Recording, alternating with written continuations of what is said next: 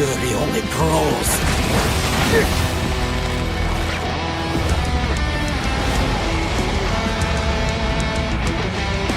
Let's get cracking.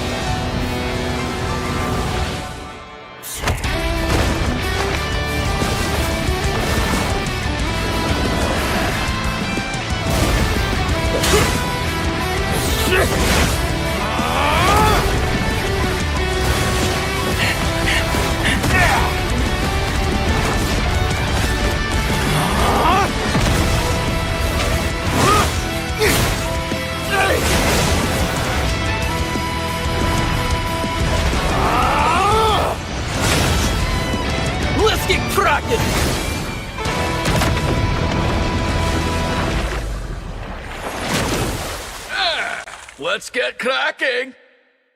Hey guys, we've got work to do! Like that! Feel my pain! My fury only grows.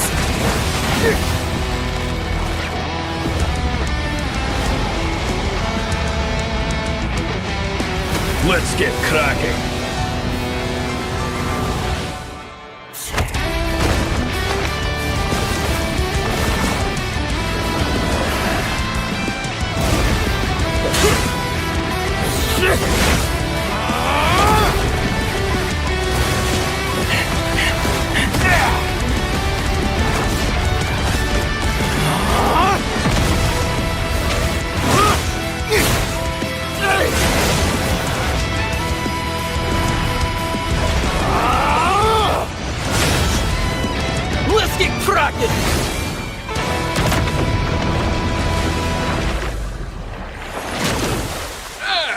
Let's get cracking! Hey guys, we've got work to do! Like that! Feel my pain! My fury only grows.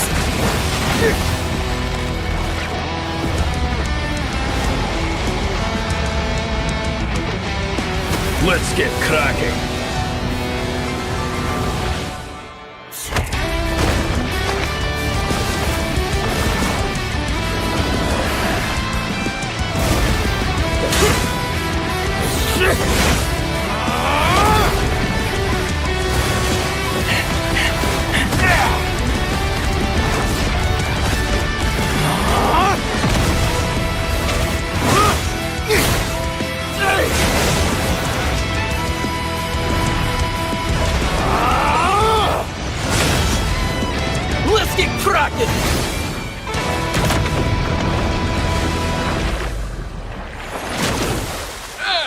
Let's get cracking!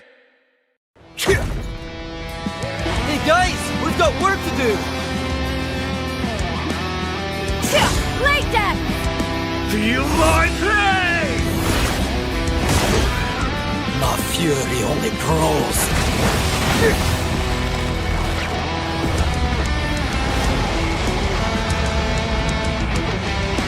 Let's get cracking!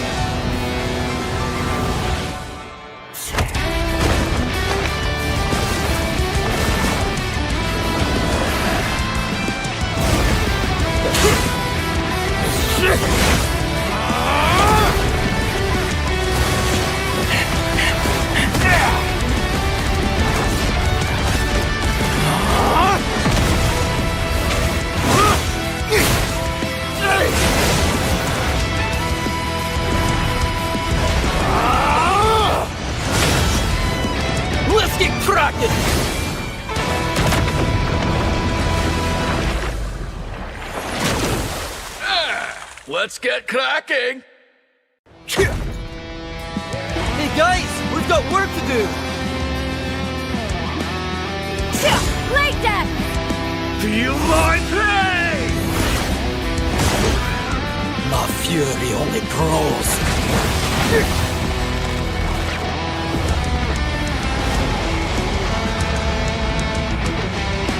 Let's get cracking!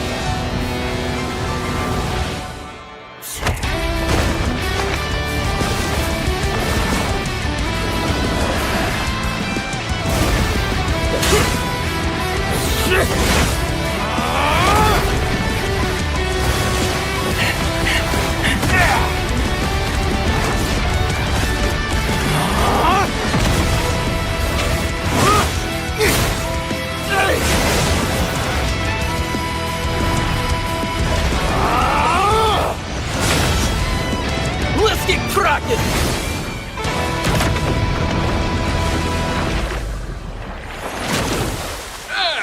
Let's get cracking!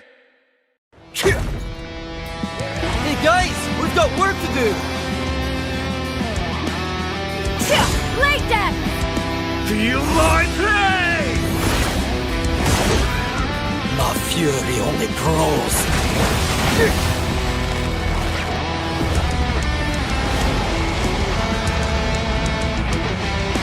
Let's get cracking!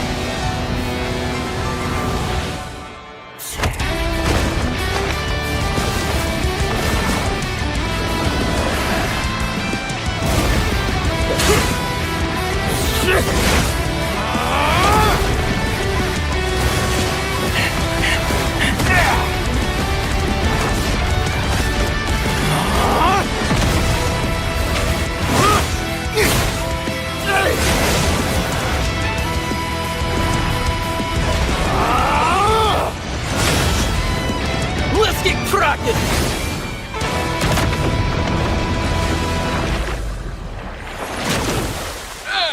Let's get cracking! Hey guys, we've got work to do! Like that! Feel my pain!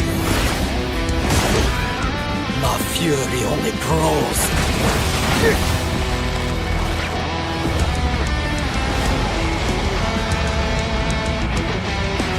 Let's get cracking!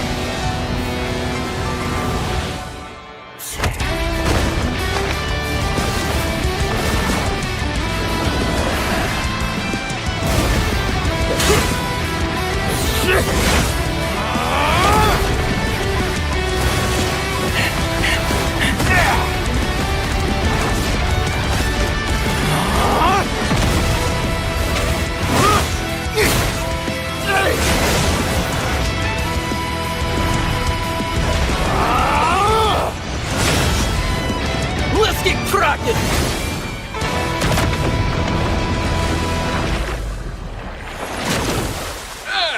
Let's get cracking!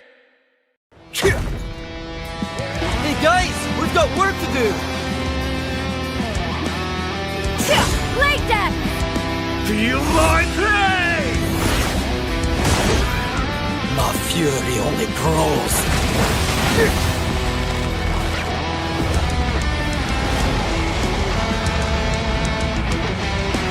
Let's get cracking!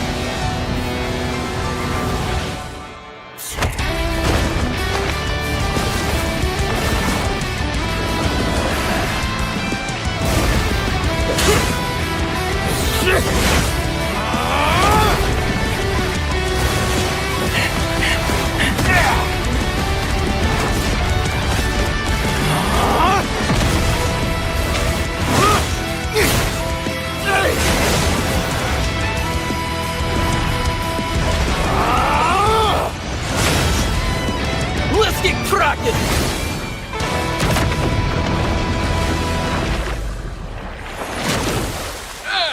Let's get cracking! Hey guys, we've got work to do!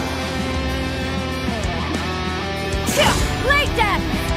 Feel my pain!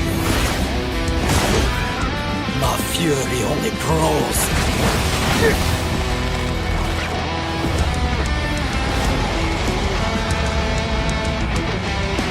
Let's get cracking!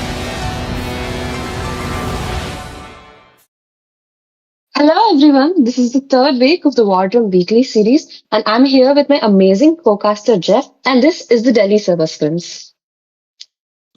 Thanks a lot, Alexa, for that amazing caster title. But yes, definitely, guys, we are in this semi-finals of the Wardrooms game on the scrims as well. Thanks to Vista for sponsoring this tournament, and we are going to be seeing the battle between Team Bohut Bura Huwa versus Alexa. I know you know the second team, so come on, say it out. Vanta Black. Yes, Did I definitely. get that right? Yep, you got that right. And yes, Vanta versus BBH. Both these teams are going to be really crazy head-on fight, definitely, because both these teams are in the semifinals. And if we are speaking about it, I mean, this is my first time casting in this scrim here. But I think, Alexa, you've been here for long enough time to be witnessing these teams. Am I right?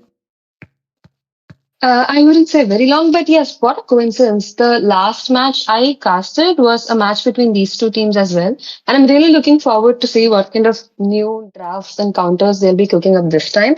And we're jumping right into the draft. Yep, definitely with BBH on towards the first pick and Team V9 on towards the red team. Both these teams, I mean, with the new patch note that is here, mostly focusing on marksmen, I think the focus would be shifted on towards them as well. Because with that 1-1 buff and the headed buff as well, this is going to be something really crazy with Marcel having his respectable ban here because he can unfreeze his teammates on his ult as well. So yes, definitely a respectable ban, and Kaja being there because the retribution is yet to be buffed. And speaking of buffs and nerfs, I don't think I've seen a 1-1 buff in like ages now. Can't believe I have Newton finally decided to buff her up. okay. You are up to okay. You know ball there, Alexa. I see. You know about 1-1 nerf. Okay, Mia is way too strong. Let's ban. Let's nerf 1-1. But anyways, we are back on with 1-1 being buffed finally, and she is an absolute menace with that marksman emblem being buffed from 5 points. In pages, it might not look so good, but when it comes towards doing the practical exam, oh my lord, I'll have to say that 1-1 is an absolute beast. I tried her out in rank earlier in the morning, and she is dominating no matter who she is up against. In the late game, there is no one that can melt her down except for Leslie. Leslie is some different kind of breed there. And speaking of Leslie, I think her new legend skin just dropped in the original server, right? Oh no, Damn, no. what a It's in the advanced server for the Leslie Legend skin, and I'll have to say, Alexa, your reaction is valid for that legend skin there. But yes, we are coming to see the glue being banned out as well. Okay. um, team BBH going to give out that third ban now, and they seem to be thinking quite a bit. So what do you think they'll ban, Jeff? I mean, coming to the thoughts, I think they will go for those usual bands like yeah, Harley, Glue, Kaja, and for the side of team V9, I think yeah, Azushin is definitely valid, a mid lane hero, which is really complex to be countering it out. But coming back, we can see imposter syndrome. I think he would be doing some imposter things as well. But let's see what is going to be happening because the first pick, a lot of heroes are open, a lot of opportunities for the side of Team BBH to be picking off. But sadly, only a single pick to their name. I'm really curious to see what kind of draft BBH has cooked for us today because they have banned out both Glue and Harley, both of heroes which they had picked last game. So I'm really, I want to see what kind of comeback they'll make this time. I mean, what can we even talk about, Alexa? Because it's a whole new meta that we can witness here, or a whole new lineup that we can just combo it out with. But the real question arises on what their mentality is capable of. Because with the meta shifts coming in, it's going to be really hard to be keeping it up, especially when we are speaking about Indian server. We mostly know the server for being a bit too extra brawly, but at the same time, we know when to end it out and when to take the fights. But in a lot of scenarios as well, Alexa will have to say that a lot of underdogs team, I would not like to speak it out, but a lot of underdogs team, they would go for a lot of aggression instead of checking their backlines being protected or not. And that is what's making a lot of the teams being down right now. And speaking of that, there is going to be a Parsa cancel out. There is also going to be the healers cancelled out because Zaychen is there with the Fury of Phoenix. Blue team picking Phobius and the red team counters immediately. They answer with an Esmeralda. They've also picked up Zetian as their first pick. And Zetian is one of those mages who can turn the tide of the battle instantly. You know how irritating her ultimate is during Lord and Turtle fights. She makes it really, really hard for the enemy jungler to, land that retribution. Definitely. I mean, with Esmeralda just being a really heavy frontliner and a perfect matchup against Phobius here. But in my opinion, I think a Guinevere would definitely be a really big of a hero here. But I think on towards the jungling side would be the better option rather than going for the roam. Oh, yep, it's definitely going to be on the jungle area, especially combining it with that Grok's tectonic charge, making their opponents going airborne and her ult being a cherry on top, just going with that perfect combo. Uh, Now, blue team, they picked up both Guinevere and Phoveus, and I'm really looking forward to see what kind of damage picks they'll be going for. They have not locked in their mage or their marksman yet. Definitely. I mean, with the marksman buff coming in, or maybe a nerf, you can say, because they have turned down the marksmen's a little extra squishy, but they have enhanced their power, they have enhanced their damage. So that is somewhere of a gamble coming in for marksmen's, definitely. But with that marksman emblem being just giving them extra 5 penetration, it's going to be even better right now. But major question arises, will they pick a Claude? Because Claude recently has been really dominant, but with the mana being added back to him, I think most of the people would not like to use him as much anymore. I see Team Vanta has gone for the signature Khalid pick again. I was really impressed by his Khalid. The last match he played, he was, always into the enemy jungle, always spamming recalls, taunting, trying to get into their mines and whatnot. I'm really hoping Okay. forward to see if he do the same thing this time. Okay, I see Jackie on that mindset gameplay ruining what there's this one game I used to play. It was like become an esports legend, okay? Don't judge me for playing those games. It's actually really fun. But there's this one card called Taunt, where you can actually taunt your opponents and make them stressed out. So I think Jackie has played that game as well. He is trying to pull that same card, or maybe it's just in every MOBA player's mindset that yes, we can taunt them and make their stress level go high. But anyways, Alexa, we're on the second phase of the ban here, and straight off the bat, Moskov being banned from the side of Team V9. Um, what mage pick do you think would be suitable for Team Blue right now? Because you can see a lot of fat enemies on the red side. They have the Esmeralda, they have the Khalid. Do you think we're looking at a Lunox pick here? I mean, they can go for a Lunox, but right now, amongst me and you, the only mage player is you. So come on, Alexa, you have the answer. They've banned out the Lunox, so I don't think Lunox is an option anymore. Okay. And as a mage player, um, I would Mhm. I would actually prefer to go Lilia here, because Lilia's gameplay is extremely low cortisol gameplay. If you're playing heroes like Lunox or Farsa, you have to watch your position. Like you have to use 90% of your brain. But we are going to play something like Lilia, na, you only need to use 10%. You just spam both these skills back and forth. You don't have to do much. But I Okay. mean, that's just coming from my very biased opinion. Yes, definitely, Alexa. I have faced you in rank this season itself, and I know how you play Lilia. So yes, I can confirm that, guys. She does use her brain while playing Lilia. You flatter me too much. And now they banned out the Suyu, and we will be seeing what Vanta picks right now. So Vanta has yet to pick their marksman and their jungler. Mm-hmm. I mean, wait, before I jump into anything, you said that I flattered you. No, I didn't. I called you out there. You don't use your brain while playing mages. That's what I'm trying to tell you. But, anyways, we are here on towards the pick. Nathan being a really interesting pick here. But the question is, will he be able to use those purifies perfectly? And will his frontliners be able to do the frontlining job? Because V9, like the way you've expressed the way they play, they can go really aggressive and might not care about the backline. So yes, YSS is the perfect choice rather than going for a Nathan here. So are we looking at a Varus gold here, or is it going to be like a flex pick? Right now, this is definitely going to be on the flex pick here because if they feel like they don't have enough damage, or I mean, if the BBH is really tanky, they can swap the YSS into a really good melting marksman. And coming on towards the side of team BBH, it's going to be the question here on what they are going to be picking off because Irithel, definitely a really good pick, but the question is coming on their side is who is going to be melting down that Esmeralda when it comes towards the late game because there is going to be a really strong front that they have, but when it comes towards melting, okay, Hadith is there, so two magic damage instantly coming there.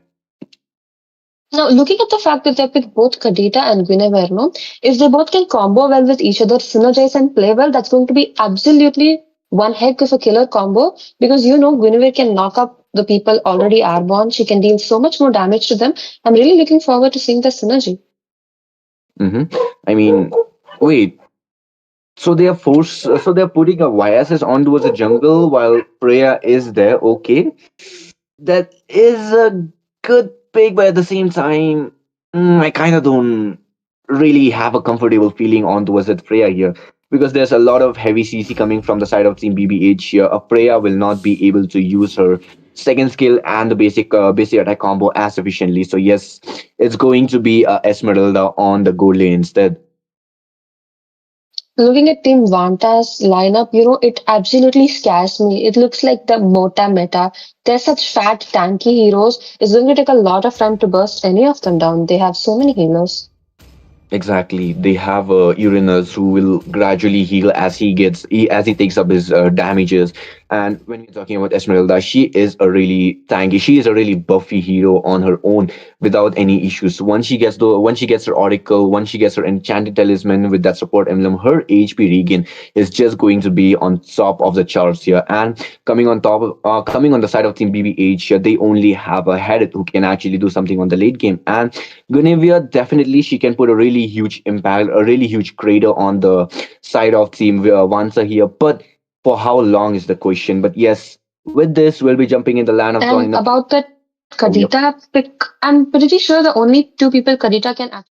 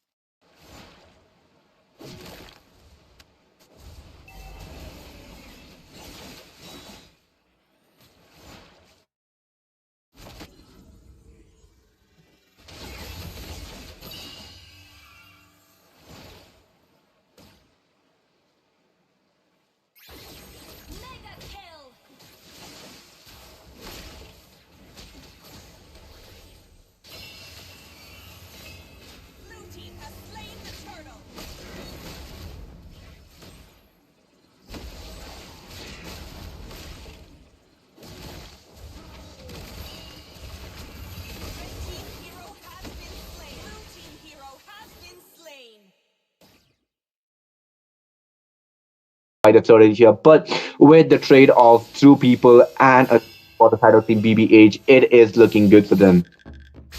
That was an amazing team fight. Jeff, I'm not sure if you noticed, but Winnever didn't actually land a jump. She just followed up on Grok's airborne, and I love to see when people can follow up with each other like this. It's absolute art the way these people, followed up and synergized with each other. Exactly. I mean, with the way that they are actually putting up those images. Oh wait, just look at the shield on head here. One more hit and he would have been taken down. Okay, Raging Sandstorm is there for the fight here. Fury of the Phoenix following up, but the fight will definitely have to stop right now as the side of Team BBH, they are ahead of lead. There isn't much goal difference per se right now, but I'm hoping Team Vanta can make a comeback. Mm-hmm.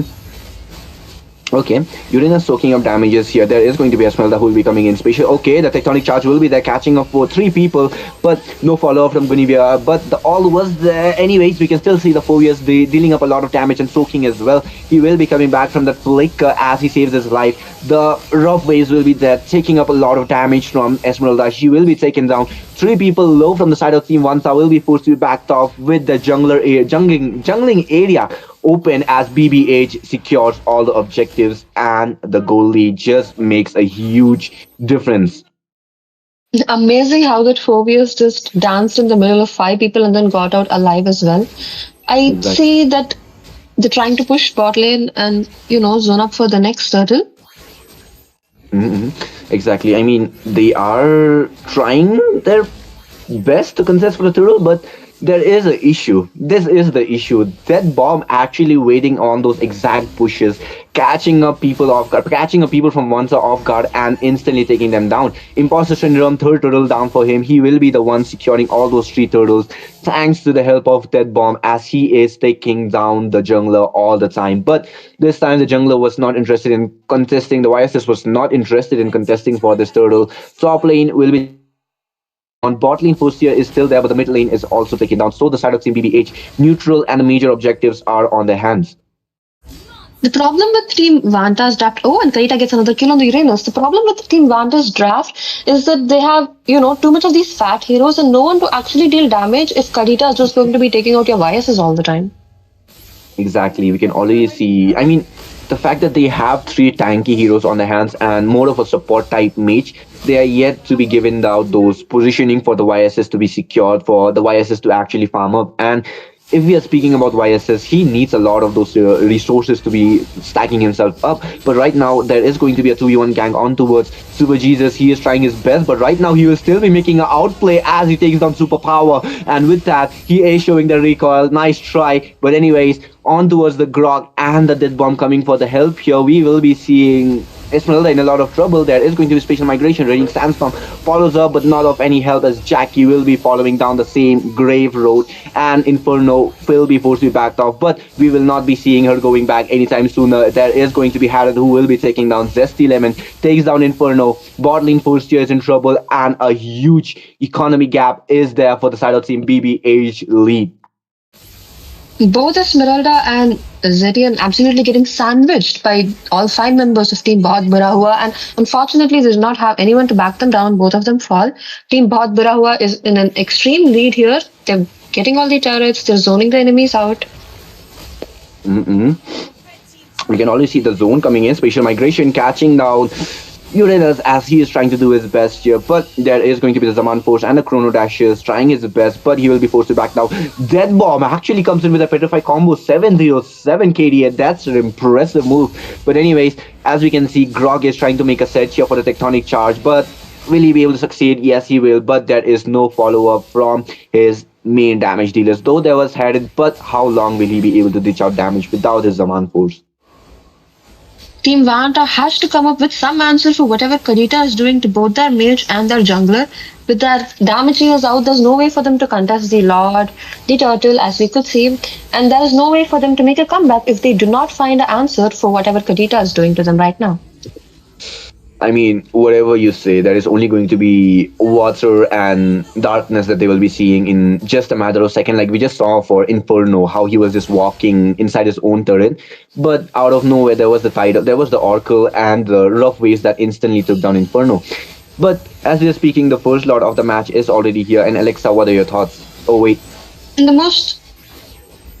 Oh, look at okay. that. They're going to have another team fight now. A lot of damage being dished down to that Uranus, but he's going to survive that. Of course, he is the Uranus.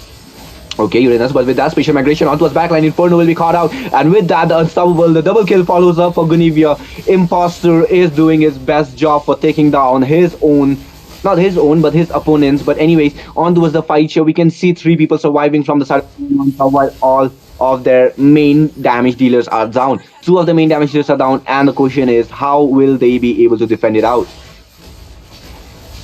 Like, of course, Jeff, as you said, both Zetian and Biases are out of the picture. It's going to be really hard for them to defend a lot. And hopefully they have the top, passive. And maybe it can dish out. Oh, amazing, amazing play by the Grok here. He's delaying the Lord as much as possible. But they do have the passive, and yep, the Lord's dead.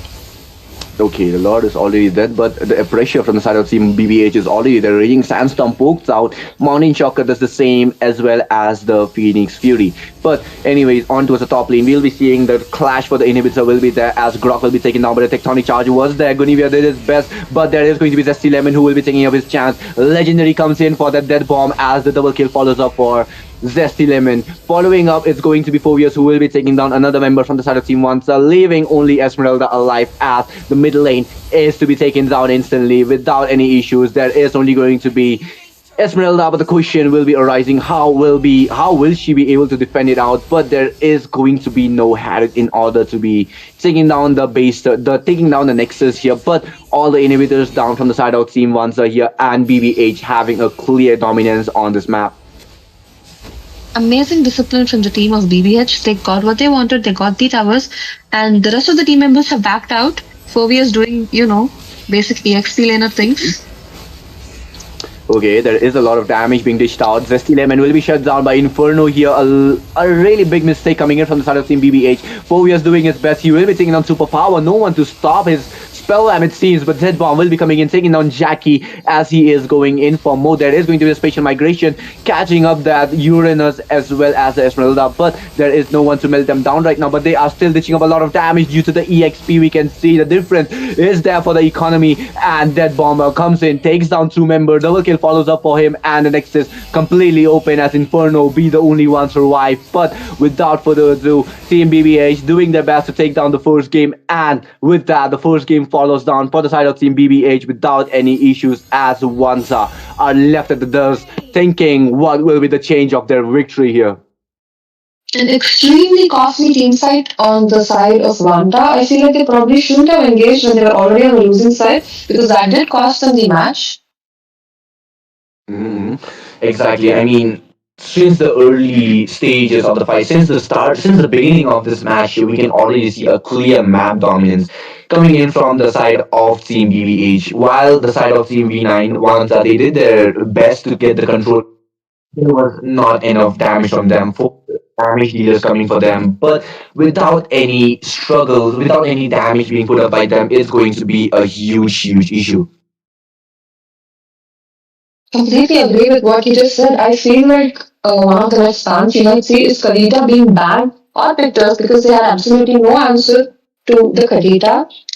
And with that backline out of the picture, there was no way for them to contest any of the objectives.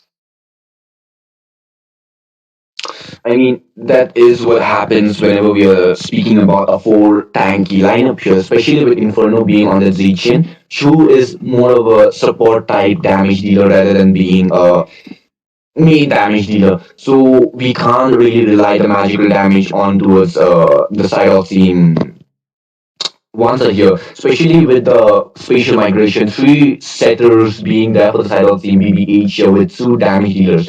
There is going to be Harriet with that perfect magical damage onto the late game with the true damage following up with the Stallion size buff. Not more of a buff, but more of an adjustment. But as we saw from that Bomba, He went in without any fear and took down the jungler twice back to back for the turtle fight here. And that is what made a huge power gap between both these teams here. The communication was there from the side of Team BBH, while the side of Team V9, they need to work on their drafting here because without a perfect draft, there is not going to be much for them. Because look at that. Three beefy heroes, one support type mage, and a only damage dealer who was not able to farm up to his expectations. Dead Bomb getting the MVP, and rightly so. Dead Bomb absolutely killed it this match. And let's look at his damage, and it is a whopping 29%, with Phoveus coming in at number second with 28% damage. Exactly. Just look at those stats here. 35% damage dealt from Esmeralda here, while it's not even much. It's 60,000 damage coming in from her, but the lowest damage from the side of Team. Okay, Zesty11 is actually lower. Anyways, as he's looking on towards superpower here, he had only 21k damage here, 272 KDA, 7.5k gold, though he was taken down many times. He was still doing his best, trying to catch up to the gold economy gap that was built up by the side of Team BB ages. So, Dead Bomber here, even though minions was there, even though everything they did was try, but as we are progressing on towards this match, the second match is just going to be the major thing that we need to be looking out for, because on towards the first game, we saw a clear dominance from the side of Team BBH here, but will the side of Team Vanta be able to take it down? Will the side of Team Vanta be able to take down the redemption arc here is the question there, Alexa. I hope so. We all love to see people come back. We all love a redemption arc. So I'm really, hoping to see what Team Vanta has in store for us. I hope they can come up with a good counter draft and a counter strategy to counter whatever Team BBH has got to throw at them. If we are just witnessing everything right now, back and forth, the battle that we just witnessed as well, it's only a matter of battlefield. This land of Dawn turns into a bloodshed because they are trying their absolute best to do everything. But as the draft I already saw it's not as easy as it looks for this team to be drafting on, because in peer pressure, there's not much to do. And while we wait for the second match to start, guys, please smash that subscribe button and show your support in the comment section. Guys, with this, we'll be taking a short break. Don't go anywhere. Grab your snacks. Stay hydrated. We'll be back at Castle Jeff and Alexa with the second match. We'll be here in a short time. Hey guys, we've got work to do. आवाज आ रहा है Justin? Thank you. भाई खुद के थूक पे मैंने चौक हो गया था, मरने वाला था मैं यहाँ पे. रुक जा गाइस, ऑब्वियस शेयर करना Justin. Let's get cracking.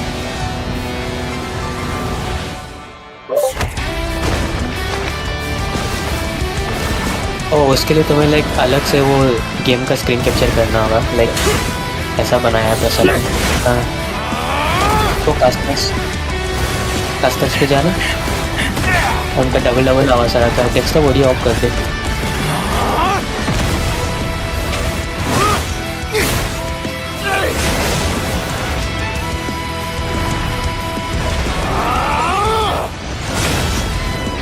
Let's get cracking.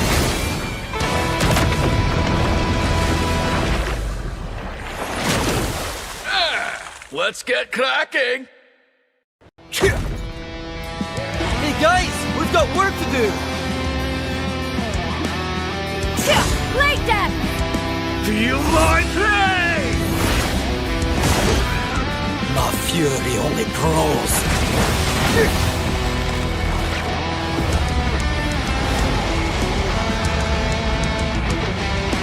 Let's get cracking.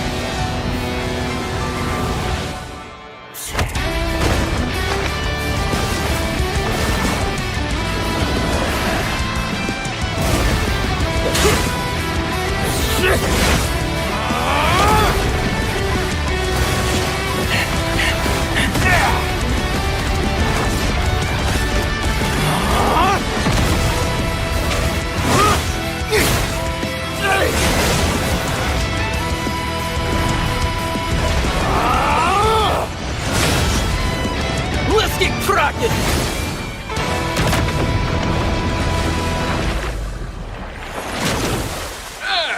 Let's get cracking! Hey guys, we've got work to do! Like that! Feel my pain! My fury only grows.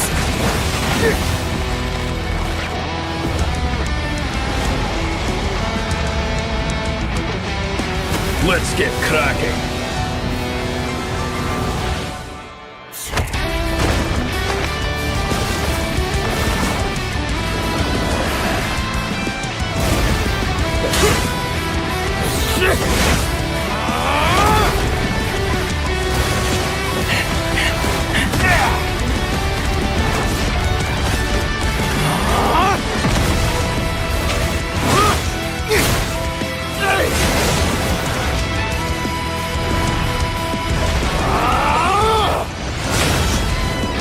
Let's get cracking!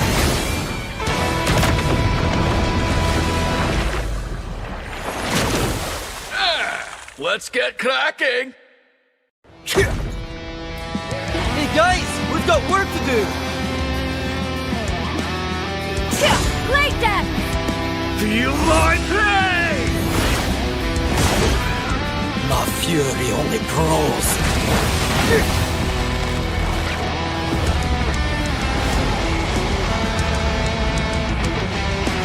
Let's get cracking!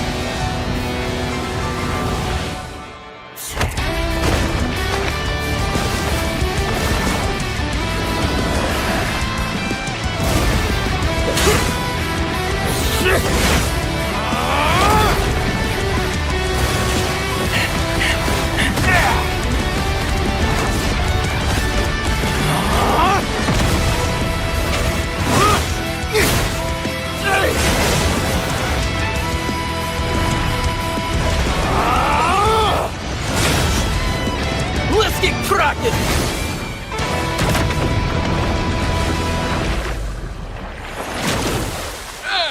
Let's get cracking! Hey guys, we've got work to do! Like that! Feel my pain! My fury. Hello guys, we're back again, and after that absolutely sensational first match, I'm sure we all can't wait to see how the second match is going to play out. And this is the Wardrum's Weekly Scrims, and this is the Delhi Server Scrims.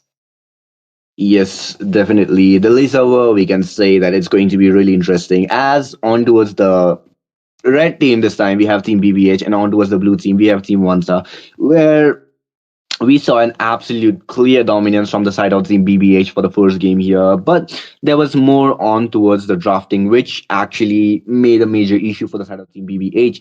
While from the side of Team V9 here, we saw a really chunky type of draft that they had here, a really beefy lineup with a support mage and a easy targetable YSS on towards the side, which was easily targetable down as well.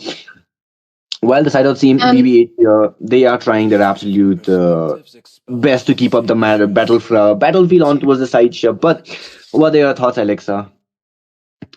And seeing that Team Vanta has the first pick right now, do you think they're going to pick out the Karita, or do you think they'll be going in for a respect ban? They banned out the Marcel, of course. Marcel has become a beast after the recent buff he got in the newest patch note. Oh man, him being able to defreeze, yeah, let's just call it defreeze instead of calling it unfreeze. But yeah, being able to defreeze his teammates, being a really menace, like we already see the Changi Beatrix Granger combo that he actually pulls out. Oh man, he's just going to be an even bigger of a threat here. But the side out team V9 here keeping up the standard ban, helping out with that carry being on towards the second ban list here. While the side out team BBH, they have taken down the Freya. On towards the last match, they did not took down the Freya, which was because of a really huge chain CC combo which was coming in from the side out team BBH here. While the side out team V9, right now the question is what will be their first pick, because the last time we saw the side of team BBH pick out a Guinevere, but will they be able to utilize the Guinevere up to the standards? They haven't banned out the Zushan yet. Faja being banned out, of course, the suppression ultimates are always a nuisance to deal with, and they can always log out, and Zushin does get banned. Looking at Vanta, what do you think the choices are for the first pick? Okay. I didn't even got the chance to answer, but I was about to say Gunivia, but GG, okay, Grok Gunivia. Anyways, Grok is here from the side of Team V9 here. A really good pick, especially with the Tectonic Charge combo and being able to freeze lanes, already making a huge lane pressure. Now the question is, how will the side of Team BBH counter it out? A huge alternative can be a Minotaur, but he is really easy to be targeted down in the early game. But they can also pick out something like a Gunivia on the roam, which can somehow work it out. But the major question will be, what is going to be the answer to the Grok here? Because a Harley is already here. Alexa, what are your thoughts for a perfect roam matchup? I'm not sure about roam matches, but I would really love to see a Valentina player who can actually properly set up with the Grok's ultimate. And they're going for the 4vs pick again, a comfort pick probably. And this is the second time I'm seeing imposter syndrome on Harley. The first time did not go so well. I am really rooting for him for this second time. Second time's the charm. No man, from third to second. Okay. But anyways, super I won't say the other name, but yeah, he is there on towards that 4 years here, which is going to be really crazy. Super Jesus will be doing his absolute menacing job once again, probably. But Jezem is going to be a counter pick out to him because against the Phobias, we do see Esmeralda being a really perfect matchup here, but the Uranus was there from them. But this time they are trying to go for the Alice. Lunox is already picked out because they definitely don't want it to be banned out, and especially with her chaos and her brilliance being a absolute menace in the land of Zon, and her perfect combo being a absolute shredder for the frontliners. So there is a trump card that the side of Team V9 has this time, especially with the perfect frontliners with a perfect comp. There is going to be the relic, there is going to be the tectonic charge combo with the follow-up of chaos. It's just going to be perfect. Only and only if they are able to protect it out against that Harley. See, I must confess, I am an absolute. I'm really crazy behind Lunox and Farsa players. So if anyone's going to lock them, I'm instantly on their side. I'm extremely curious to see what this Lunox is going to do. I'm hoping for the best. Okay, you're definitely someone I know who is obsessed over Zushin, but okay, Lunox and Farsa instead. But anyways, we are seeing Zesty Lemon on that Moskov. Last match we saw it being banned out. So Alexa, is Zesty Lemon's signature pick a Moskov? I am not really sure about that. I do not think we saw Moscow in the last match. And coming on the side of Team Red's bans, they should be banning out a jungler or a marksman, right? Because that's what the other team doesn't have yet. The side of the BBH, they can ban out a jungler, they can ban out they can ban out a marksman here. Why am I calling it a Moskov, bro? Anyways, from the side of Team V9 here, they can ban out a roamer, they can ban out a mage as well. And the question is, what would be the mage, a perfect counter mage for the Lunox here? And Alexa, can you tell me some counters of Lunox because I am struggling against her. Data is a very good counter for Lunox if you can petrify her. Anything that can. Oh, Kadita is already one, but anything that can hard control Lunox and chain CC her, she's dead. Okay, so a Zaitian can work maybe because the outrange will be there from her Phoenix Strikes, and the first skill reducing the magical defenses is just better, but at the same time, I think they're a better alternative against a Lunox here, and especially with the frontliners being there. And but at the same time, I was thinking of a Eve, but there are charges, there are backline hunters on the side of Team V9 right now, so a Eve is also somewhat out of the chart here. And speaking of the Lunox, once it gets mid to late game and Lunox has a decent amount of items, she absolutely one-shots here with her light dark combo. So it's very difficult to play against Lunox if it's a good Lunox player and they know what they're doing. Hmm. So a mid lane matchup is going to be a really questionable thing here, and there is just really, really big of a trivia that has been put up against us, because just look at the draw from the side of team V9 here. They are not letting any pickoffs being left open for their side right now, because look at the Kelia being banned off, look at the Kaja, look at the Kaditsa as well being out of the choices, out of the picks from the side of team BBH here, and there is just going to be an absolute big question mark for the side of team BBH on what is going to be their mid control hero.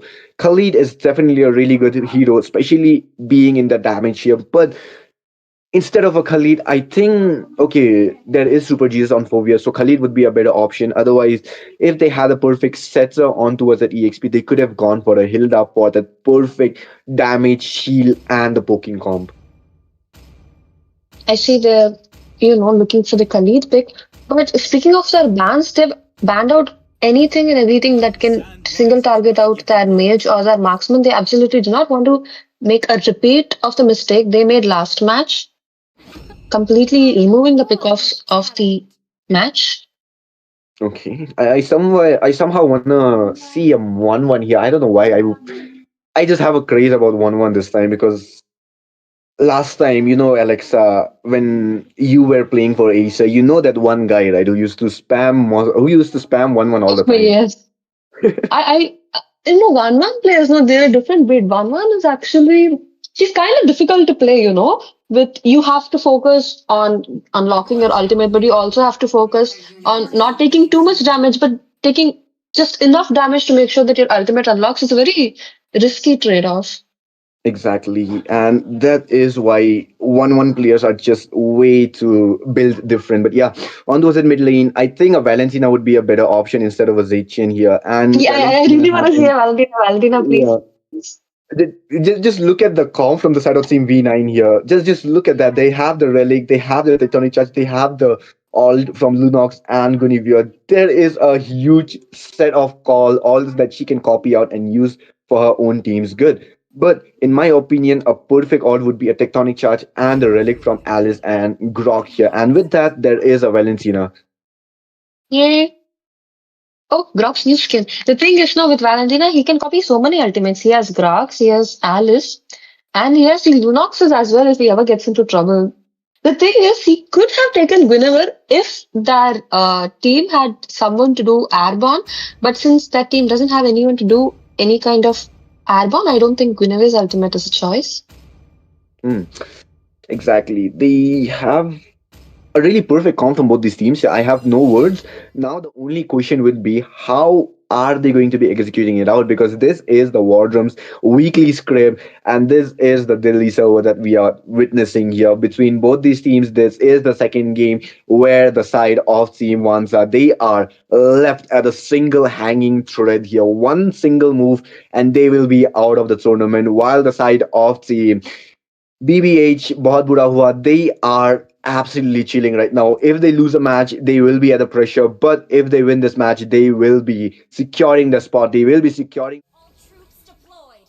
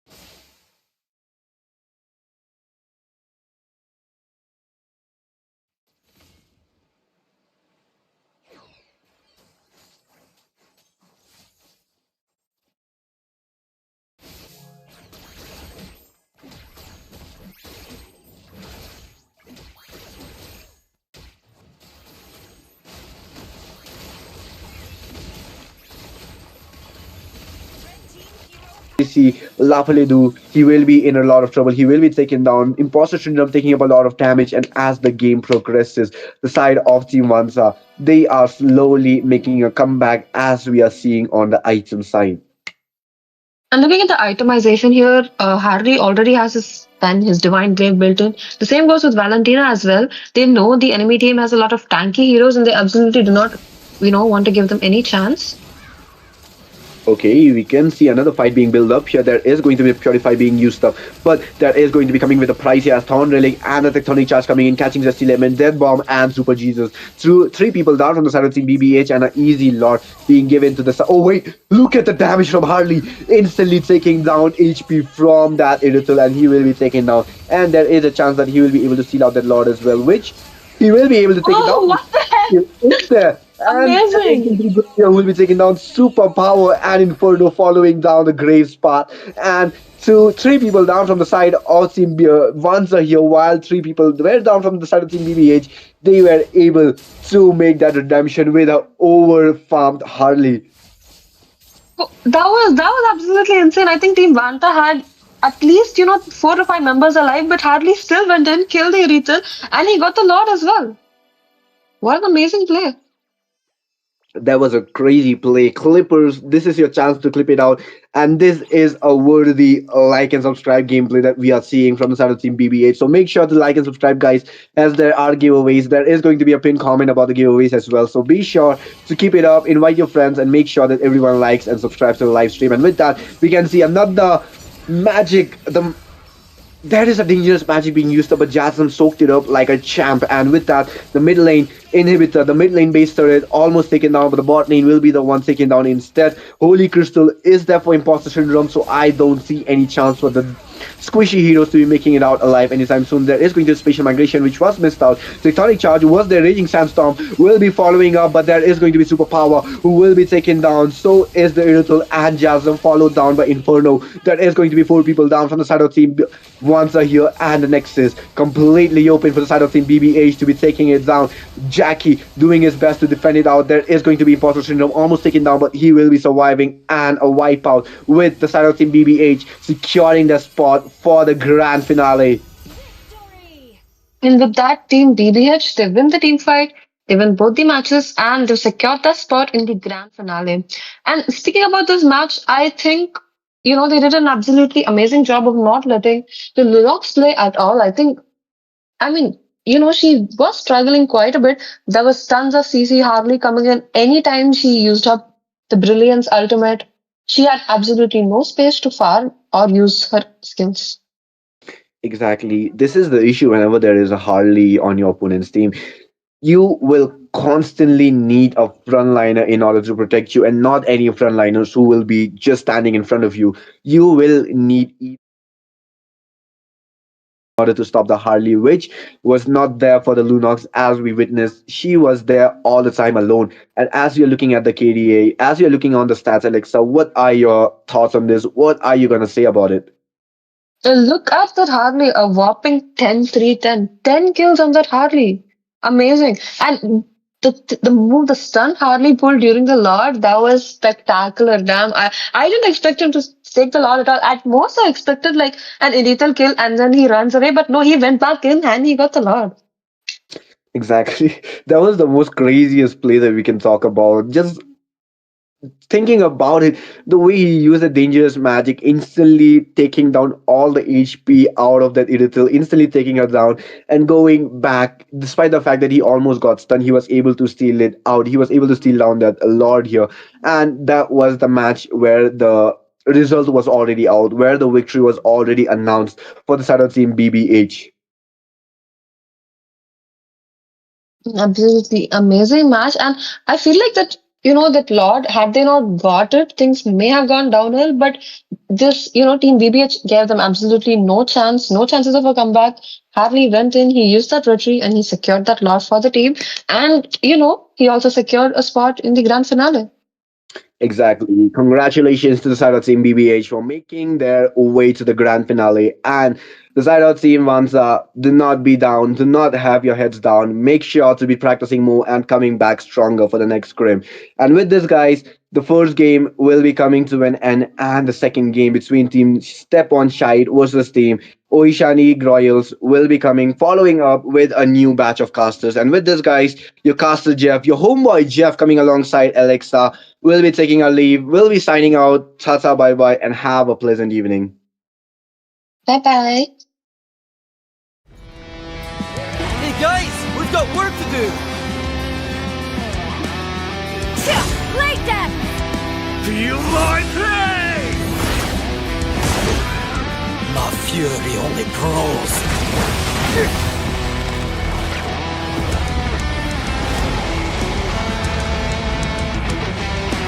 Let's get cracking.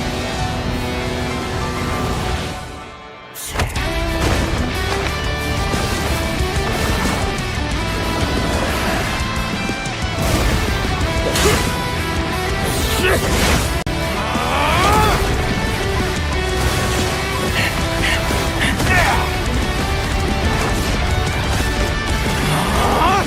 get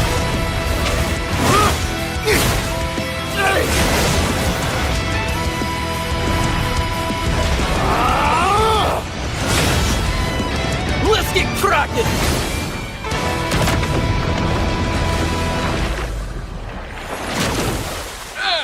Let's get cracking.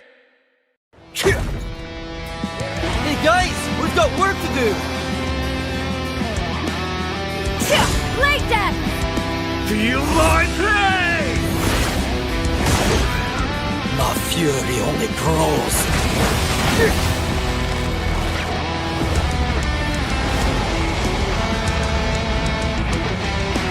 Let's get cracking.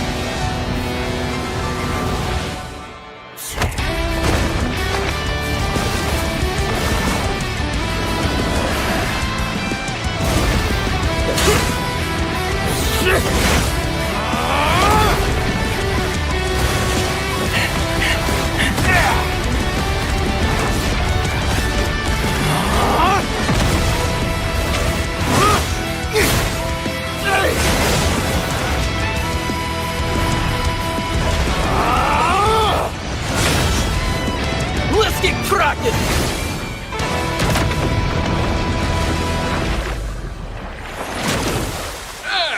Let's get cracking. Hey guys, we've got work to do.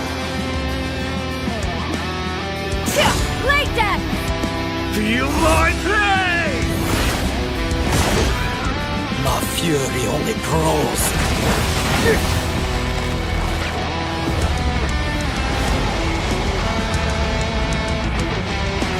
Let's get cracking.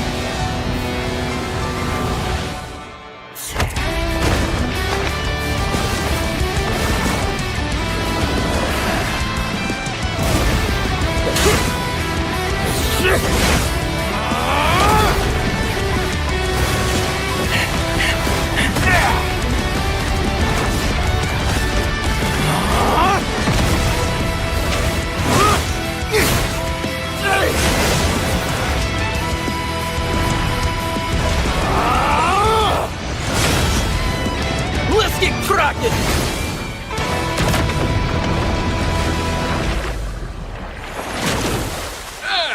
Let's get cracking. Hey guys, we've got work to do. Like that! Feel my pain! My fury only grows.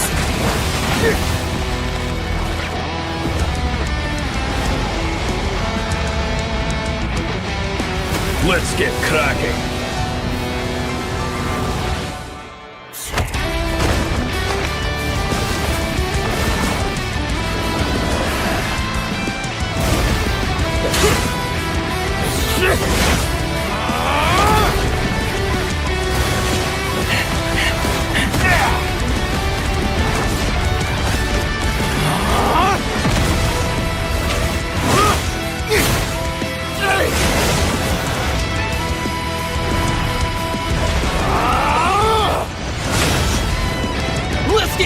cracking!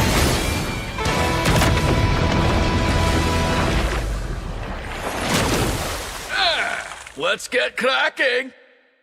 Hey guys, we've got work to do! Like that! Feel my pain! My fury only grows.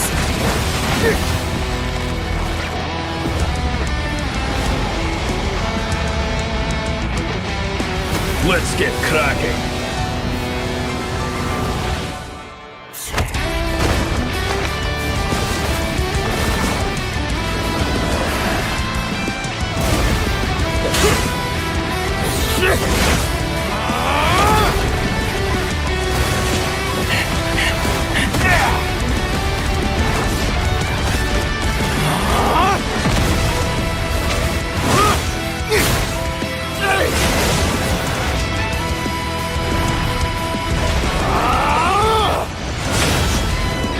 Let's get cracking!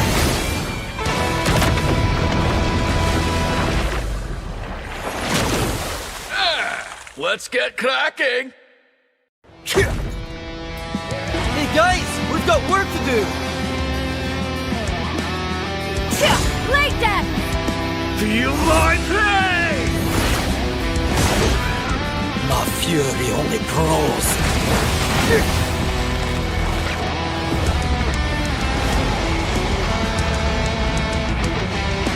Let's get cracking!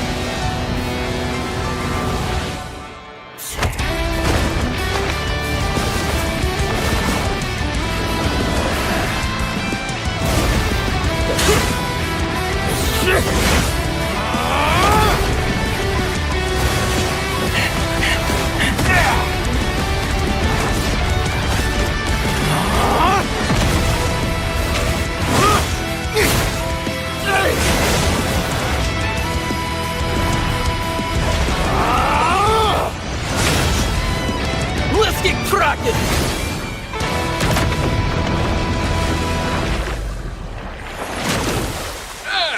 Let's get cracking! Hey guys, we've got work to do! Like that! Feel my pain! My fury only grows.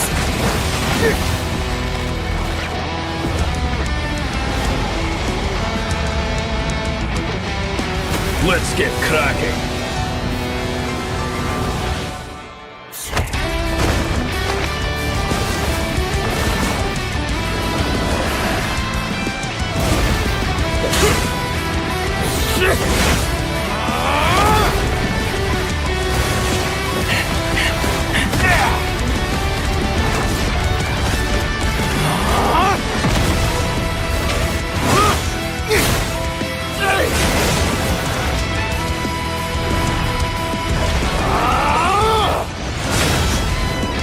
Let's get cracking!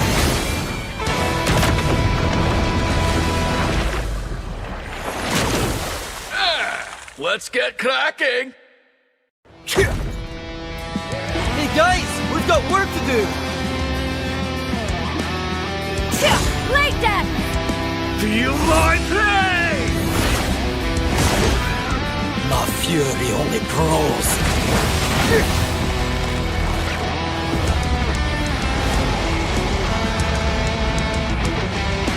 Let's get cracking!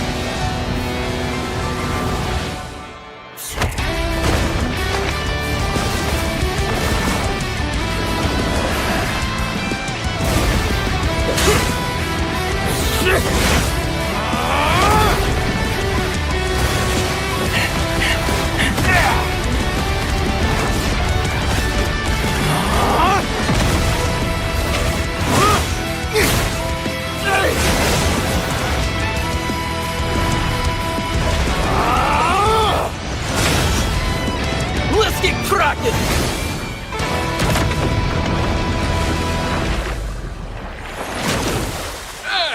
Let's get cracking! Hey guys, we've got work to do! Like that! Feel my pain! fury only grows.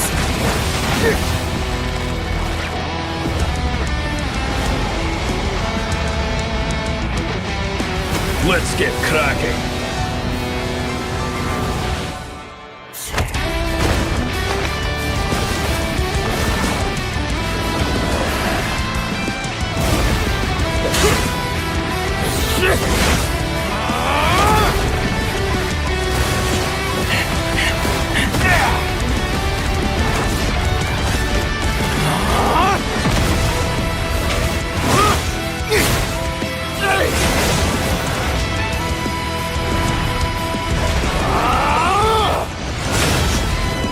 Let's get cracking!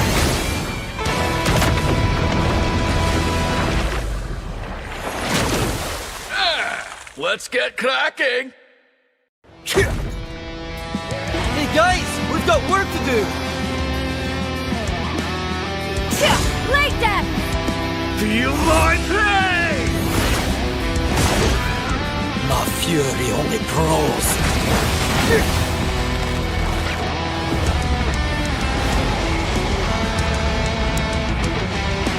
Let's get cracking.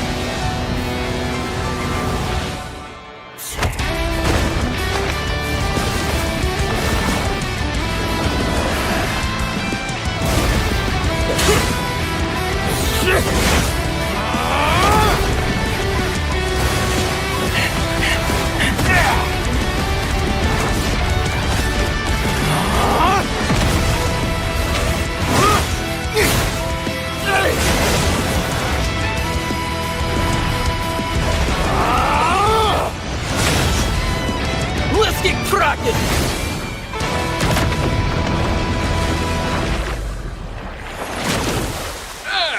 Let's get cracking. Hey guys, we've got work to do! Like that! Feel my pain. My fury only grows.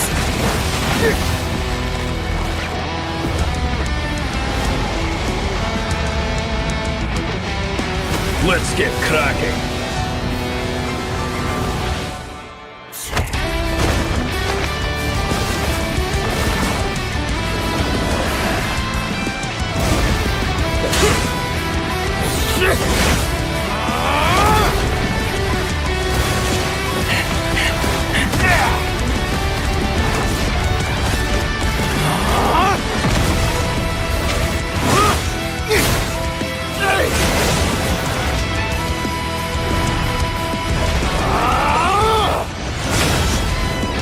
Let's get cracking!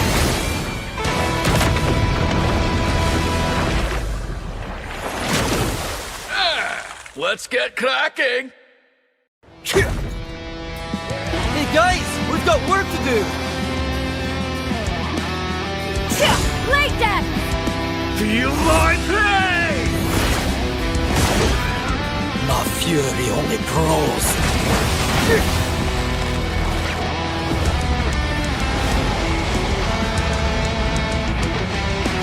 Let's get cracking.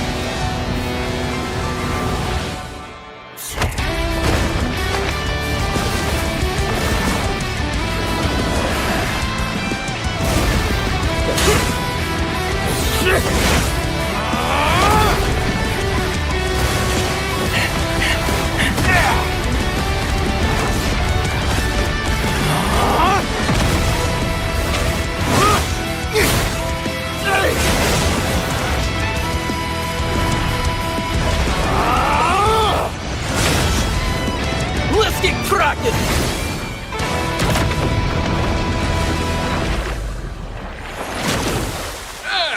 Let's get cracking. Hey guys, we've got work to do! Like that! Feel my pain. My fury only grows.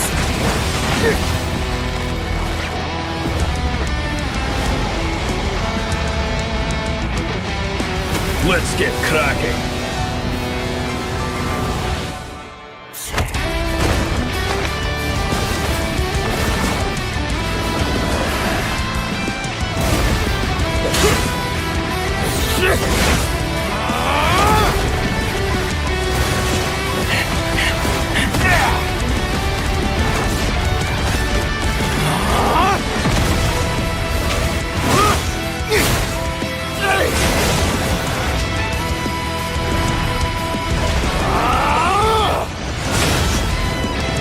get cracking!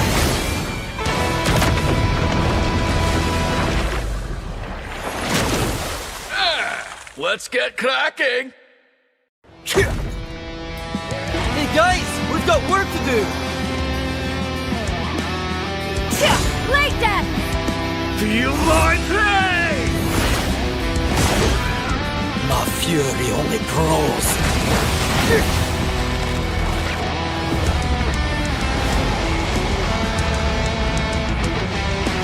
Let's get cracking!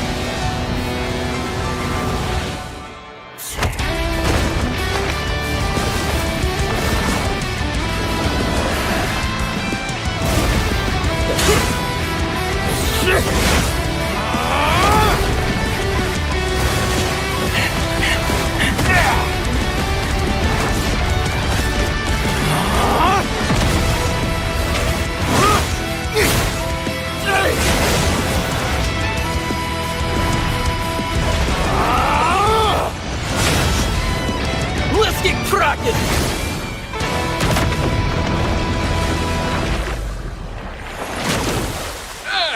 Let's get cracking! Hey guys, we've got work to do! Like that! Feel my pain! My fury only grows.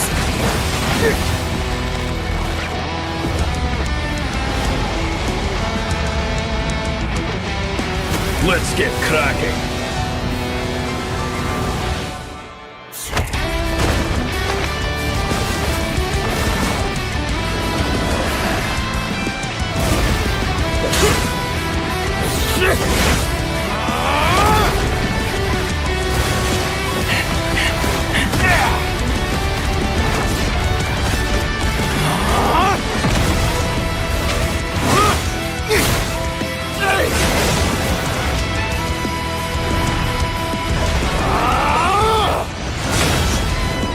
Let's get cracking!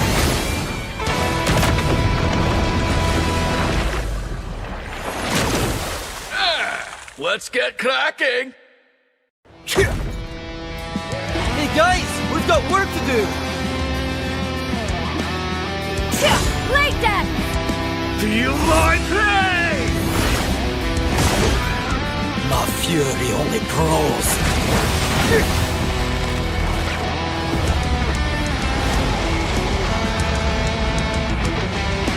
Let's get cracking!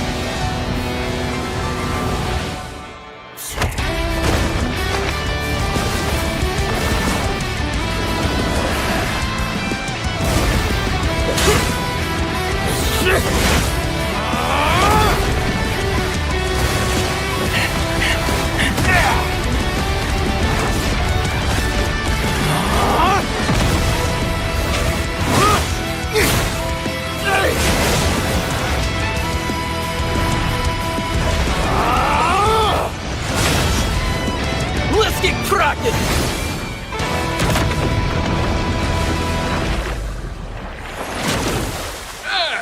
Let's get cracking! Hey guys, we've got work to do! Like that! Feel my pain! My fury only grows.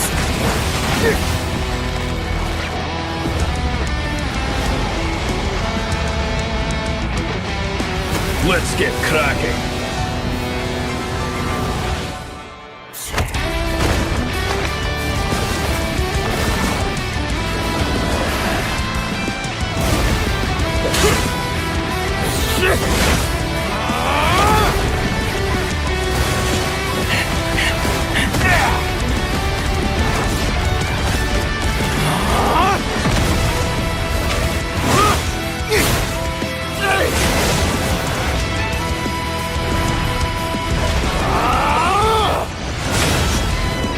Let's get cracking!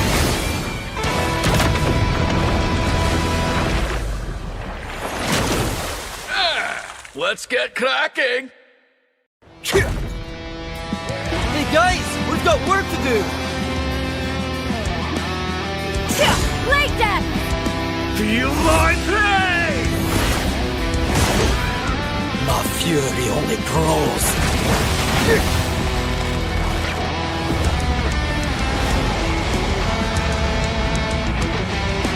Let's get cracking.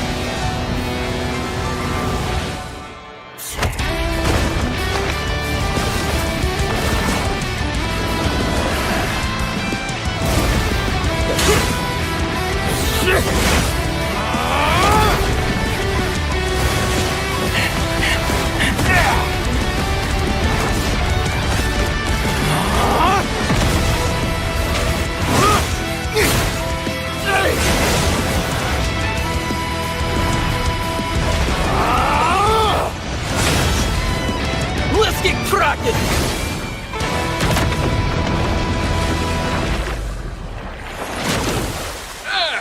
Let's get cracking.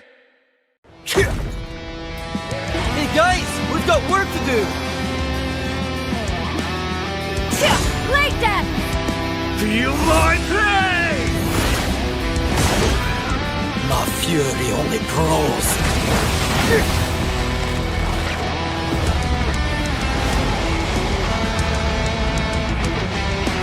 Let's get cracking.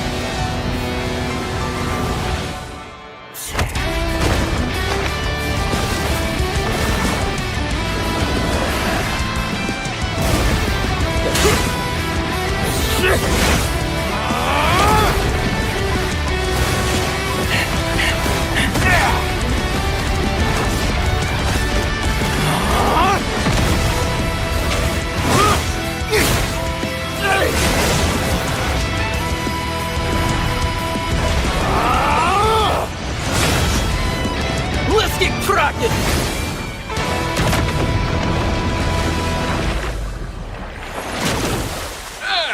Let's get cracking. Hey guys, we've got work to do! Like that! Feel my pain. My fury only grows.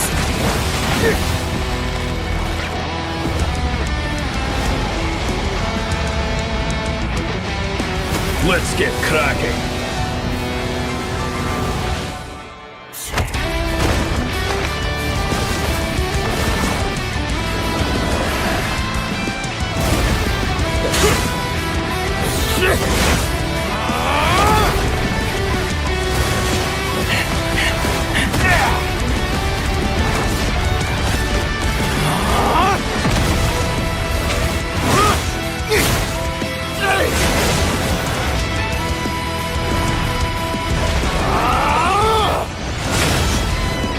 Let's get cracking!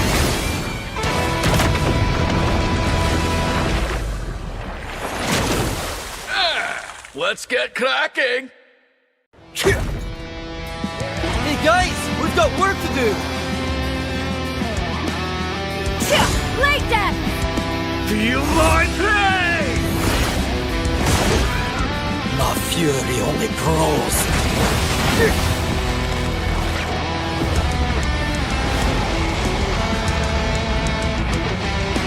Let's get cracking.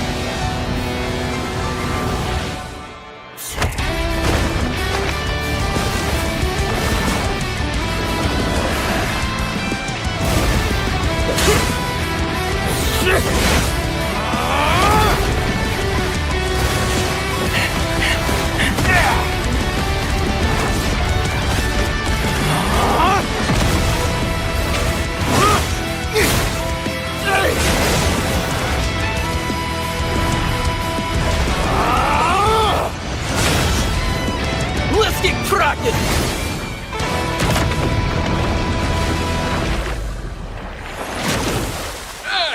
Let's get cracking. Hey guys, we've got work to do!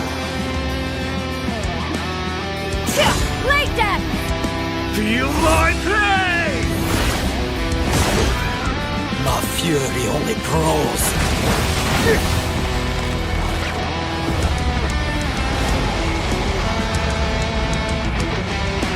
Let's get cracking.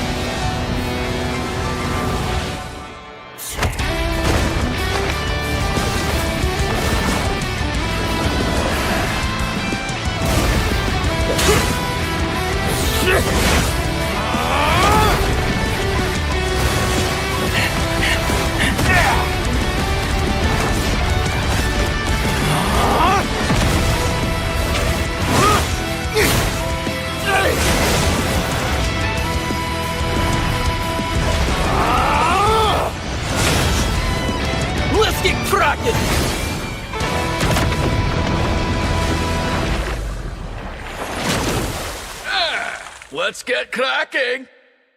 Hey guys, we've got work to do!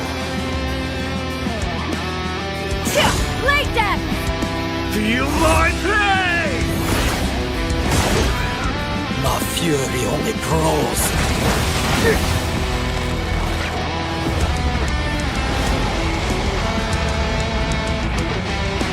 Let's get cracking!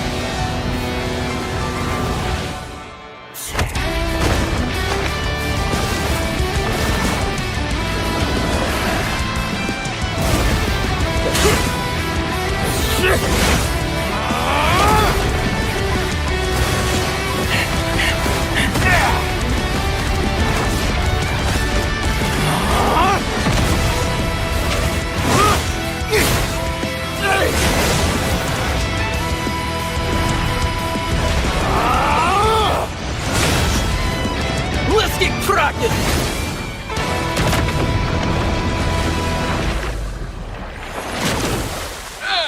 Let's get cracking! Hey guys, we've got work to do! Like that! Feel my pain! My fury only grows.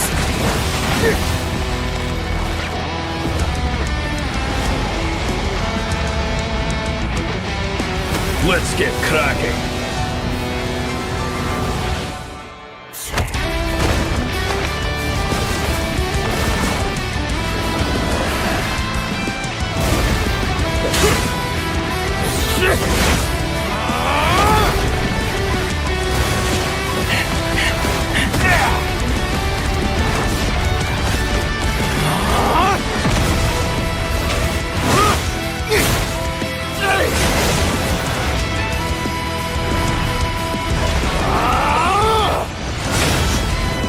Let's get cracking!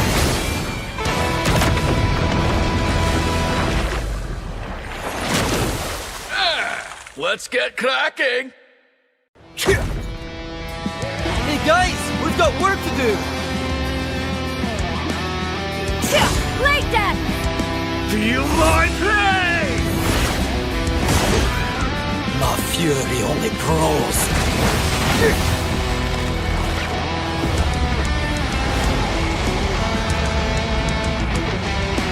Let's get cracking!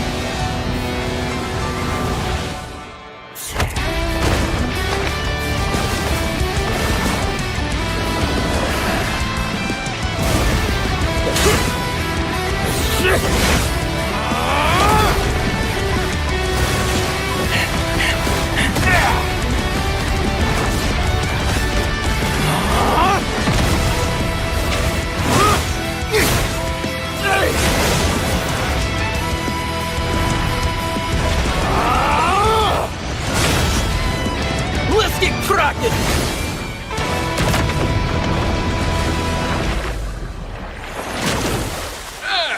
Let's get cracking! Hey guys, we've got work to do! Like that! Feel my pain! My fury only grows.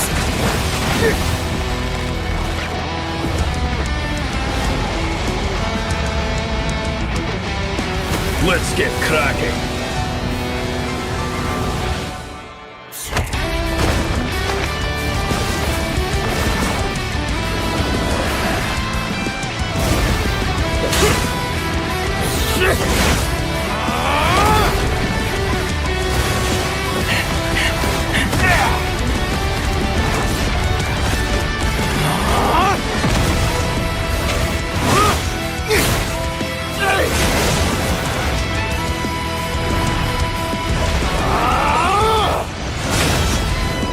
Let's get cracking!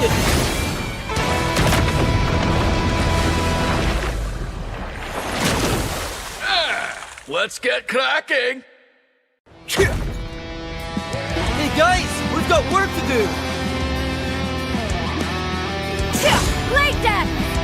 Feel my pain! fury only grows.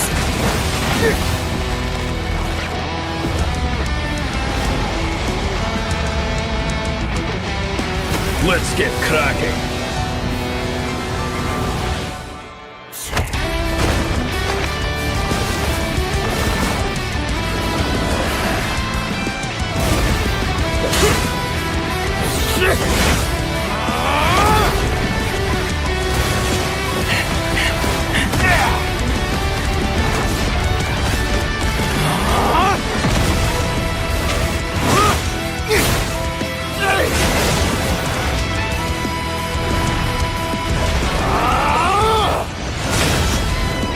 Let's get cracking!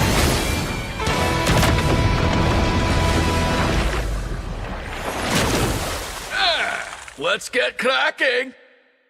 Hey guys, we've got work to do! Like that! Feel my pain. My fury only grows.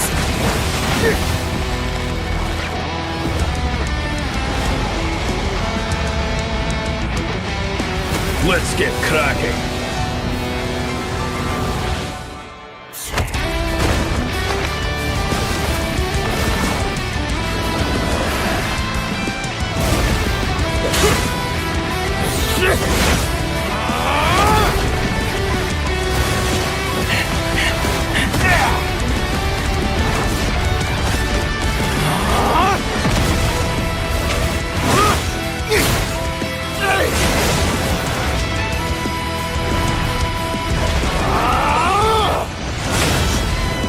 Let's get cracking!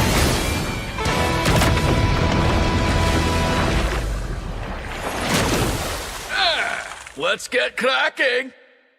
Hey guys, we've got work to do! Like that! Feel my pain. My fury only grows.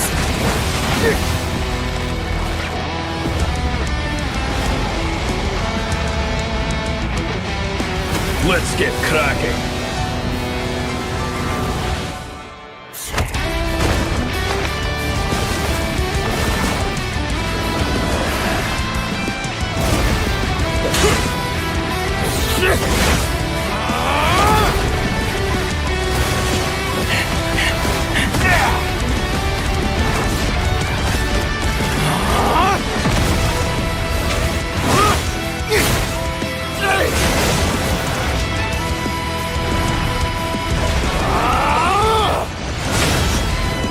Let's get cracking!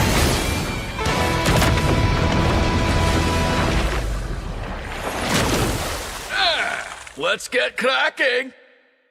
Hey guys, we've got work to do! Like that! Feel my pain. My fury only grows.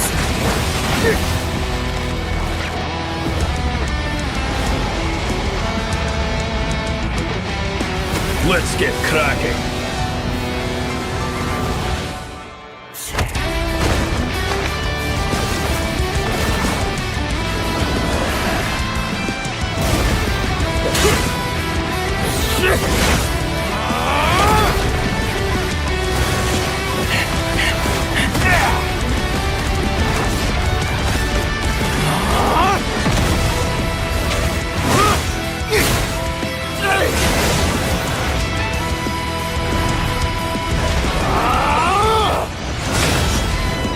Let's get cracking!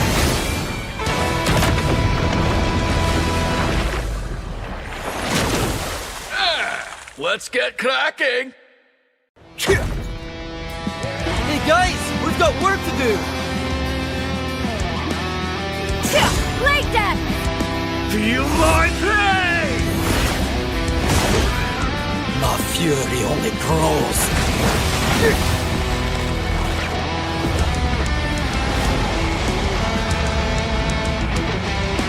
Let's get cracking.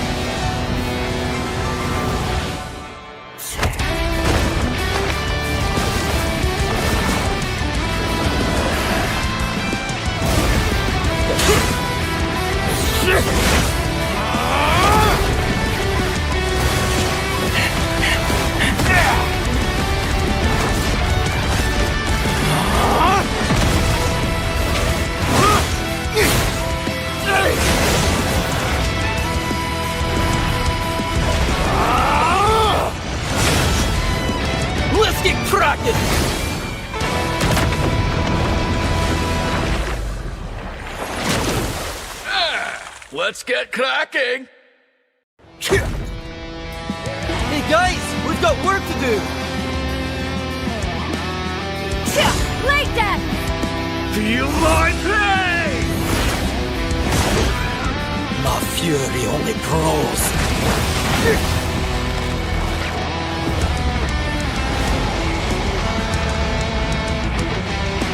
Let's get cracking!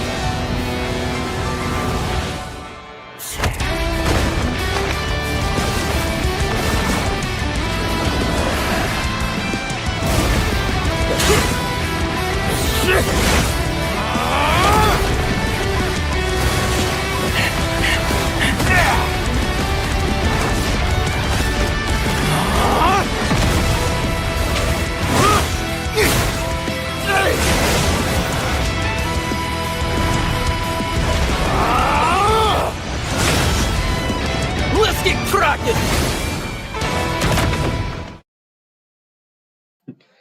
Good evening, ladies and gentlemen. Welcome back to the Scrims present by Wardrum Official. Obviously, like you have already gone through the Mumbai, Bengal, as well as the Guwahati Scrims, but now we'll be entering into the Delhi Scrims, and the semi-finals is going on. And today we'll have the second semi-final, the second BO3 of the series. It's between Team SOS versus Oishani Royals.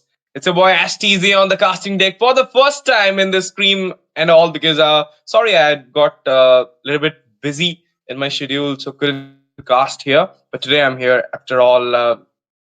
Taking out some time from my busy schedule. And with me, there is a new face coming out for the casting scene. I hope she will also entertain you all. The lady beside me is none other than Catherine. Hello, Catherine. It's your first day on the casting desk, and I'm glad to introduce you to the audience of Wardrum. I hope the audience of Wardrum will support you in your casting journey, and I hope you're going to deliver the best you can. Hello, HTZ. Thank you so much for introducing me in such a good way. Yeah, it's my first casting, and I hope I do well and I impress the audience as well as the staff and my co-caster as well. Thank you so much. Of course, and now we'll be entering into the game. As you know, this is your first game as the caster, but still, you know the game mechanics and the basics. And as you can see, the metas are being taken off. The Suyu is in meta, the carry is also in the meta. The Jushin too, you don't want to give the Jushin, but at the same time, I'm a little bit suspect of this Jushin man coming out from the blue side, because so many times we see that thing coming out from the red. But at the same time, they're going for the Kadita, Marshall, as well as Harley. Oh my goodness, this is not what I was expecting. The Harith in the first pick. What do you think? This Harith gonna work, and what will be the counter for this Harith in the gold? Definitely, I did not expect Harry to be the first pick right here, because obviously we lean more towards the meta heroes like Freya or something like that onto the gold. Yep. But the first pick Harry, I don't think that's a good choice, because definitely the opponents can just pick a counter against him. Yeah. Like Phobius on the EXP side. That would be really annoying for Harriet.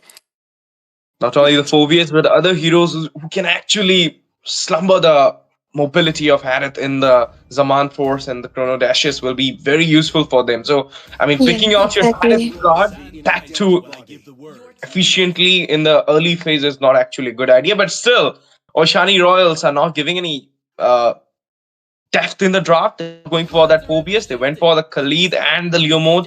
Khalid into the roam, Leomord into the jungle. And now what will be the option for the jungle for the side of team SOS? Because I believe the Guinevere might be a choice, but they're going for the Grok, early Grok pick. And there you go, the Valentina coming in as well. Now let's count the ultimates. Sora's Shifting Clouds, Grok's Tech Charge, two ultimates already there for that Valentina. And now what else they will gonna go for the bans? Phobius? Yeah, pretty sure. The fact that Oishani Rose didn't pick Sora, I was kind of confused. I thought that they would grab the chance to get the Sora, as they picked Harriet on the first side for the first pick. But then the picks were so instant, like they just picked one by one. The Maybe Khalid. a respect for you. Being you there on the desk, your favorite hero got banned here because we never see a Kagura ban in the tournament scene. It's like, I mean, a respect for the side of team, Yeah, obviously, definitely. SOS mid laner, not for you. I was just kidding. But at the same time, they're taking out the Moscow here. It's more like a comfort ban. They don't want this Harriet to go ban against that Moscow. So that's the reason they're banning out this Moscow. And next, Yeah. maybe they're gonna ban out the Freya as well. But that's a good ban coming out here because you have a Leo mode. You don't want to give that Queenie into their side, so you just ban it Mhm. out. And now the last Mhm. ban. What do you think? Uh, onto their side, there's still a marksman and a EXP?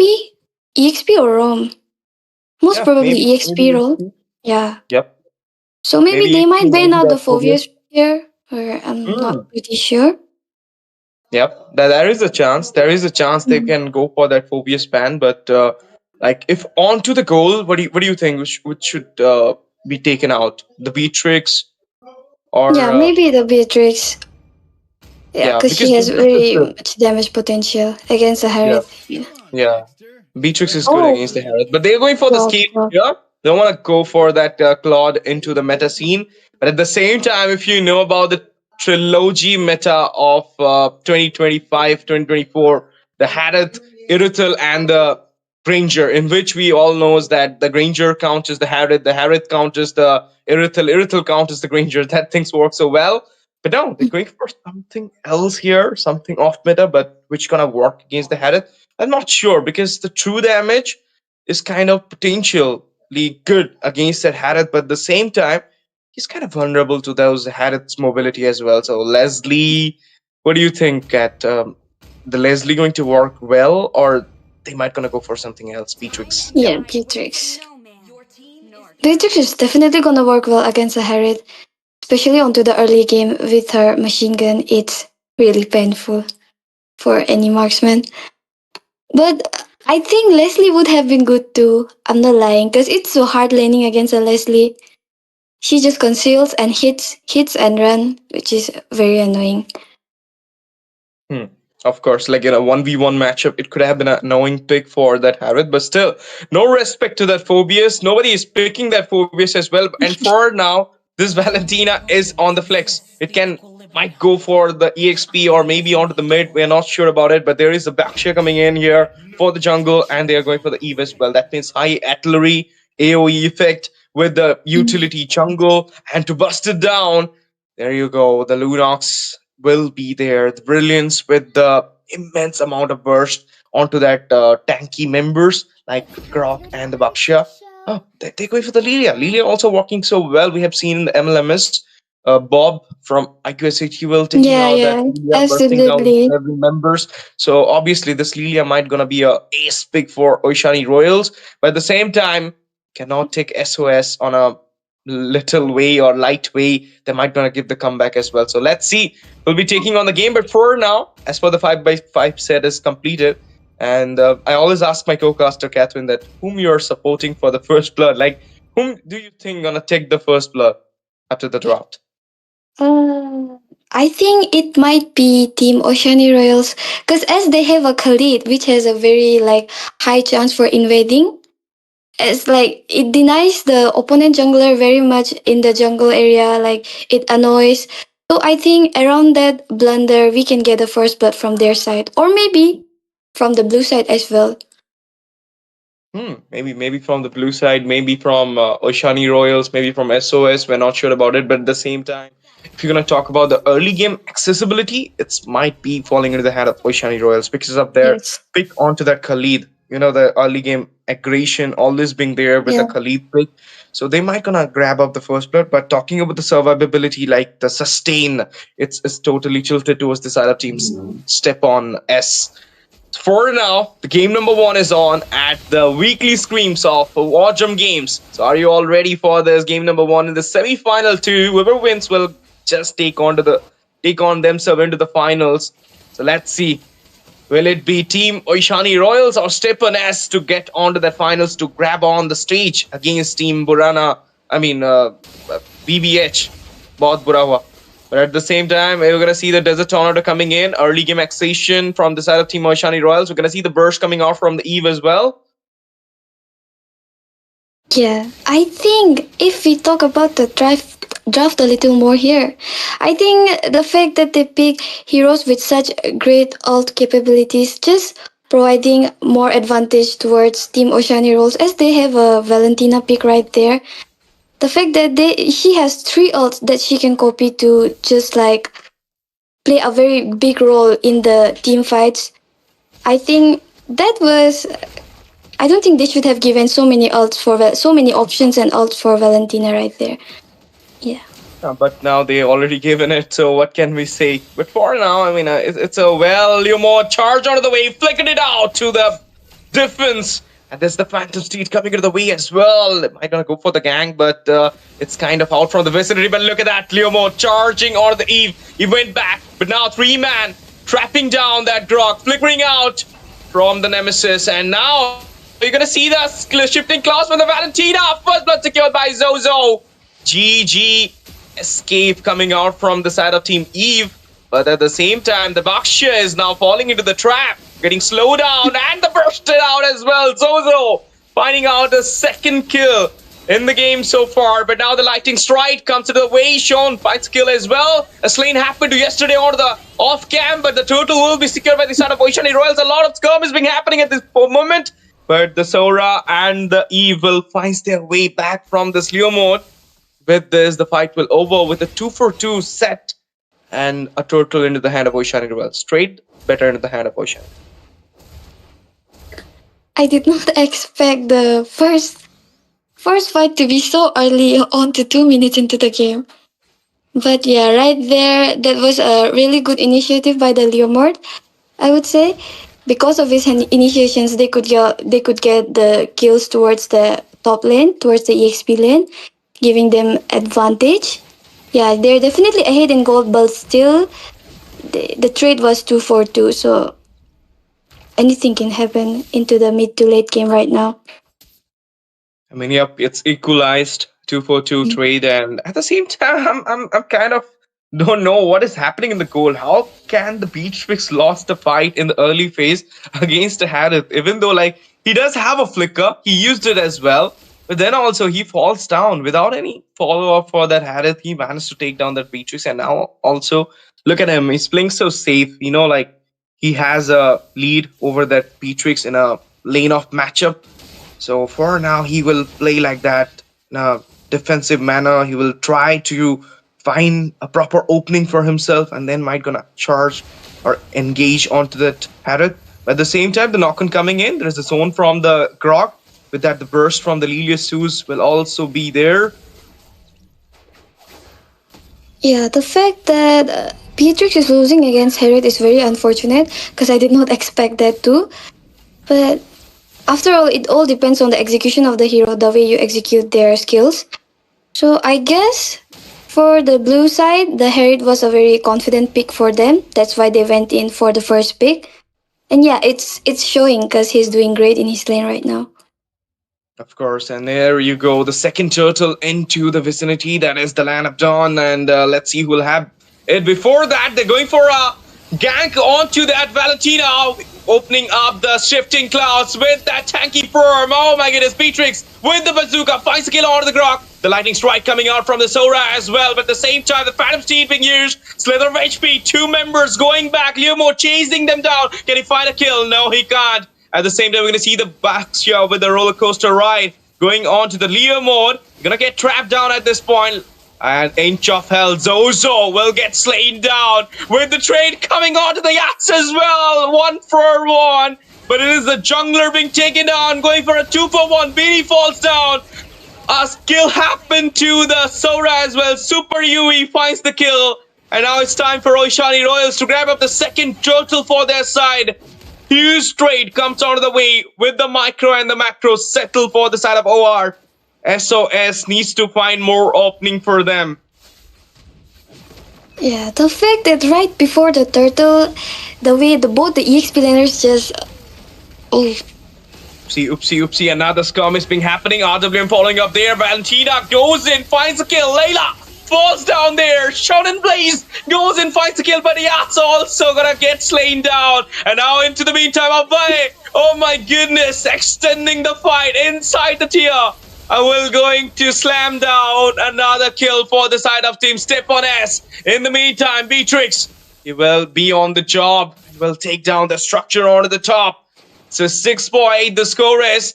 But huge trade comes in the hand of Step on Shyt because, you know, like getting a tier in the mid has a huge trade over getting a structure onto the top. So they are really open the map for them in the mid side onto Oishani Royals. So what do you think? Like, will it gonna give some trouble to the side of Oishani Royals because a lot more fights gonna be taken on to their jungle area because of that mid tier 1 being shattered? Yeah, obviously. We all know that mid turret is very important. If it's destroyed, obviously it opens all the routes towards the opponent jungle area. So yeah, there's a possibility of an invade coming in, like more fights. The fact that it's only been 6 to 7 minutes into the game, but they're like brawling and like all the fights are so messy. It keeps on coming one after another. Yeah, but it's kind of exciting to watch a match like this. But yeah. Of course, getting a structure onto the border right now, and they're going for a fight once again, brawling out here. Can they fight? Oh, just look at stuff coming out from the Sora, not the Sora from the side of Team Step on Shyt, but it's Super Yui from Oishani Royals, who going to use that I am on you with that shifting clouds, finds double, and now third turtle being secured uncontestedly to the side of Oishani Royals. So huge with the macro. And this will literally falling into their hand. Oishani Royals doing so well at this moment. And look at the rotation coming in. There's a Tornadoes. The Manforce for the defense. Went back to the safer side. But now you're going to talk about the goal lead. It is 3K already. And it's literally getting settled down for Oishani Royals. If they have more goal lead like this, concentrated, then they will have more items and damage spike into their hand, which will be a trouble for the setup team. Step on Shyt. Yeah, the fact that they lost 3 turtles continuously for the team SOS, I think that's very unfortunate. They couldn't even compete for it. Look at the junglers of both the teams. Onto the blue side, yeah, it's still level 10, yeah. And onto the other side, for Oishani Royals, the Lumor is still so much ahead. Still so much ahead in gold in terms of farm. So in terms of his retribution level, so yeah, I think it will be really difficult for them to come back at this point, but we never know. And on the same note, the fact that Beatrix was losing, but her team made up for it. Like, even though she was losing her lane, but they're winning the macro fights, the big team fights. So yeah, it's really good for them. Yep. I mean, structures as well as the turtles, you winning the macro even though you're losing out the goal lane. But at the same time, if you're going to see the goal lane is actually captured by Oishani Royals as well, because they secured the tier 1 and now they're pressurizing the mid lane, even though you captured the mid lane tier 1. But for now, a little bit of skirm is coming in. Textures, 3 people onto the knock on, but now once again, the shifting clouds, 3 members got set into the way out of them, falling up there, bursting out a lot of members. Shutter happened to Super Yui. And at the same time, we're going to see the Phantom Steed come to the waist. Leather of HP killing spree on the yachts. Beautiful. We've done by the Beatrix. 1-for-1. The trade is the EXP laner for the jungler of the side of Team Step on Shyt. And now you have another opening to go onto that Lord because they don't have their Richie holder. Definitely, they are brawling a lot into they're just breaking out team fights at this point. Because obviously, Oishani Royals know that they are gonna win this team fight whenever they initiate it. It's just an exchange. It's just a trade of resources and ults at this point. But the fact that their jungler still died again for the exchange of the EXP laner is really unfortunate and bad for them. Because yeah. If you die 2, 3, more than that on the jungler or gold roll, it's really hard for you to farm up again and be on the same level, just like the opponent. So I don't think giving them so much kills onto the jungler role is good for them. Yep. Obviously, and you are onto the utility, so obviously you need to play safe as well because your team is kind of Yeah, tilted towards your support. You'll be the front line of definitely. for your team, and main reason they're falling, I believe, is the follow up, the late follow up from his team.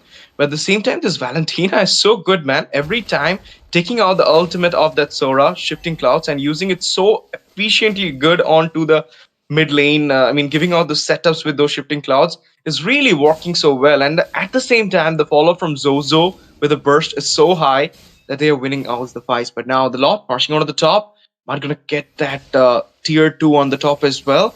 At the same time, Oishani Royals are synchronizing the lane to put pressure. That is the lane pressure. And with this, they might going to go for a fight, who knows, on the jungle. Because they already taken out the mid lane tier 1, expanding the mid lane for them. And in the meantime, look at the burst. Insane amount of burst from Zozo. Picked up a kill, and again the shifting clouds into the way, but this time it will be Avo falling down, killing spree on the Shonen Blaze. Vinny falls down as well. 3-man onto the row. Tier 2 as well. Holy shield going off. The Lord marching onto the top. And this will be the inhibitor falling down to give out a space onto that Nemesis. The Nexus is open for the side of Oishani Royals. Unstoppable secured onto the box share as well. And this might be the end. The crystal is going to pop off. Oishani Royals are the winner for the game number 1. They will start with a lead of 1-0. What a start, my man. I mean, from the very beginning, they did it with domination. They ended with the domination as well. The fashion was so good. Had it big, couldn't work so well. Even though the kill was being captured by Shonen Blaze with that Sora, but still, the Sora's ultimate was giving so much pen in the back of team Step on Shyt. Because whenever Super UE is going with that IMU onto that Sora's shifting cloud, he was giving immensely perfect setups for his team. 2 to 3 members into that Yeah. shifting cloud, and that's the reason he's getting that MVP 10.7. Nice work, my boy. Yeah, that's definitely was what I was talking about during that draft phase. That the fact that they give Valentina so much advantage. So yeah, it showed during the battlefield that he was able to execute every ult very precisely onto the enemies, pulling up 2 to 3 sets, just like you mentioned, and providing them an upper hand during the battle, during the big team fights. So yeah, definitely the MVP is deserving for Super UE right here. Of course, and this is the way, guys. I mean, like you tried your best, but in the end, the better one will take on the game. It's just the game number 1, though. I mean, this is a BO3 series, so we all know, Catherine, it might be a chance for Team Step on Shyt to rise in the second game. They might gonna make their comeback, but well Yeah, played, Team Step on definitely. Shyt. They tried their best, but what can we say? There is always one winner and one loser, and this time the winner goes to the side for Team Oishani Royals. But it's just the game number 1, guys. Game number 2 will be there, so what's your probability for the game number 2? Are we going to see some respect bans out of these picks from Oishani Royals, or there will be some new strategy coming out for Team Step on Shyt? Yeah, I'm pretty sure that they know what the early domination feels like right now. So I guess they will be more better with their positions if they know that the opponent has such good early damage heroes. So I think they should go for better meta picks. Yeah, just like Oceani Royals. So maybe there will be a 1 or 2 few bans coming up against them after watching them in this first game of the BO3 series. So yeah, I wish them all the best for the next game. Yeah, all the best for the next game. But let's see what will be the draft coming out for this both these sides. And now there will be the side change as well. I mean, the first pick will be taken on for Team Oishani Royal, so they have a better chance to pick that Jushin as well. But last time also Stefan Scheid, they banned the Jushin being in the blue side, so they might not gonna throw Yeah. that Jushin out this time. Also, they might gonna ban it out this time too. But okay, so for now, we'll be taking a short break. Coming back soon for the game number 2. Don't go anywhere. Stay tuned, guys. Stay hydrated because it's summer, obviously, and we'll be coming back soon. Hey guys, we've got work to do. Like that! Feel my pain! My fury only grows.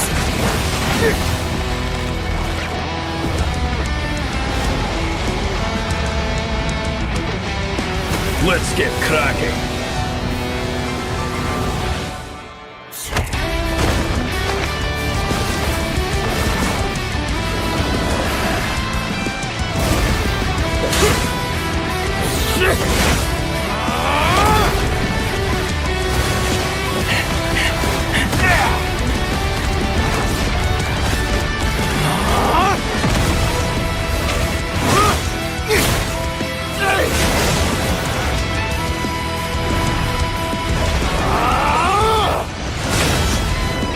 Let's get cracking!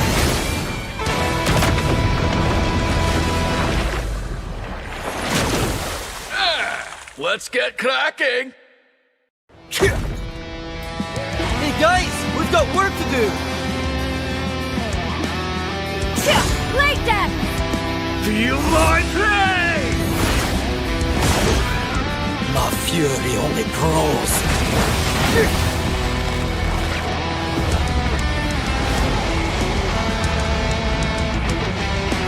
Let's get cracking!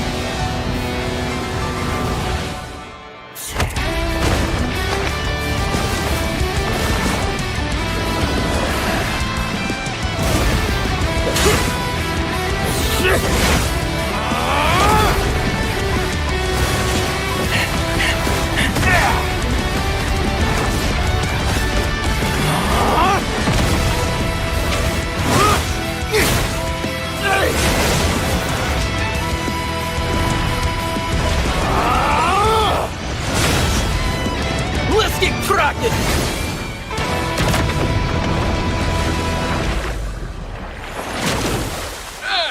Let's get cracking! Hey guys, we've got work to do! Like that! Feel my pain! My fury only grows.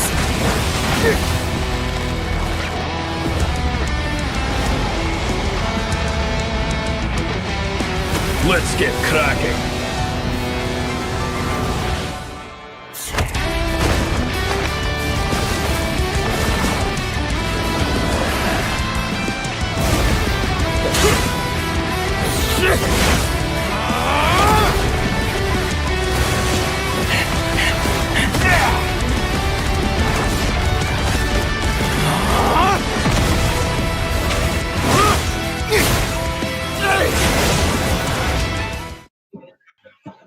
Oh, ladies and gentlemen, welcome back once again for the weekly screams powered by Wardrum Games, and we are here for the game number 2 between Team Oishani Royals versus Shyt. This is the semi-finals of Delhi, and we have already done with the Mumbai, Guwahati, as well as Bengal, and this screams will just goes on and on. I mean, next time you will again find Bengal back into the scene, then Guwahati, then Mumbai, then once again Delhi. So in Delhi server, we are going to find these two teams playing against each other, Shyt versus Oishani Royals, in which Oishani Royals have performed so well in the game number 1. They dominated the whole game. They managed to find their first point, and now if they win this game as well, then at 8:30, you're going to see Oishani Royals going against Team Bohut Bura for a BO3 finals, and whoever wins will win that prize pool. For now, the Harley will be taken out with the Suyu coming out from the side of Team Shyt. By the way, this is your boy STZ on the casting deck, and with me, the new face you're watching right now, you're hearing right now, is Catherine. Hello, Catherine. So you're ready for the next game. What do you think? This bans again, pretty same from the first game. Yeah, I would still say that there's still a Kadita ban. Yeah, Kadita can be a very big threat for like tanky heroes for mid to late game and squishy heroes, obviously. So yeah, that ban is understandable. As long and we see another Zujin ban onto the red side, definitely Zujin is a menace in the mid lane. So what do you think the upcoming bans will be? Upcoming bans might be falling into that jungle or maybe onto the Sora as well, because last time, even though you got the Sora, They managed to utilize it better than you. Okay, they've had Baksha this time. They have some other plans for it, maybe. They don't want to go for the lead at Baksha. And she did so well. Marshall will be taken out. No need to give chance to the side of team Oishani Royals to go for that uh, Marshall. But for now, team Oishani Royals, what they will go for. A lot of picks are open. First pick we have seen that Harith coming in, but this time it will be the Valentina once again. Super Yui. Gotta give that Valentina to anybody. It's more like a insurance kind of pick. I mean, you already picked it out, so then there might no chance for side up team. Yeah. Step on try to go for that Sora. Alright. Yeah, definitely. I think the way Super Yui picked the Valentina for the first pick, it's obviously intimidating for the opponents. So, like, kind of scaring them not to pick Sora again because you know what happened in the last game. Something like that. So, yeah, I would say first pick Valentina is still good onto their side as he performed so well in the last game. And we see a Grok again. I'm not sure why. Because it's just giving Valentina another ult for the team fights again. But yeah, we'll see. I mean, you are seeing that there is the Valentina, but you're still going for the Croc. I mean, giving out the tech charge to freely into the hand of Valentina as well as the previous fighter. It's more into the set of comp as well, but still they are going for a chain CC kind of thing. So I'm not gonna complain about it, but let's see how the execution part looks like because even though you are forcing out the best of the best drop, but you couldn't perform well in the execution part, and like you're cooked. And there you go, you're cooked. Definitely. Because there is a carry coming in. The true damage will be there, and it is immensely high, just like the last game. And if they'll go for a Lunox in this drop, then this will be a Oh my hell of gosh. a ride. But this is a pick off coming in. Kalia. And now they got a pick off. They go have a true damage. Let's see what will be the next pick for Step on Shyt, because a lot of options are open. Moscow, not so favorable though. But they are going with the comfort. Harith. Maybe. Yeah, Maybe Harith, maybe Moscow. Who knows? Harriet is. I would say Harriet is a really good pick right here because they Against have the a cat. Kalia onto the side. Yeah, which can just pick any marksman off as squishy heroes. But the fact that he picked Harriet onto with the Purify, it will be very useful and like he could play safe. He can execute his demand force. So I think yeah, Harriet is a really good pick right there. The thing that they picked a carry, so I expected the red team to pick a jungler, yeah, an assassin jungler to like mark onto the carry, but then they just got the Kalia, so yeah, it will be drafting part. I think they already kind of lost onto this. I'm born with talent. Yeah, sorry for the technical glitch from my side. I'm back, and with this, the Harith will be the third pick coming out for the side of team Oishani, not Oishani Royals, but Step on Shyt. And for now, Oishani Royals, they're going to ban out the Queenie. We're going to see the ban on the Yuzong. Banning out the Queenie is giving up a chance. Once again, they might going to go for that Leo mode jungle. So you should take out the Leo mode here. If not the Leo mode in the ban, then you should pick the Leo mode in the jungle for your side, because you'll have the first pick in the second phase. So let's see if they can go for it or not. But at the same time, look at Oishani Royals. They might gonna go for something else, because looking after the Yuzong ban, there might be a chance they're gonna ban out the Alice as well. No, it's a Sora. I'm Okay, pretty confused why are they banning onto the EXP side. Because I think Super Yui is gonna play out to the EXP lane with the Valentina, right? because they don't know that it is Super Yui on Valentina. We Yeah. know this because we can see the panel. What the fact did they? They're thinking that it might be the mid laner. It might be Zozo onto that mid lane. That's So a gamble, I would say. yeah, Gamble ban. that's the power of flex. When you can use a hero for both the lanes, then you're outpowering a draft, of course, and that's the reason they west out two bans here from their side. At the same time, they took out that Kagura as well as the Queenie, and now Ishan Shin into the gold. No, not into the gold, because Harith is already present. So Ishan Shin in the jungle, and if the Ishan Shin is coming, we might gonna see the Leo mode jungle as well.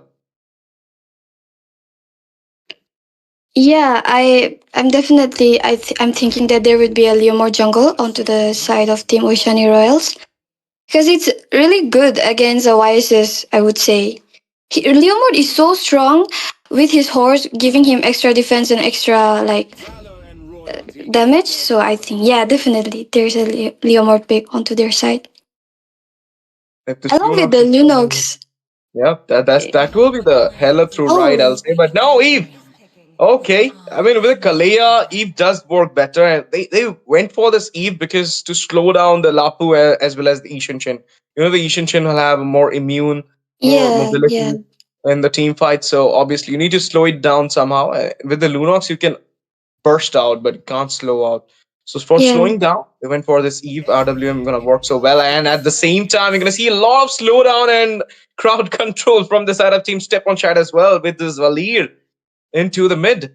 I mean, Valir mid is not in the meta, but still get used but in the last pick always. For now, I believe this draft is 50-50. What do you Yeah, think? definitely. I did not expect them to pick such good picks right here because I think Valir is definitely a very good pick right here.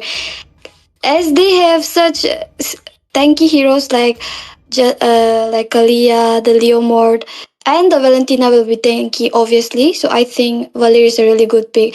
As well as he has the purify ability on his side.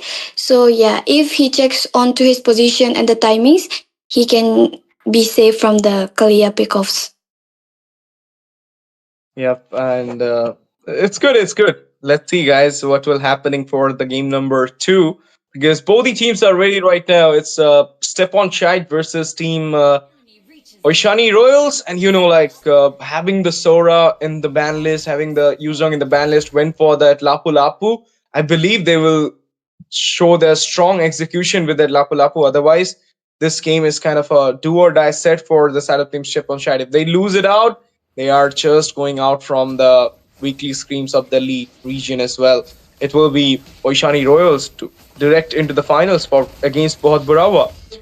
Let's see, guys, what will be happening in the early phase. We're going to see that early poke ping coming out from Oishani Royals in the mid lane, and at the same time, it's a little bit of raising been going at the EXP lane as well, but need to see how Super Yui going to perform this time. Last time, so smooth with that Sora's ultimate.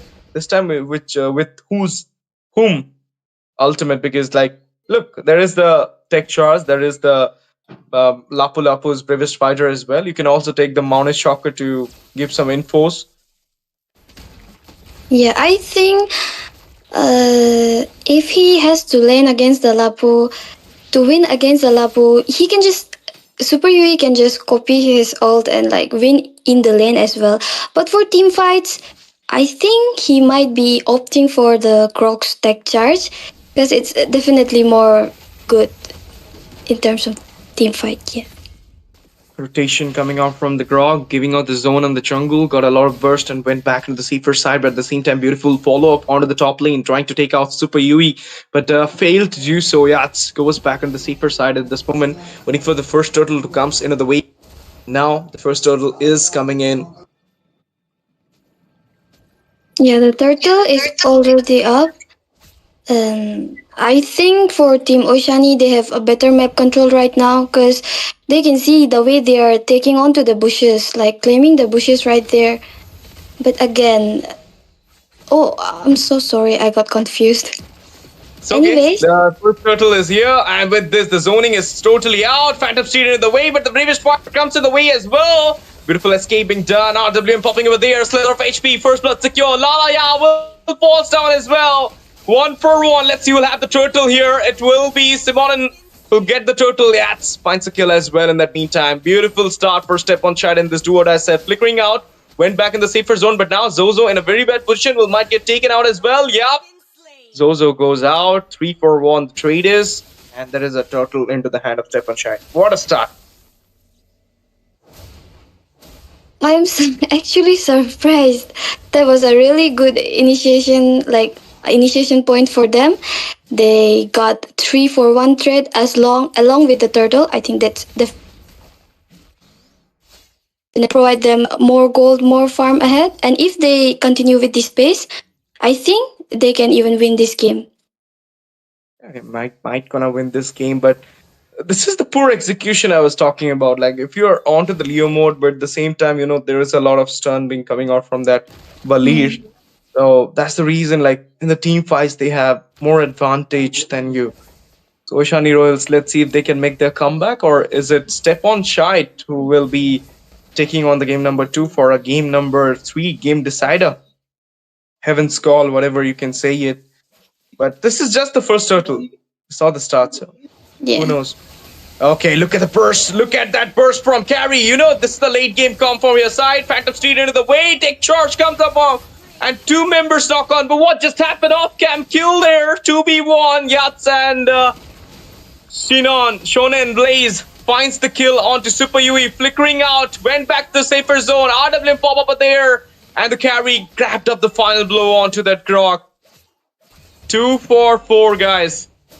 They're taking out the gold away from the tier 1. And now the Ishinshin not. Okay, he went for the immune. Going for the attack. I'm getting a lot of burst from the Eve as well. Look at the carries. The Monforce popped by Vinny. Went into the wave. Falls down immediately. Leo mode with the Phantom Seed goes back into the safer side. But for now, the turtle number 2 is kind of maybe Stepan Shyt. Maybe you're going to see the engage, but Stepan Shyt, they are in a better position for this turtle too. Yeah, the fact that Stepan Shyt got the kill onto Super Yui on the EXP side, I think that was really good for them. Because with that, it will be difficult for him to rotate as fast, just like Shonen Blaze did. So, if we talk about the fight right here in the gold lane, I think that was a very poor positioning by the Grok. I think he could have escaped, but he still went in again and extended another fight, leading them to lose a member. Yeah. Yep. Yeah, that's the cause. We can say that Stepan Shyt. Now RWM popping over there. Turtle number 2. Super Yui finds a kill out of Yachts. Turtle being slain by Lala. Yachts shut down up in his own in place. It'll be double killing spree coming on to them. It will be a slate on to the Grok as well. 3-member down. The turtle on for Oishani Royals. Just turn up the table. Just recap the first turtle scene for this game number 2's second turtle. Team Oishani Royals are back into the game, guys. And not only that, they'll grab the structure 1 in the bot lane as well. Lot of hefty traits into their hand. Look at the defense coming out from the Leo mode with the rotation onto the top. And not a single turret, single kill has been given into the hand of Stepan Shyt. This was totally fabulous. Or you can say fantabulous from the side of Team Oishani Royals. Yeah. If we talk about the turtle engage right there, I think that was a very unfortunate take charge by the Grok. So yeah, definitely they lost the team fight. But then again, onto the top lane. Yeah, again onto the top lane, a little bit of fight coming in. But it's more like just a poke. Yep. It's already almost 7 minutes into the game and the scoreboard is 6-5. I wouldn't say there is much of a gold lead. There is not much of a gold lead. But then again, there's a blunder into the mid lane. Yeah, there's the skirmish coming in. Bravest fighter, Can Zozo finds his way back. Super Yui. It was Tsunami Slam. Pickoff happened there. Went back in the safer side. A lot of burst comes out from the valley. There is the Zaman Force. Not the Zaman Force, just the Chrono Dash from the Habit though. For the poke, Super Yui going in, clearing out the minion waves into the mid. They want to go for the lane pressure.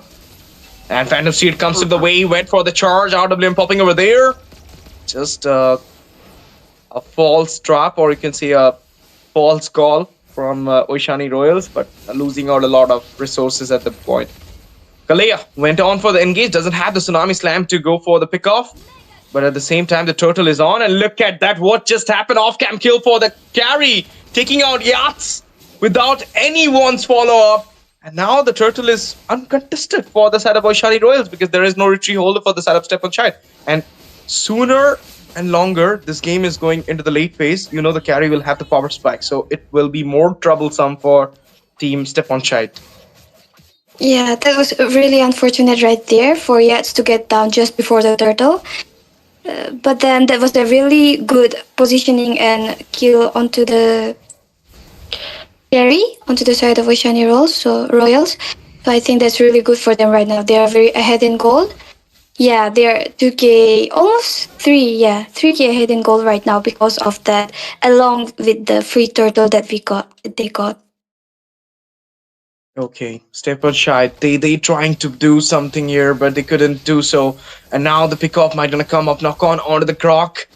Went back into the safer side, but at the same time, I believe like this carry need to be stopped here. Otherwise, sooner she were gonna burst out the tanks as well. So with the true damage.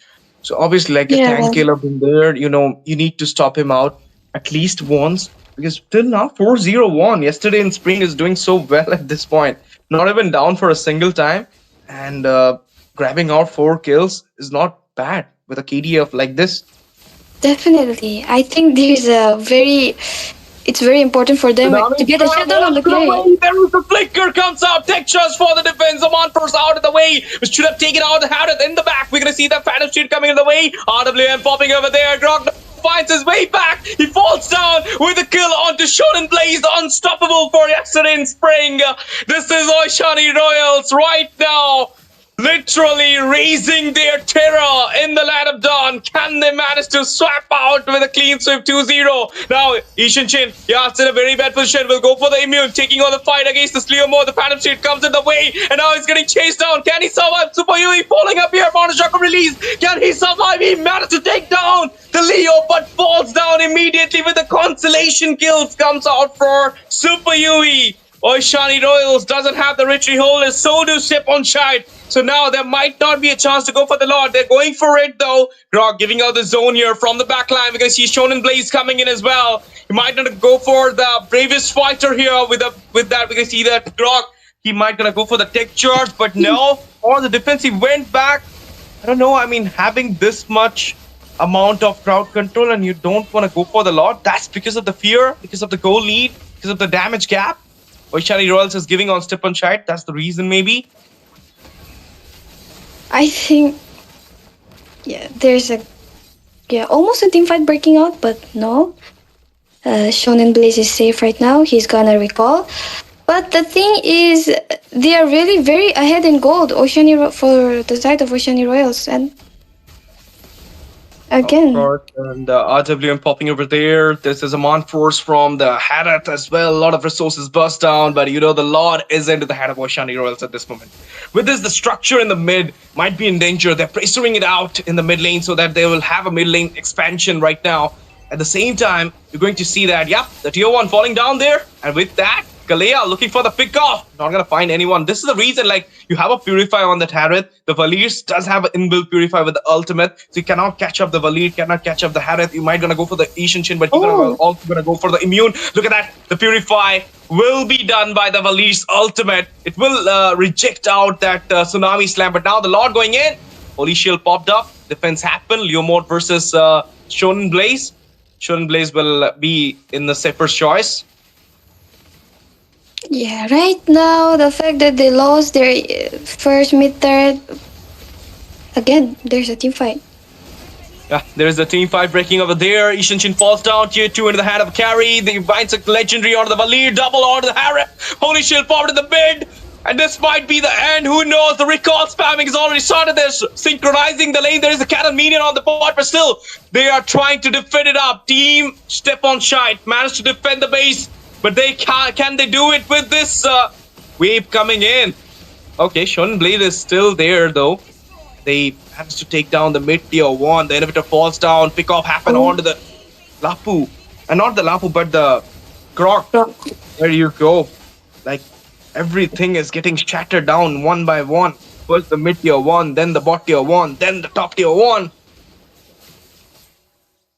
Yeah, at this point, it's so messed up. They just go on breaking out team fights after team fights, and Oishani Royals keep winning and winning, and that's the result of that. They have no inhibitor turrets to defend, and they have the lane pressure all the time. So the Lord is coming up onto the few 20 seconds, so I don't think they can compete this at all with the lane pressure that they're getting right now. Holy Crystal, that's going to give a heavy amount of damage as well in the magic penetration. So let's see if this Harith can keep on the trades for step on Shyt. But for now, 16-6, the score is. There is a 7 lead on the structure. If you're going to talk about the goal lead, the economical wise lead, it is 11k almost. So this is, I mean, in each and every sector, Team Oishani Royals are doing so well. And there is no chance you're going to come for this lot. Yeah, It's more like definitely. a They cannot compete. Yeah, the fact that they lost the first turtle, I think, is this a redemption at this point? Losing After out they the got first the quarter, winning out every macro after that is really a redemption, you can say. Yeah, definitely. The Lord is already coming up, marching onto the mid lane. Maybe they might be able to defend this, but yeah, the resources are already out, so not sure how Good are they move. gonna defend. Yeah. 3 of the ultimates has been taken out before the Lord fight. Yeah. It's like they wanted it to do so, and they did it so well. And now there is a fight coming in. What a my goodness! Look at the set coming out with a tech charge. Gruff falls down. Slain happen. Lala Yao will be the one slaying it down. Double legendary onto Stone and Blaze. There is a double kill onto Vinny, and there will not be a triple because the castle will fall behind. It will be Oishani Royals securing the game number 2 for a 2-0 clean sweep. Trading their feet in the land of dawn at Wardrum Games at this weekly Scrims of Delhi region. And now they will be raising themselves into the final to take on Bohut Huwa in the BO3 series. The grand final is awaiting for you all. So stay tuned, guys, because it will be on 8:30. It will be Team Bohut Huwa versus Team Oishani Royals. A royal kind of gameplay, a royal kind of finishing. The Kings managed to decapitate the step on Shyt and of course claiming their throne for the finale. So let's see if it BBH, the king of Delhi throne, or the new king rising here to get the throne for themselves, to get the monarch for themselves. Team Oishani Royals, what a game it was. Look at that MVP on yesterday in spring, 11-0-3. The KD is impeccable, and obviously he was unbeatable, unkillable throughout the game. 48% in the turret damage, 12% damage taken, 70% with the team fight participation with a 27% hero damage. Outstanding from yesterday in spring. Not only him, but also Lalaya as well as Justin, giving out all those pickups and setups by Lalaya with a finishing blow. I'll say this was a masterpiece of a game from the side of Team Oishani Royals. What a game it was. 100% team fight participation from whole team to give out, to throw out, or you can say to play out, or to give witness, everybody of us witnessing this full-fledged 100% play from the side of Oishani Royals. Anything, Catherine, you're going to say about Oishani Royals play?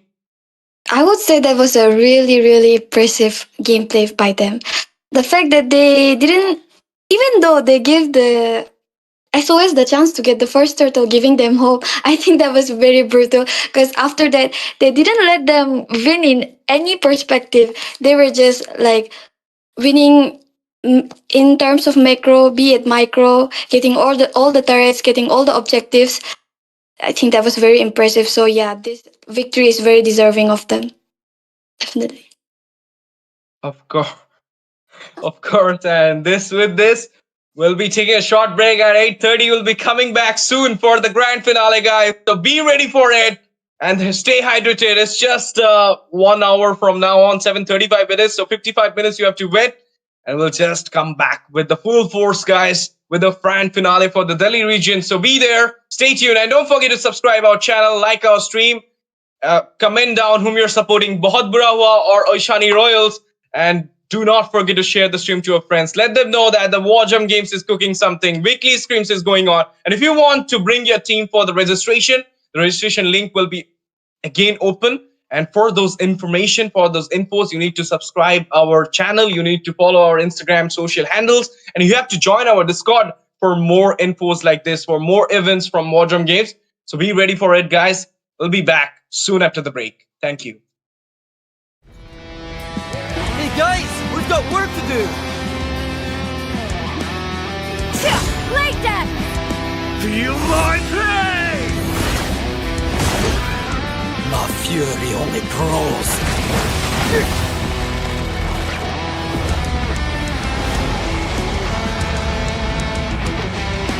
Let's get cracking.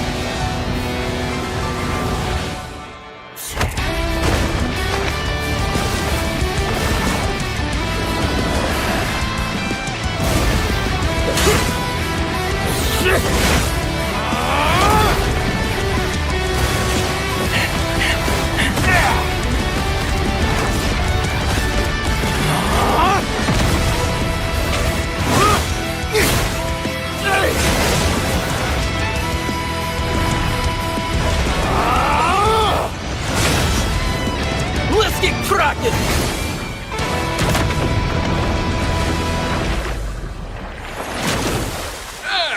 Let's get cracking.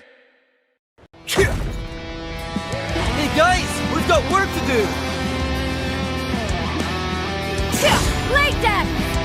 Feel my pain. My fury only grows.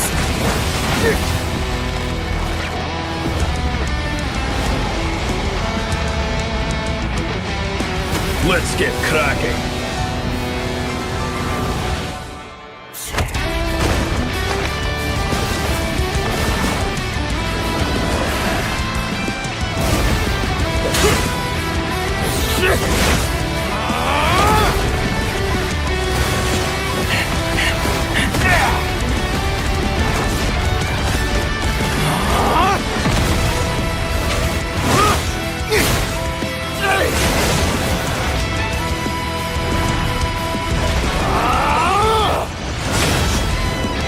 Let's get cracking!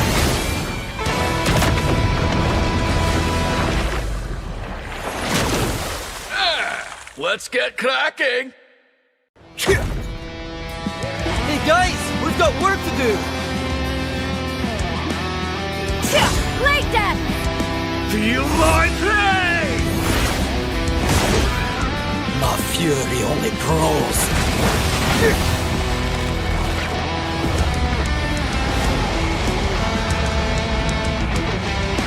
Let's get cracking.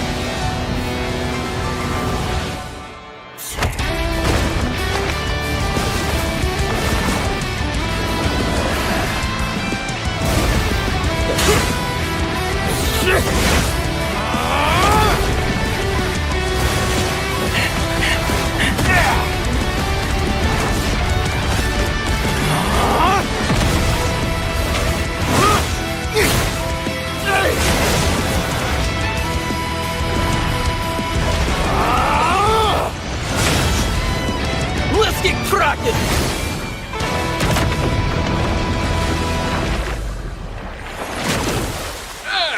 Let's get cracking. Hey guys, we've got work to do! Like that! Feel my pain.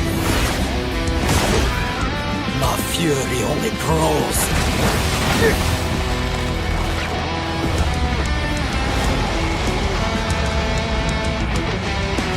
Let's get cracking.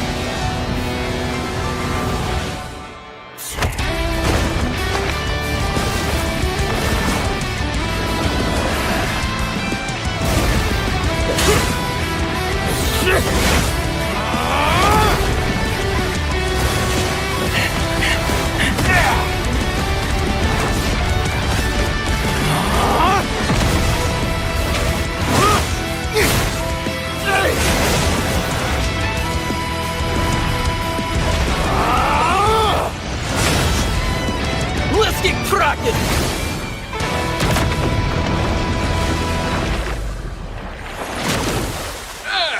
Let's get cracking.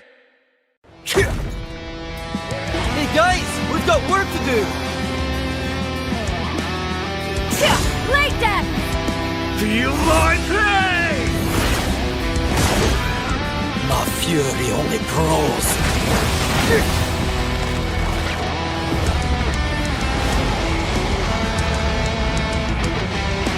Let's get cracking.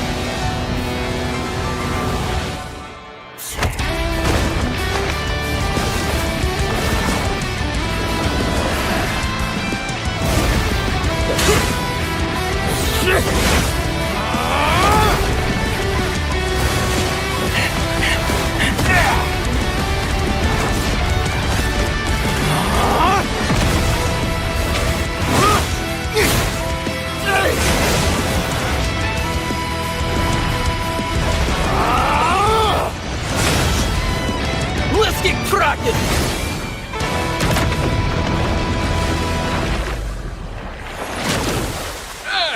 Let's get cracking! Hey guys, we've got work to do! Like that! Feel my pain!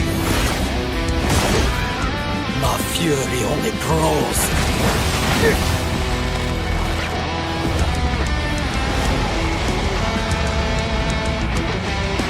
Let's get cracking!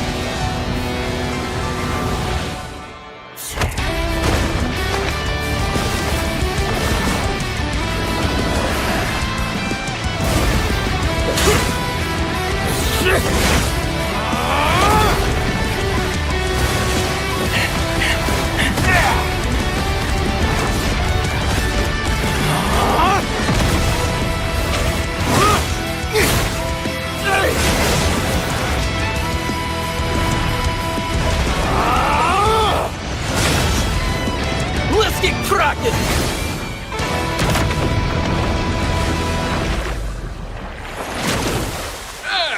Let's get cracking! Hey guys, we've got work to do! Like that! Feel my pain! My fury only grows.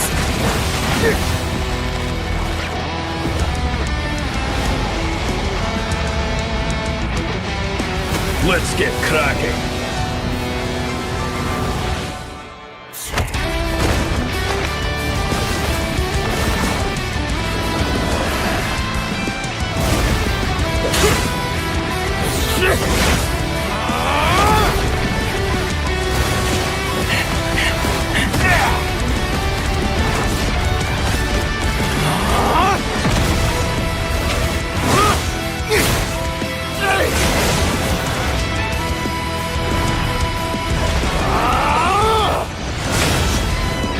Let's get cracking!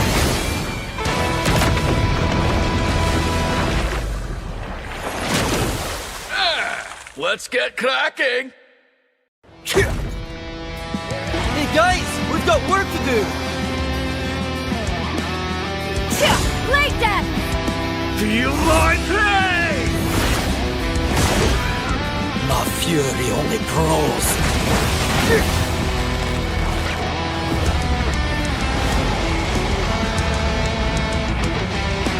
Let's get cracking!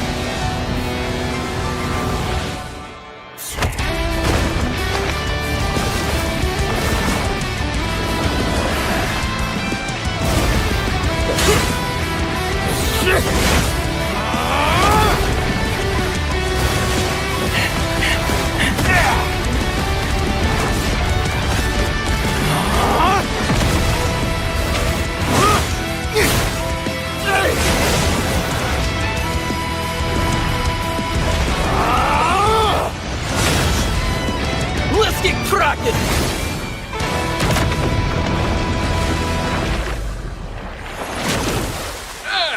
Let's get cracking! Hey guys, we've got work to do! Like that! Feel my pain! My fury only grows.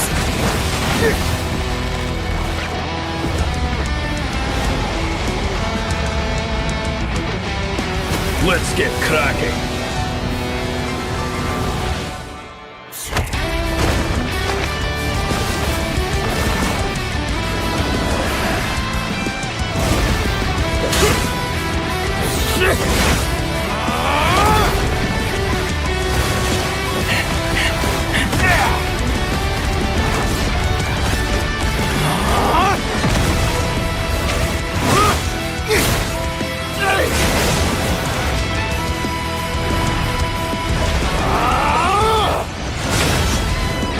Let's get cracking!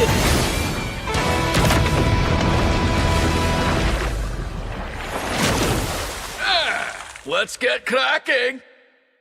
Hey guys, we've got work to do! Like that! Feel my pain! fury only grows.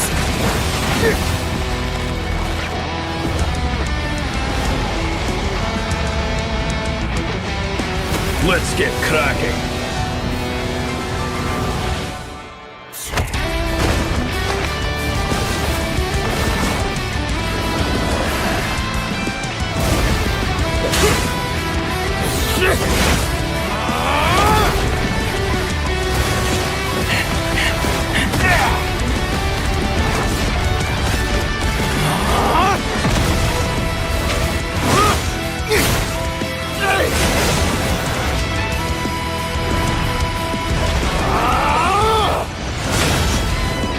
Let's get cracking!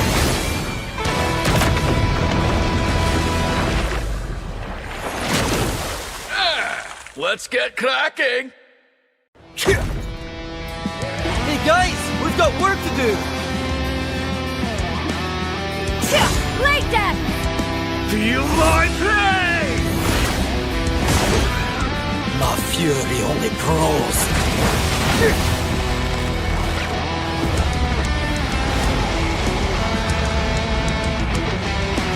Let's get cracking.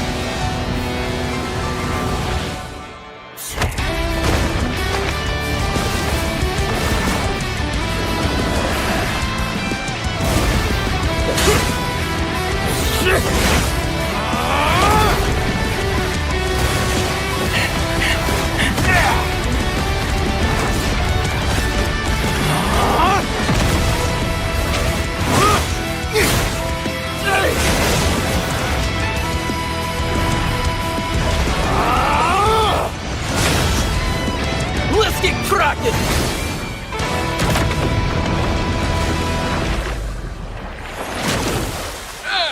Let's get cracking. Hey guys, we've got work to do! Like that! Feel my pain. My fury only grows.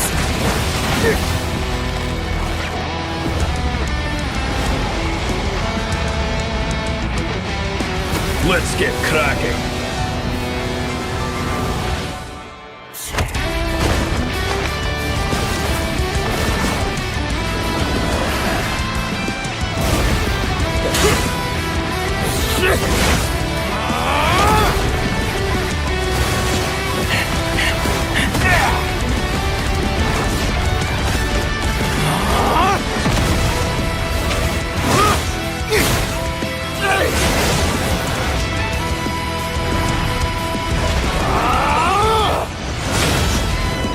Let's get cracking!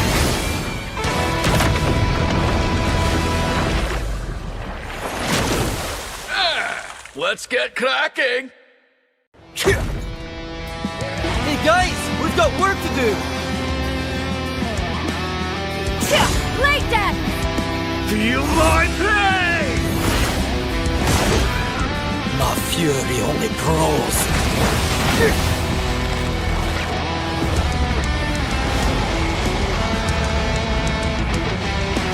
Let's get cracking.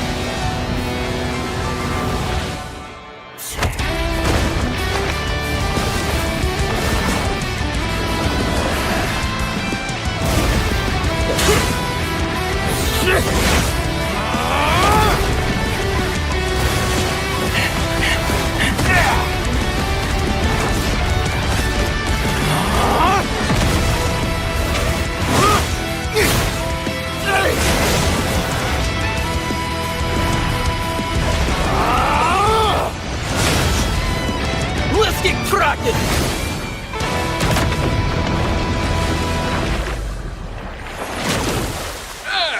Let's get cracking. Hey guys, we've got work to do! Like that! Feel my pain. My fury only grows.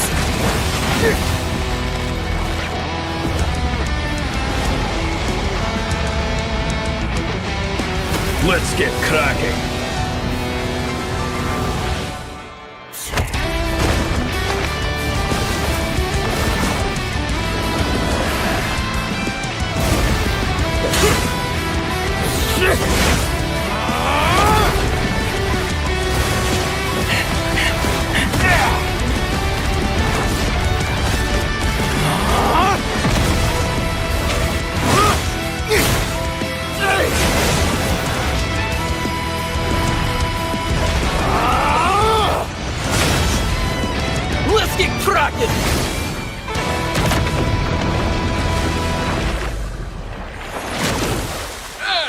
Let's get cracking!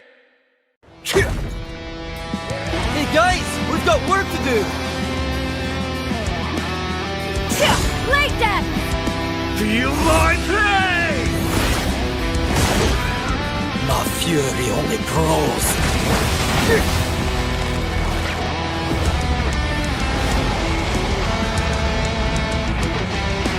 Let's get cracking!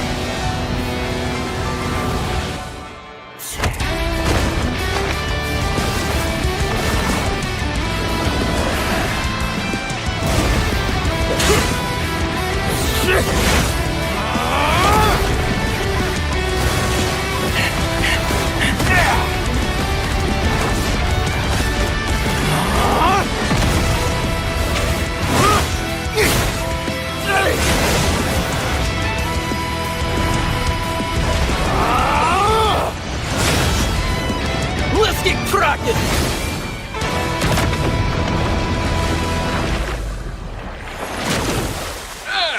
Let's get cracking! Hey guys, we've got work to do! Like that! Feel my pain! My fury only grows.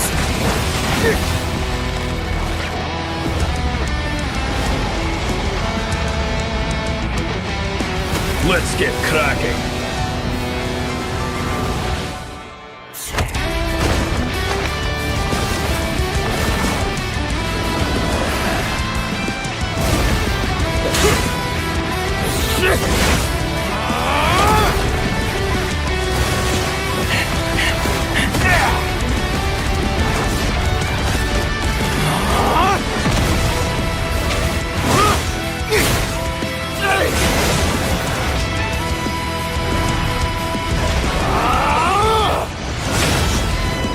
Let's get cracking!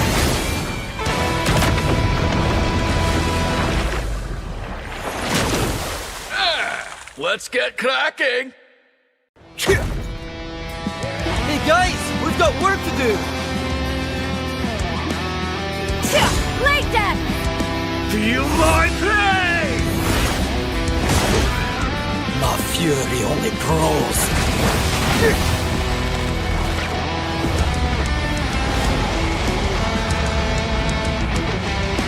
Let's get cracking!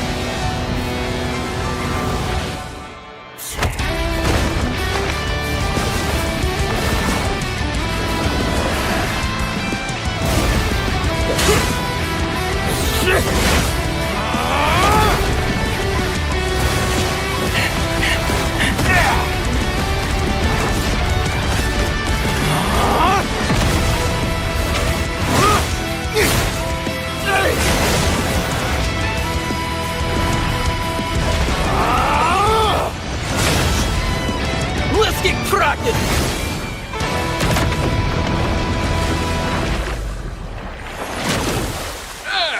Let's get cracking!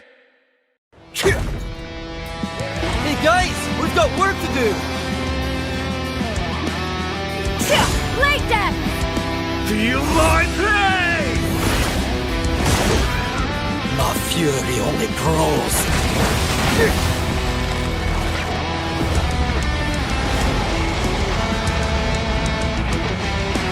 Let's get cracking!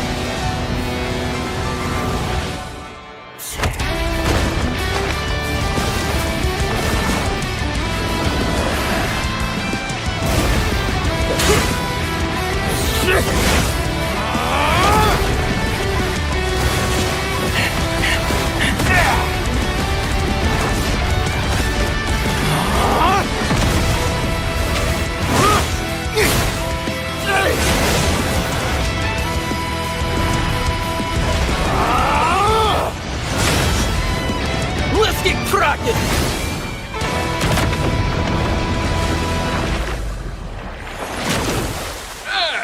Let's get cracking!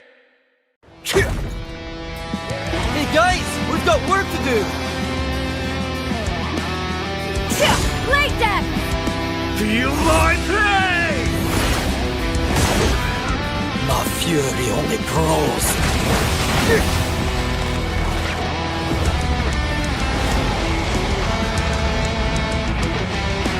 Let's get cracking.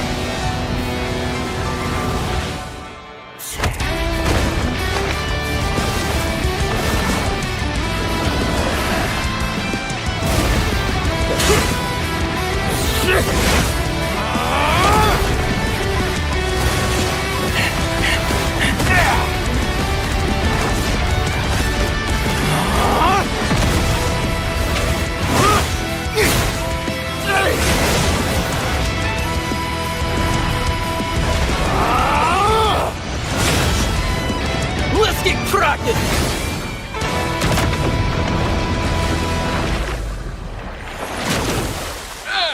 Let's get cracking. Hey guys, we've got work to do!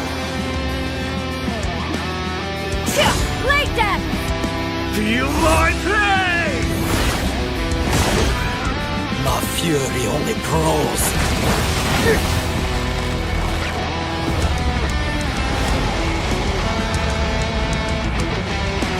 Let's get cracking.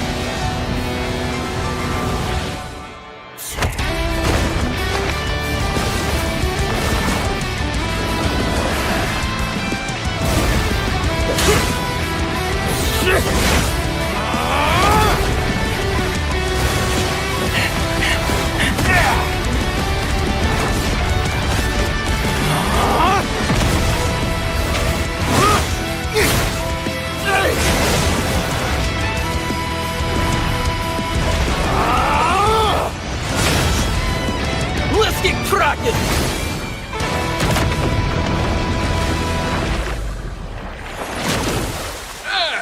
Let's get cracking. Hey guys, we've got work to do! Like that! Feel my pain. My fury only grows.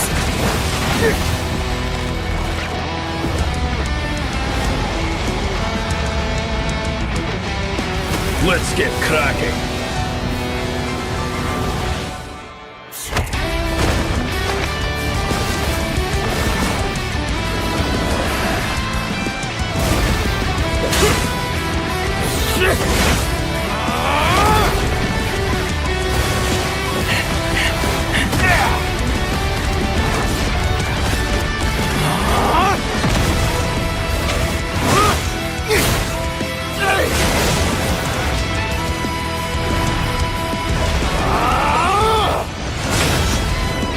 Let's get cracking!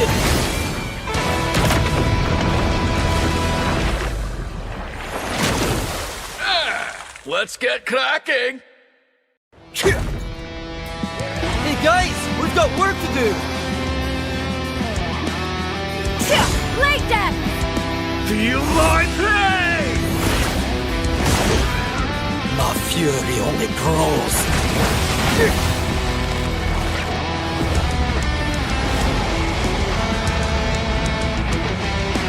Let's get cracking.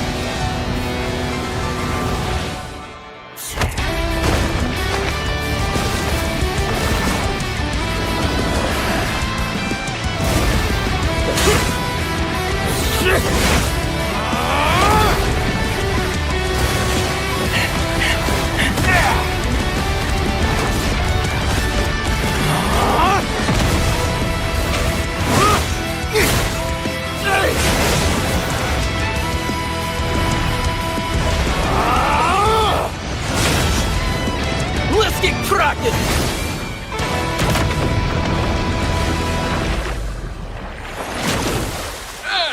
Let's get cracking. Hey guys, we've got work to do! Like that! Feel my pain. My fury only grows.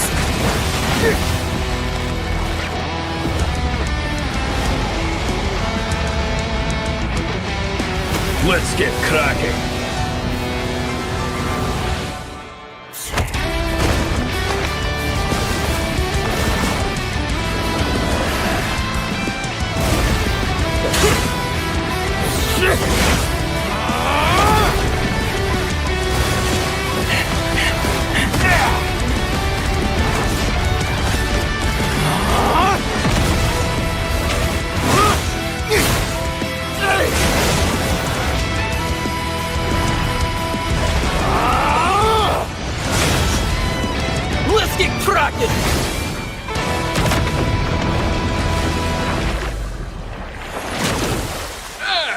Let's get cracking!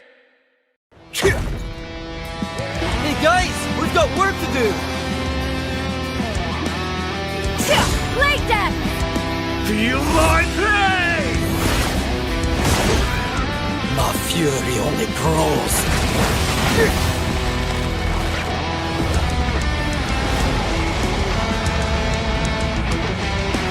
Let's get cracking!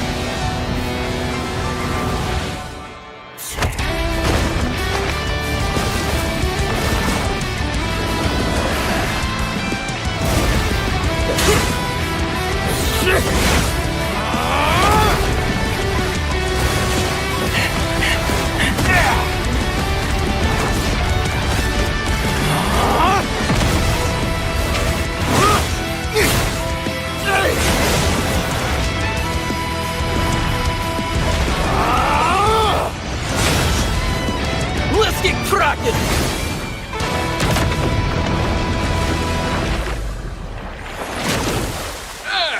Let's get cracking! Hey guys, we've got work to do. Like that! Feel my pain! My fury only grows.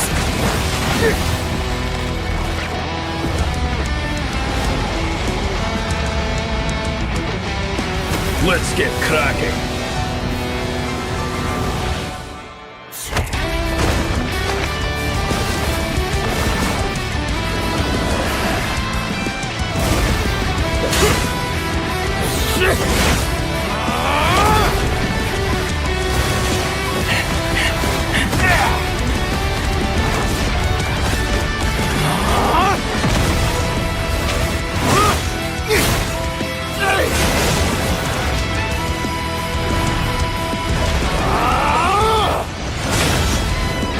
Let's get cracking!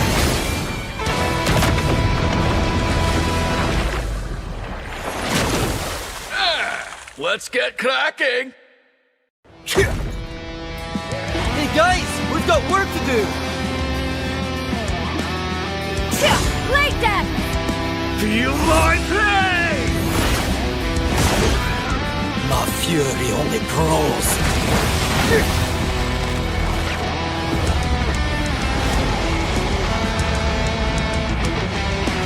Let's get cracking!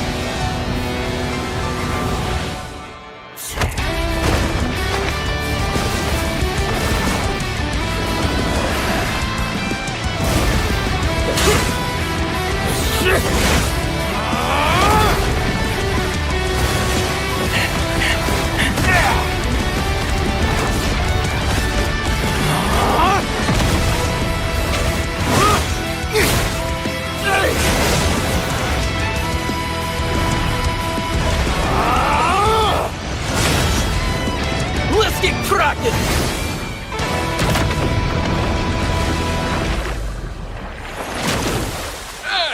Let's get cracking!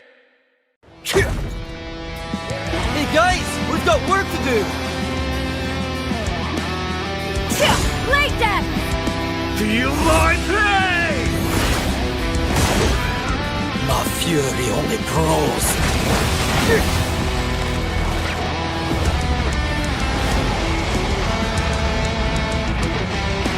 Let's get cracking!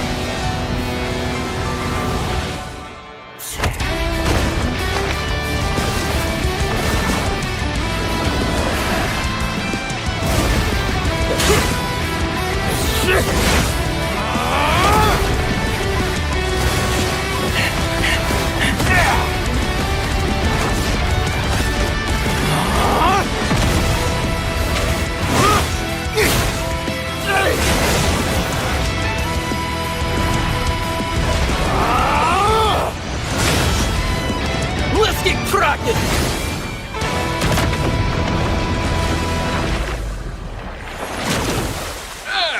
Let's get cracking! Hey guys, we've got work to do. Like that! Feel my pain! My fury only grows.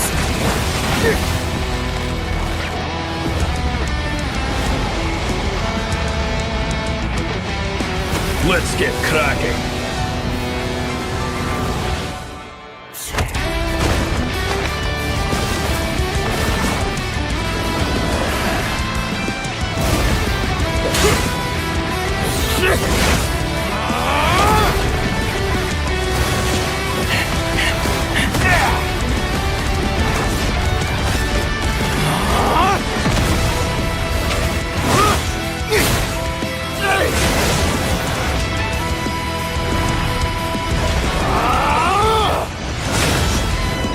Let's get cracking!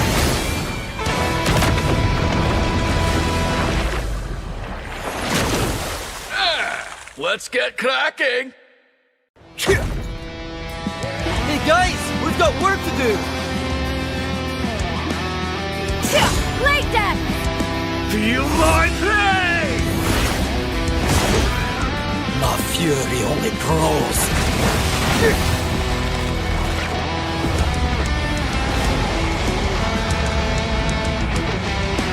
Let's get cracking.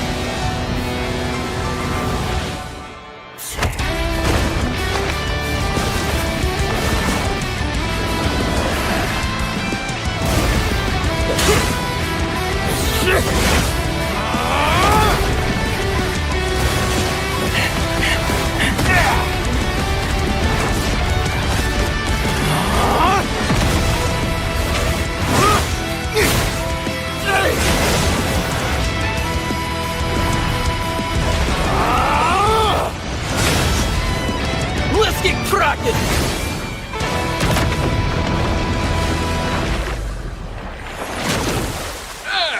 Let's get cracking. Hey guys, we've got work to do! Like that! Feel my pain. My fury only grows.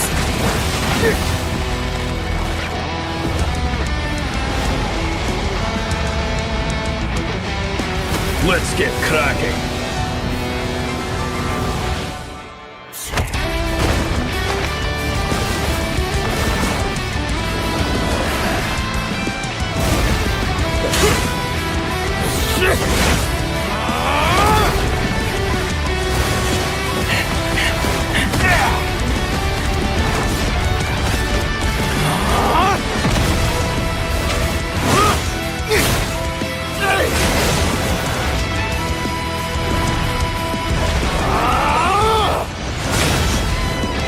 Let's get cracking!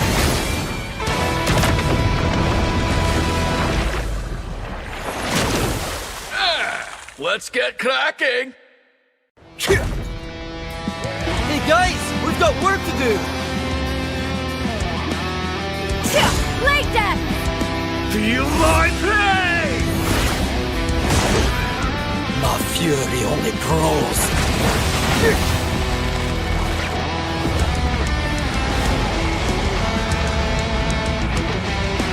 Let's get cracking.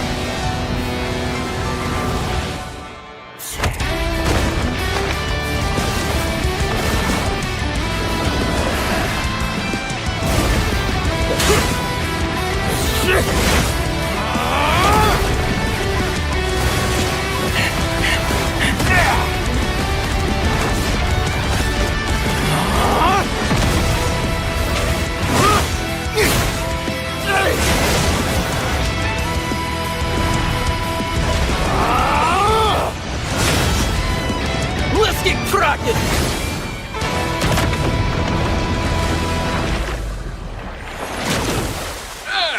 Let's get cracking. Hey guys, we've got work to do! Like that! Feel my pain. My fury only grows.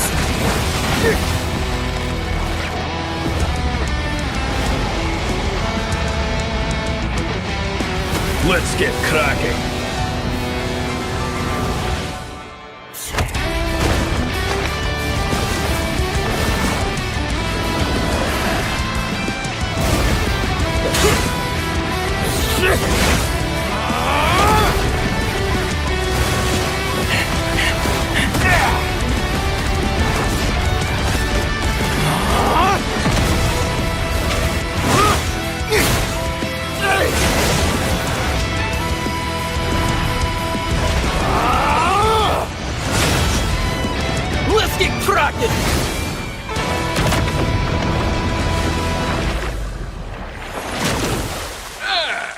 Let's get cracking!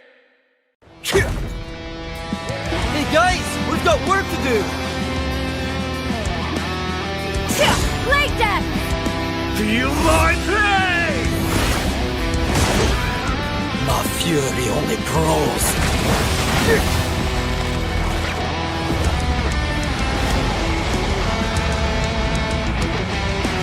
Let's get cracking!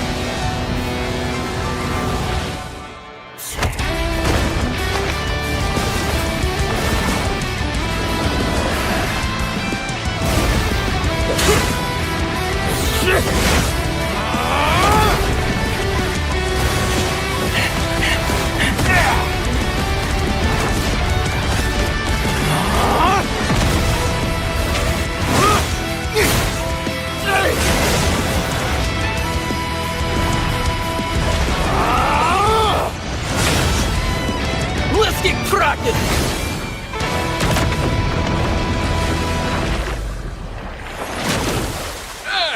Let's get cracking! Hey guys, we've got work to do! Like that! Feel my pain!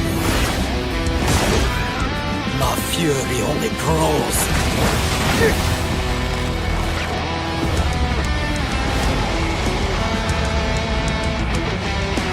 Let's get cracking!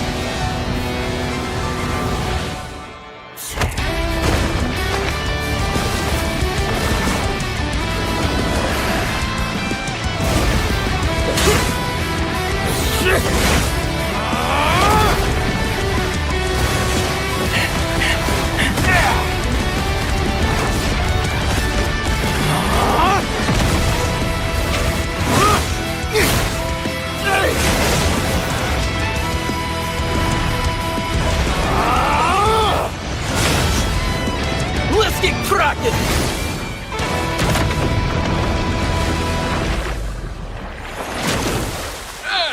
Let's get cracking! Hey guys, we've got work to do! Like that! Feel my pain! My fury only grows.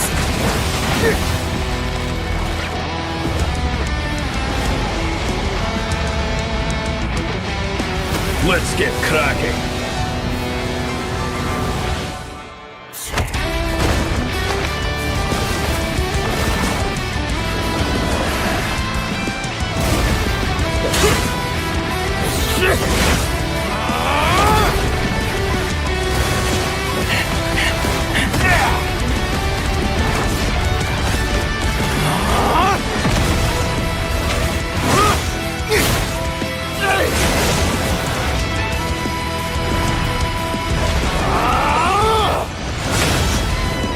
Let's get cracking!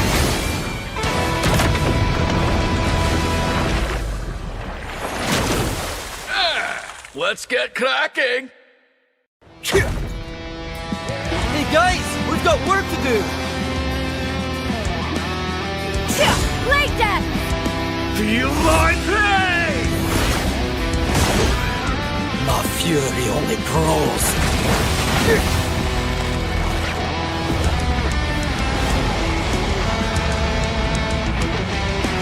Let's get cracking!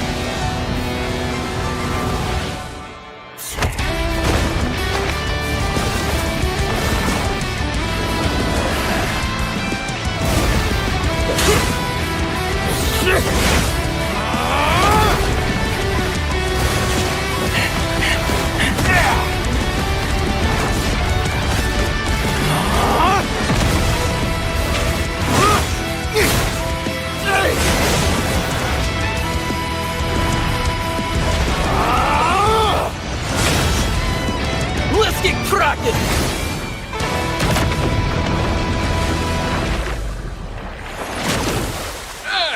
Let's get cracking! Hey guys, we've got work to do! Like that! Feel my pain! My fury only grows.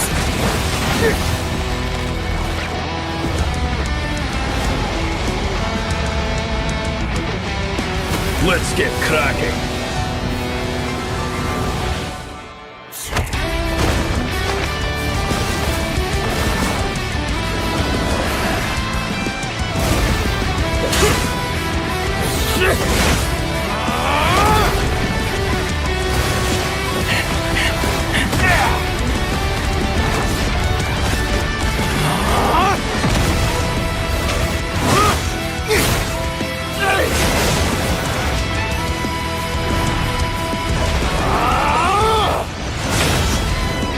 Let's get cracking!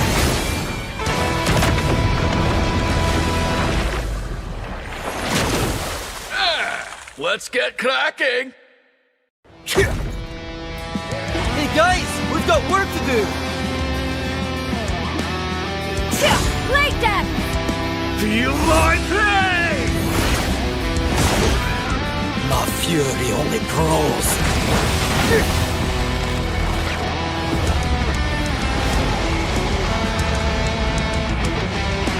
Let's get cracking.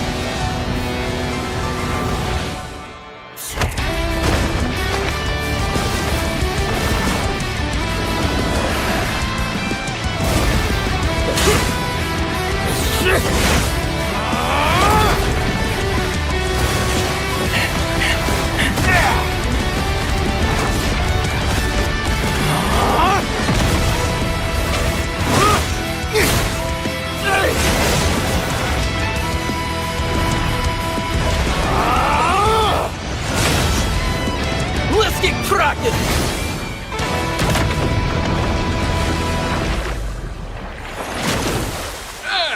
Let's get cracking. Hey guys, we've got work to do! Like that! Feel my pain. My fury only grows.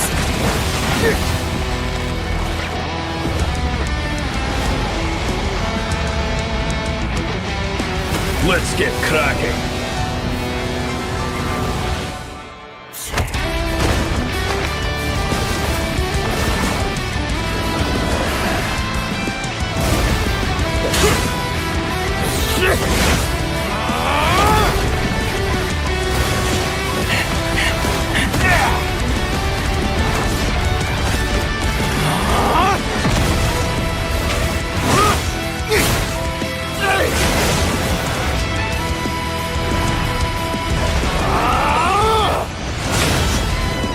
Let's get cracking!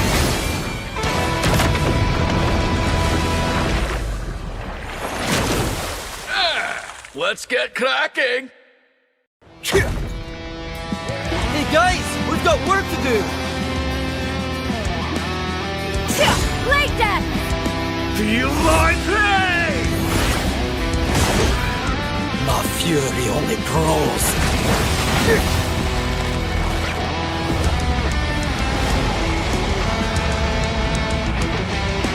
Let's get cracking.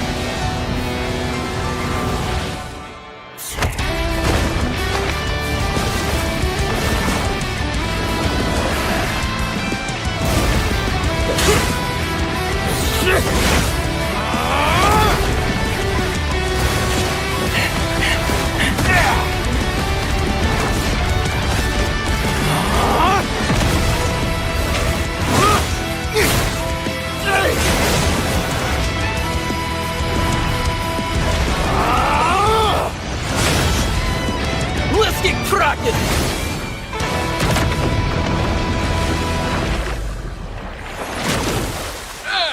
Let's get cracking. Hey guys, we've got work to do! Like that! Feel my pain. My fury only grows.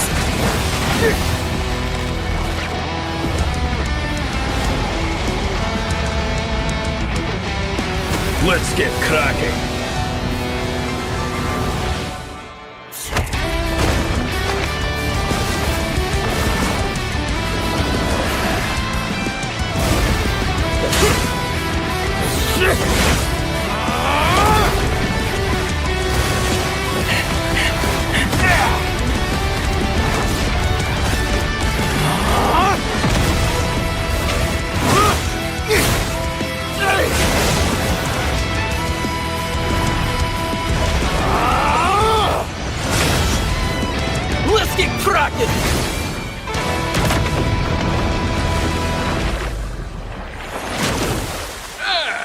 Let's get cracking!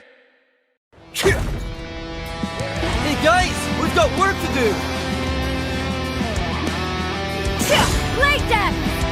Feel my pain! My fury only grows.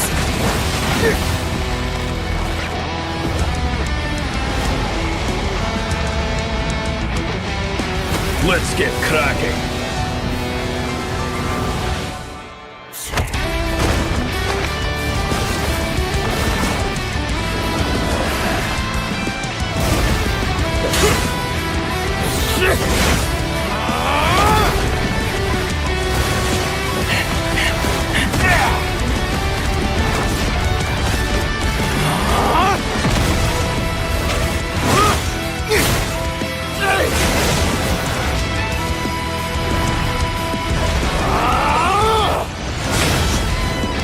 Let's get cracking!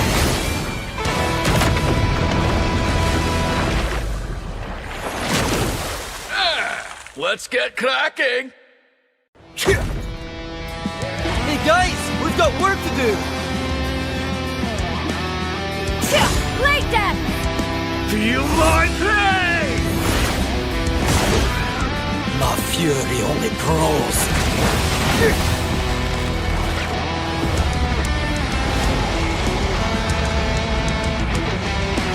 Let's get cracking!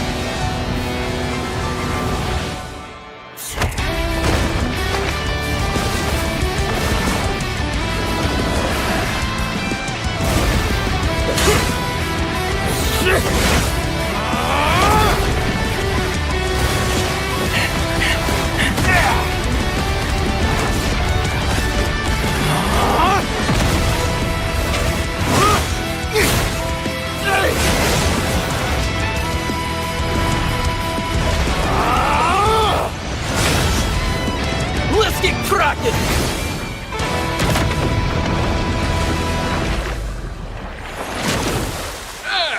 Let's get cracking! Hey guys, we've got work to do! Like that! Feel my pain! My fury only grows.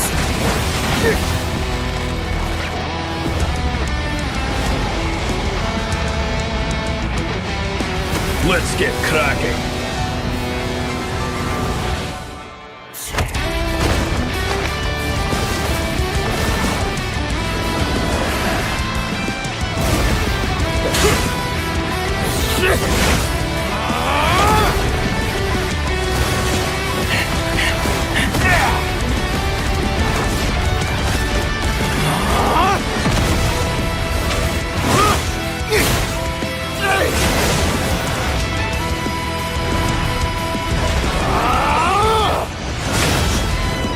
Let's get cracking!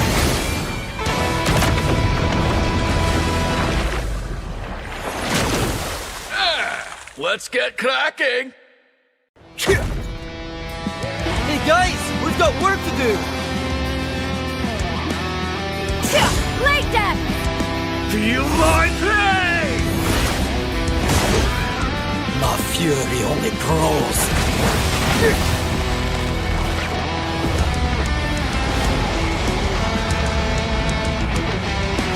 Let's get cracking!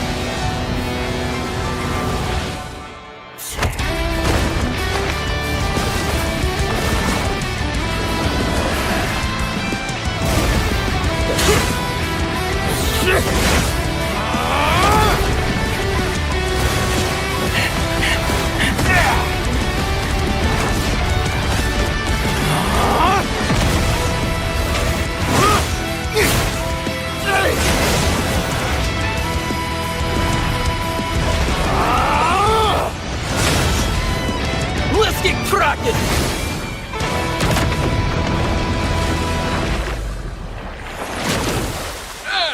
Let's get cracking! Hey guys, we've got work to do! Like that! Feel my pain! My fury only grows. Ladies and gentlemen, welcome back to the Weekly Scrims, hosted by Wardrum and also powered by Vista. Hey, talking about the Weekly Scrims, this is the grand finals for this week, and hey, all honesty, we're seeing an amazing bout happening right now. It's oh my god, it actually is a clean sweep on both teams. And now we are getting to see the action unfold, at this given moment. Anyways, on the caster desk, it's me, Crucifix. Joining me is none other than Fission. Yo, what's up? Thank you for the introduction, Crucifix. Right now, though, in this this is the grand finals, by the way, that we're going to be hosting or casting here right now. So me and Crucifix, we're excited for this matchup between these two sides, and we're looking forward to it. But what are your thoughts, Crucifix, before the game starts? What are you expecting from these two teams? I mean, the names of the teams, Bohut, Bura, Huwa, and Oishani Royals. Do you think the Royals will actually come up on top? Because I've been recently watching Black Clover, and I think Royalty has its own thing. They think that they're better than everyone else. Or do you think this set of Bohut, Bura, BBH are going to make it very bad for the Royals? We'll have to wait and watch. Stay tuned. Make sure you grab yourself your popcorn, get yourself hydrated, and also don't forget to like, subscribe, and make sure your friends actually get the link for the stream because we want viewers. And hey, viewers, the matches are already starting. The first banning phase has begun. We're already seeing these bans coming through from both these sides right now. We do see the Kaja being banned out, while on the other side, Harley being banned out. We have seen TNZ in the M7 using Harley to annoy the enemy team a lot. And we know how good a Harley is right now. So that will be being banned out as well, this little kid. While from the blue side, we're going to be seeing another ban. Who do you think they'll be banning, Crucifix? All honesty though, I don't think I actually know. Hilda could be a good possibility because they're trying to make sure that jungle invade possibilities are low. I think BBH really do have that opportunity of actually trying to put themselves into the enemy jungle, try to assert the dominance that they've already been, putting up in the first matches. I think they don't want that happening. Khalid could be an opportune pick. But let's just face it, that's not going to be banned. I think Hilda would be a good ban here, but there are other heroes like Freya. Oh, no, it's going to be Grok, a hero that nobody actually, expects not to be banned, by the way, because this hero is one tanky hell of a fighter. He is going to tectonic charge your face and make sure your team is absolutely decimated. 100%, I agree. And we've seen good Grok players in the MLMS as well. We've seen Apex using the ability of the Grok to its full extent, making some amazing plays. And me personally, I was looking forward to seeing the Grok being utilized here as well. But unfortunately, it will be being banned out. Well, right now, Zozo going to be taking his ban for the red side here. And who will it be? It could be anyone. There's a lot of good picks, but it will be Marcel this time, this photographer. He has been annoying a lot of people. So it's evidently going to be banned out right now. While Lapel du Weed going to be taking his ban for his side right now. Who do you think might be a good ban? There's still the Sora left. There's still heroes like Valentina. And there's a lot of good bans. Kalea as well. Freya, Carrie, Claude. So who are you expecting to see a ban coming on here? I don't think that you want to give a Freya to the enemies, obviously. If at all the side of Team Red, BBH don't actually pick up on that, Zushin, if they don't ban it, obviously, the side of Team Royals will actually get that without any doubt because Zushin is one of those heroes that has good control in the early game, mid game, and also towards the late game can do something, obviously. So BBH really need to ban that out. But look at that. We've got a glue getting banned off. I don't know why. You've got a few counters for that hero, namely Faramis, Vexana, and a lot of heroes that can actually sustain pretty well when he actually uses this split. So, against a glue, you have a lot of ways to actually run around. But no surprise there, Zushin gets banned. First pick to the side of Team Royals, and they might actually just go for the Freya. And obviously, some teams have already begun picking, Valentina and Sora together in one phase, obviously. So BBH have that opportunity to do that so that, Sora's only weakness, Valentina, gets picked onto the side where Sora is. That actually kind of negates the ability of the enemies to completely shut him down. So I think the side of Team BBH might actually go for it, might not. But one thing's for sure, Keria was open, and that's getting picked from the side of Team Royals. Decide a team BBH, though, they have the option of Sora, Freya, Valentina, all of these good heroes, Zacian too. What do you think? Yeah, I agree. There's a lot of good picks here. I'm expecting to see a Zishan or a Eve. We all know what these two heroes can do, especially right now. So Yeah. it could be either of those, but they're still like the enemy side has picked the carry already. So I mean, I wouldn't be surprised if they pick up a Glord as well. It could go either or. There's a lot of good picks. Maybe they pick up a Kalea and prioritize a Kalea in the roam. But looks like it will be the Valentina for a Super Yoi because he's currently hovering over the Valentina. While Justin will Ooh. be being swapped up and he will be taking a Khalid, an early game invader. So what do you think about this? I kind of saw it coming from a mile away because I already mentioned the Khalid before itself. But no surprise here, we got to see Khalid getting picked again by the side of Team BBH. Valentina also there. I think right now that is going to stop the possibility of a Sora getting picked onto the side of Team Royals. Again, I have this feeling that Khalid might just be paired up with a lot of early game damage. So I think the side of Team Royals really needs that early game protective material against the invades that might be possibly coming up. And look at that, we've already got the Kalea being hovered over. Could possibly be a Kalea pick, and look at that. It is a Kalea, and joining him is none other than Phobius, bro. Fission. What a pick, by the way, from Super Jesus. And Lapel Duit picking up the Kalea. I was expecting to see a Kalea, and a Kalea has been picked up, so I'm kind of happy that we will get to see a Kalea here. Well, right now, Zesty Lemon trying to troll us. He has the retribution on him. This guy thinks he can bamboozle us. But I'm hoping he does stick to carry jungle because we will get to see something exciting, something out of the box, and something really funny. But I don't think that will be the case because he will be switching his spell before the game starts. Hopefully, maybe he goes AFK. You never know. There is still a huge possibility. Maybe his Wi-Fi gets shut down. Ayo, stop this wishful thinking that's actually against both these teams competing with each other, man. We're in the grand finals. These teams want to actually win. I hope they don't actually AFK. Fingers crossed again. And again, Fission, do you think the Nathan might actually be a good pick against the carry? It might actually work its way around the Kalea. Could also work its way around the Phobius, but do you think it's a good pick against the carry? I don't think so, because carry's output, is way higher than Nathan's damage output. But also the mobility factor of carry is way higher than Nathan's mobility. True, he does have the passive that allows him to actually run around a little too much and also get a lot of attack speed, but I think carry's damage output, especially against tankier heroes, is way higher than Nathan. So what do you think is going to be the matchup in the gold lane? But hey, first, look at the bans. The bans on the Guinevere and the Leomord have been banned out. I mean, these two, Guinevere kind of counters the Leomord in the jungle. So, with Leomord being banned out and the Guinevere being banned out as well is something that I have seen in a very long time.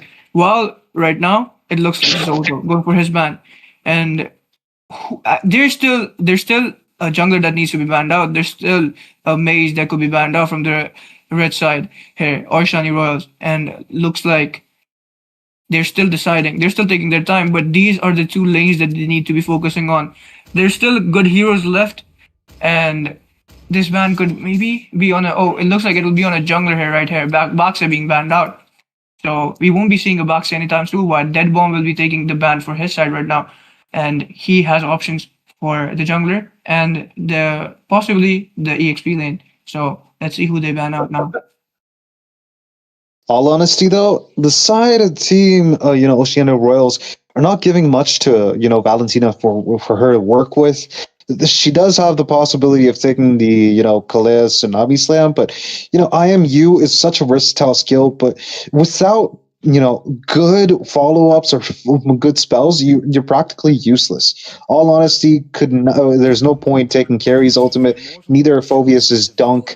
But look at both of these teams. They're actually banning out all the utility junglers. That actually gives them the opportunity for them to pick amazing high damage burst assassins that have a lot of mobility. So we're going to see some high action gameplay in this match. And the Kaja being banned out makes it possible for the Fanny to be picked. Do you think a Fanny might just get picked?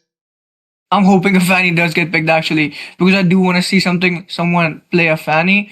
But I have seen Lalai, I think. Yesterday he did pick up the Suyo. So the Suyo being banned out is quite evident, and Suyo is really good as well. Yesterday, I think we did see, or day before yesterday, I think we did see Lalaya with the Sky Piercer on the Suyo. It was looking a bit like it won't work, but then it did work, and it was crazy to see. Well, apparently, but it will be Zozo picking up the Yuzong instead. So Lalaya still has a pick. Maybe he does pick up the Fanny. You never know. But right now, Imposter Syndrome and Dead Bong will be taking their picks for their side right now before Lalaya can decide on which jungler to pick. Do you think they're going to go for an assassin jungler like Yisun Shin? Lancelot's a possibility. I think there's a lot of options, but the mage is what I'm worried about. Zacian's still open. Some other good heroes in the mid lane are still open. Oh, do you think Faramis might just get picked? No. I think maybe Luna. I hope. Oh, they go for the Uranus in the jungle? Damn. You think that's going to be worth it? I've only seen one other person use this Uranus in jungle in Indian server in tournaments, and I think that was I can't quite put my finger on it. Was it Raren? I don't know. I saw someone using it. It is Raren. Oh, it is him. So it was someone I've seen them use it, but this is the second person ever. Wait, if he uses Lalaya, if he uses Hanzo, now I'm kind of biased towards Hanzo, man. As a Hanzo one trick, I'm kind of biased towards Hanzo. If he uses the Hanzo, I'm glazing him throughout this game. But if he does not, if he goes for the Xbog, I would understand why he went for the Xbog. I mean, it's a dull moment actually to get the Xborg on your side. You can actually melt down the Uranus. You can actually take care of Kalea. You can take care of Phovius too. But the Hanzo, look. All honesty, though, the moment that okay, he does get picked. Hanzo does get picked, but let's just the moment that Uranus uses his ultimate consecration, he will be able to catch up to Hanzo's body if at all it took damage and he's returned to it. So he might just be in trouble in that regard. But all honesty, though, there is nobody. Okay, there is Kalea who could jump and catch Hanzo. Oh, this is kind of a rough draft. What do you think? I mean, in all honesty, I'm just seeing the Hanzo, and I'm like, yeah, I know who to glaze right now for the first game.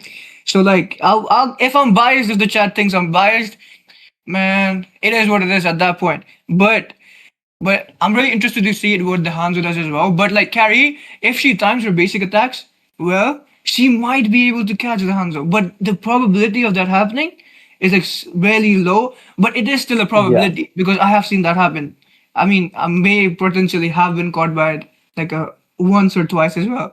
Maybe. You will never find out though. So allegedly. Well, man. I mean, in all honesty, Hanzo does have his own caveats, but he's definitely a strong hero, but he does need the farm. Talking about farming, both of these teams are ready to get some gold. They're in the land of Dawn for some exciting action. Fission, are you pumped up as both of these teams are? I am, and I'm honestly really excited to see what happens and how this match unfolds, given with what these teams have achieved in the weekly scrims and how far they've come. This is the grand finals right now, best of 3 series. Yes, sir, but the mid lane's getting cleared pretty fast by the side of Team Royals, man. Oishani Royals. They're doing. Oh no, wait. BBH is on the blue side. Oh, my apologies. Yeah, it's Bohut Bura Huwa, and unfortunately, it looks like the waves got cleared too fast for them. But there's 2 knockups in a row. We've got no Tsunami Slam just yet, but we've got 2 fish ladies doing their best, taking down one of the enemies, and that's going to be the enemy jungler taken down before the first 2 minutes. That's crazy. Already 2 kills, and the Hanzo trying to go for the crab, and that ends up losing his life though. I don't know about that play, Lalaya. I actually don't know. I was going to glaze you, but I don't think I can glaze that yet. But hopefully, maybe he does make a comeback. But right now, with that, he might not be able to farm as fast, and he might be a few levels down. Let's see. But I mean, he is against the Uranus jungle, which is a tankier jungler. He's 1 level below him right now. But still, a tankier jungler farms slowly, and a Hanzo is an assassin. So maybe he does make a comeback fast enough or quick enough. But he does get to level 4. Yeah, and the turtle is about to spawn in around 7 seconds or 6 seconds. So it will be exciting to see what happens in this neutral objective contention, because right now there's the number advantage on the red side here. There's the Khalid and the Yuzong in the bottom lane. It's a possible fight. No, it's not. They're not going to try risk it. They want the jungle. They want the turtle. They're not going to risk it for now. But the mid lane has been covered up. The side of Team BBH have the advantage here. They're trying to actually zone them out. Oceano Royals. They're doing their best. They're pushing the enemies back ahead, and now there's going to be a big chase on this Yuzong. Yuzong forced to run away. He still does have the big black dragon form, but he's not going to be using it just yet. The side of Team BBH have already begun the turtle, and now we've got an engage. We've got Phobius doing his best. That's going to be a 3-man knockup, and that's going to be a continuous fight. BBH is absolutely scaring the hell out of Team's Royals. They're forced to go back. Yuzong used ultimate's escape, but Hanzo's taken down, and that's going to be another one. Valentina gets killed, gets the kill, and Phobius going for more. He's going to jump into... Oh, what was that? Dash! That did not work out well, but hey, Valentina still gets taken down, and that's also going to be a taken down on the turtle side of Team BBH. Overall, yeah. Did you see the HP on the Yuzong, by the way? That brother was at 1 HP. And he ulted, and he escaped, but not for too long. Khalid was also 1 HP. What a play by Bura, actually. Oh my god, they're still going at it. Hanzo low on HP, he's running away. He's trying to escape, but look at that. We've got one enemy on his tail. Carry trying to catch him out, but he was fast enough to actually make a decision to back off. Good decision. It looks like they're 1 HP central here right now, because Hanzo, even he escaped their 1 HP. This team, maybe they have a meta. You never know. They're just trying to survive at 1 HP, and they're doing, only Hanzo did pretty well, but still. It is a successful 1 HP retreat for someone on the side of Oishani Rivals. But, I've pretty much seen Bahut Bura in multiple tournaments before, in multiple community tournaments, and they are a strong side, and they are a pretty known side, I guess. So, they're currently showing us the levels. Oh, we've got the Raging Sandstorm. Nathan gets the kill on the top lane. Zesty Lemon got a little zesty. Gets taken down, and that's probably going to be another tell. Oh, no, we've got the Bloody Retribution. We've got the Tsunami Slam. That's going to be Nathan getting taken down. Yesterday in spring is yesterday. And look at that. We've got Hanzo trying to take down the mid laner. Dead Bomb is now dead, too. Laya finally got a kill and used his Retribution to secure the kill. Fair enough. But the turtle will be spawning in around 22 seconds right now. And Hanzo should, during the mid-contention of the turtle, the Hanzo should have the Retribution. So that's a timed Retribution, I guess, to secure a kill. But right now, it will be really interesting to see how the side of Oishani Royals makes a comeback from this. They're currently 6-3. There is a 700 gold deficit between these two sides right now. While they're still trying to poke the enemy team in the top lane, the Khalid and Nathan 2v2 matchup against the carry and Kalea, and it's still going on while the Hanzo is still farming, while the Uranus is already at the turtle. There's also a lot of poking going on, a lot of brawling going out in the bot lane between the Phobius and the Yuzong, but the red side does have the number advantage. You can see the Hanzo ulting, going into the Hanekage form, trying to do a lot of damage towards the Uranus, has his stacks, does the soul snatch, but to no avail because he's the one at low HP right now. Will he end up dying here, or what will happen is what we have to find out. That is some main character energy right there. Hanzo low on HP, he still escapes, but the side of Team Royals lose 2 members. That's going to be an easy turtle for their side. BBH find their way to catch the Hanzo, and oh wait, no, not Hanzo, Yuzong, but that Hanzo slips right in. Kalea gets taken down, and that's going to be, it is definitely going to be a free turtle for the side of Team BBH. Yuzong gets taken down. The Lizard is now out for the count, and that's going to be possibly an invade. And Hanzo can't really do much about it. Phobius jumps in. He gets the kill. Super Jesus absolutely slammed Duncan on Hanzo. And that's an end a game for the side of Team Oishani Royals. I have to mention, did you see that cheeky Nathan play? This brother just stole his blue from the side of... he did see that his jungler was going to get invaded by Imposter Syndrome and his Uranus. Yeah. He made sure that he stole his blue as well, the enemy blue as well. So he does have a blue right now on his side. A really good play by him. And securing the damage. Oh, and that's a wasted Raging Sandstorm, but hey, Nathan's got a lot of damage. Carry running away. Zesty Lemon, he's going to take the Retribution, but look at that. Hanzo's going to go inside his good God, Dead Bomb bombs that Hanzo into a beautiful Rough Waves. But all honesty though, I think Hanzo should have timed his, the yellow bar, what do you call it? What is that called again? Demon Blood. His stamina. It used to be called Demon Blood. It used to actually, increase with, what do you call it? I think they changed the name. But the thing is, currently I have to say, as a Hanzo player, I don't think like the positioning of Lalaya for these ultimates has been nice or something that I would particularly see, because his positioning for these ultimates has been really suspicious. Because ulting from the mid bush, then ulting from too far away, he was near the this green bug right here, and he ulted from that far away, knowing that he doesn't have his blue and his ultimate won't last too long, and he still went in and dead bomb completely nuked him. Yeah, I mean, fair. I mean, in all honesty, though, the ultimate for Hanzo lasts 10 seconds. If you have the blue buff, it goes for like 12 to 13 seconds. And if you keep hitting the enemies, you still get that, the yellow bar. Yeah, let's just call it Demon Blood for now. I think it was censored later on because, obviously. Yeah, duh.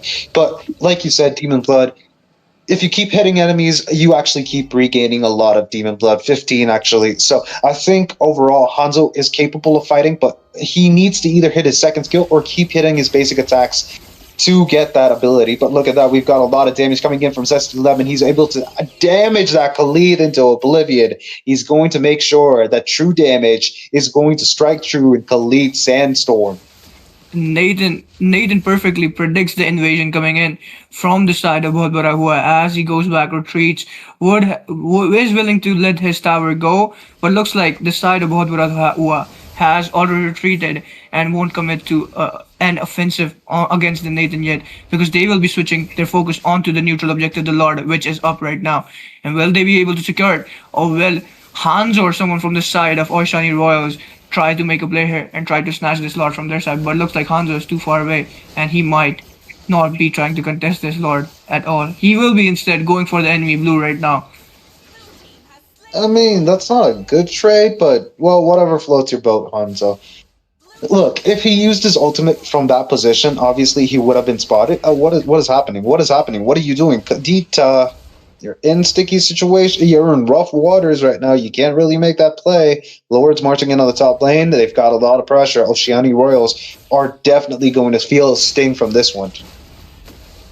It looks like the Fovey is still poking the Yuzong because the carry will be able to secure the T1 inhibitor the third in the bottom lane. While there might be a play coming in against the Uranus here, looks like the Nathan will be able to shred him down instantly, while La Pelle du Weed might be the next one on the chopping block. But looks like the Hanzo just didn't want to commit yet, and he will be backing off. Wow. The Nathan has done a lot of damage already in the top lane. Will he be going for the second inhibitor third is what we have to see right now. And what is his decision making right here, because he has cleared the minion waves. There is pressure coming in from the top side here, and Carry has to deal with this right now. I mean, in all honesty though, the side of Team Oishani Royals, they're not falling too far behind. They definitely are behind, but they're not too far behind. They're doing their best. They're actually kind of like counteracting whatever BBH have actually gotten up until now. But the side of Team BBH, they've got good coordination, they've got good positioning, they've got good timing. I don't see a possibility of Oishani Royals actually making a big comeback, but the side of Team BBH, they might slip up any time because of the confidence, but I hope not. They're doing good, at least up until now. They've been doing pretty well, but look at that. We've got the Tsunami Slam, we've got one person caught, we've got the Rough Waves, Dead Bomb, just dead bombs him. Okay, I mean, dead bombing should be a thing right now. Dead bomb just absolutely annihilated the Valentina Zozo back to the base. And hey, Hanzo using the Pokemon. I've been thinking dead bomb is nuking people instead because he has bomb in his name, but I mean, yeah. I mean, hey, it should be a thing now. Dead bomb. Oh, petrify from the Yuzong. We've got two people caught. We've got the ultimate. No, we've got the ultimate from the Nathan. We've got him doing a lot of damage to that fish lady, but oh, Zesty Lemon does even more to Khalid. That sand's not going to save him. Nathan's doing absolutely amazing. He's still staying He's staying alive. Bro is not yesterday's news. He's today's now. He's able to actually out-sustain that fight, take down two of the enemy's most important players. There goes Dead Bomb. He catches Nathan. Yesterday is now. That is what happened just now, and that's going to be Valentina getting taken down. Yuzong in the fray. He's not going to be able to sustain against the Phobius. He's doing, oh, that's not Yuzong, that's Hans. Oh, okay. He's just going to pop his ultimate. He's just going to run away. And good decision. He's on the top side. For a second, it looked like yesterday in spring was a gift for the team, and I was going to call him the present, but then he got deleted and became a thing of the past. So he's still yesterday in spring, I guess. I mean, fair enough, dude. All honesty, though, he's doing pretty well. Yeah, I didn't actually expect him to take down, Uranus and also carry. Well, his team actually helped, but I didn't expect him to actually sustain that much and stay alive for that long. But look at that, we've got Yuzong forced to use his ultimate. That Tsunami Slam was immune by that beautiful big black dragon form. But Kalea now in the shopping blocks, he's going to be taken down, and that's going to be a Valentina stolen ultimate. The Tsunami Slam, hey, Yuzong gets taken down, Uranus gets the secure for that. And Hanzo, I don't know what you're trying to do, but, well, Khalid falls short too. Hanzo now has his vision revealed. He's still going in, though. For a second, Super Yui felt like he was Superman, but then he got taken down and brought back to reality here. But it is what it is, because he still did his job, right? He still made sure that they could do something in that fight, but didn't last very long, is what it was. Right now, though, Uranus and the side of BBH are going to go and secure this Lord easily for their side, possibly looking to take a lot more towers, because there is still a lot of towers from the side of Oishani Royals. They have been managing to defend really well. They've been doing a lot of wave managing. They have pushed the top lane a lot. Only one, I think the second inhibitor turret is remaining on 1 HP or like 1%, 2% maybe.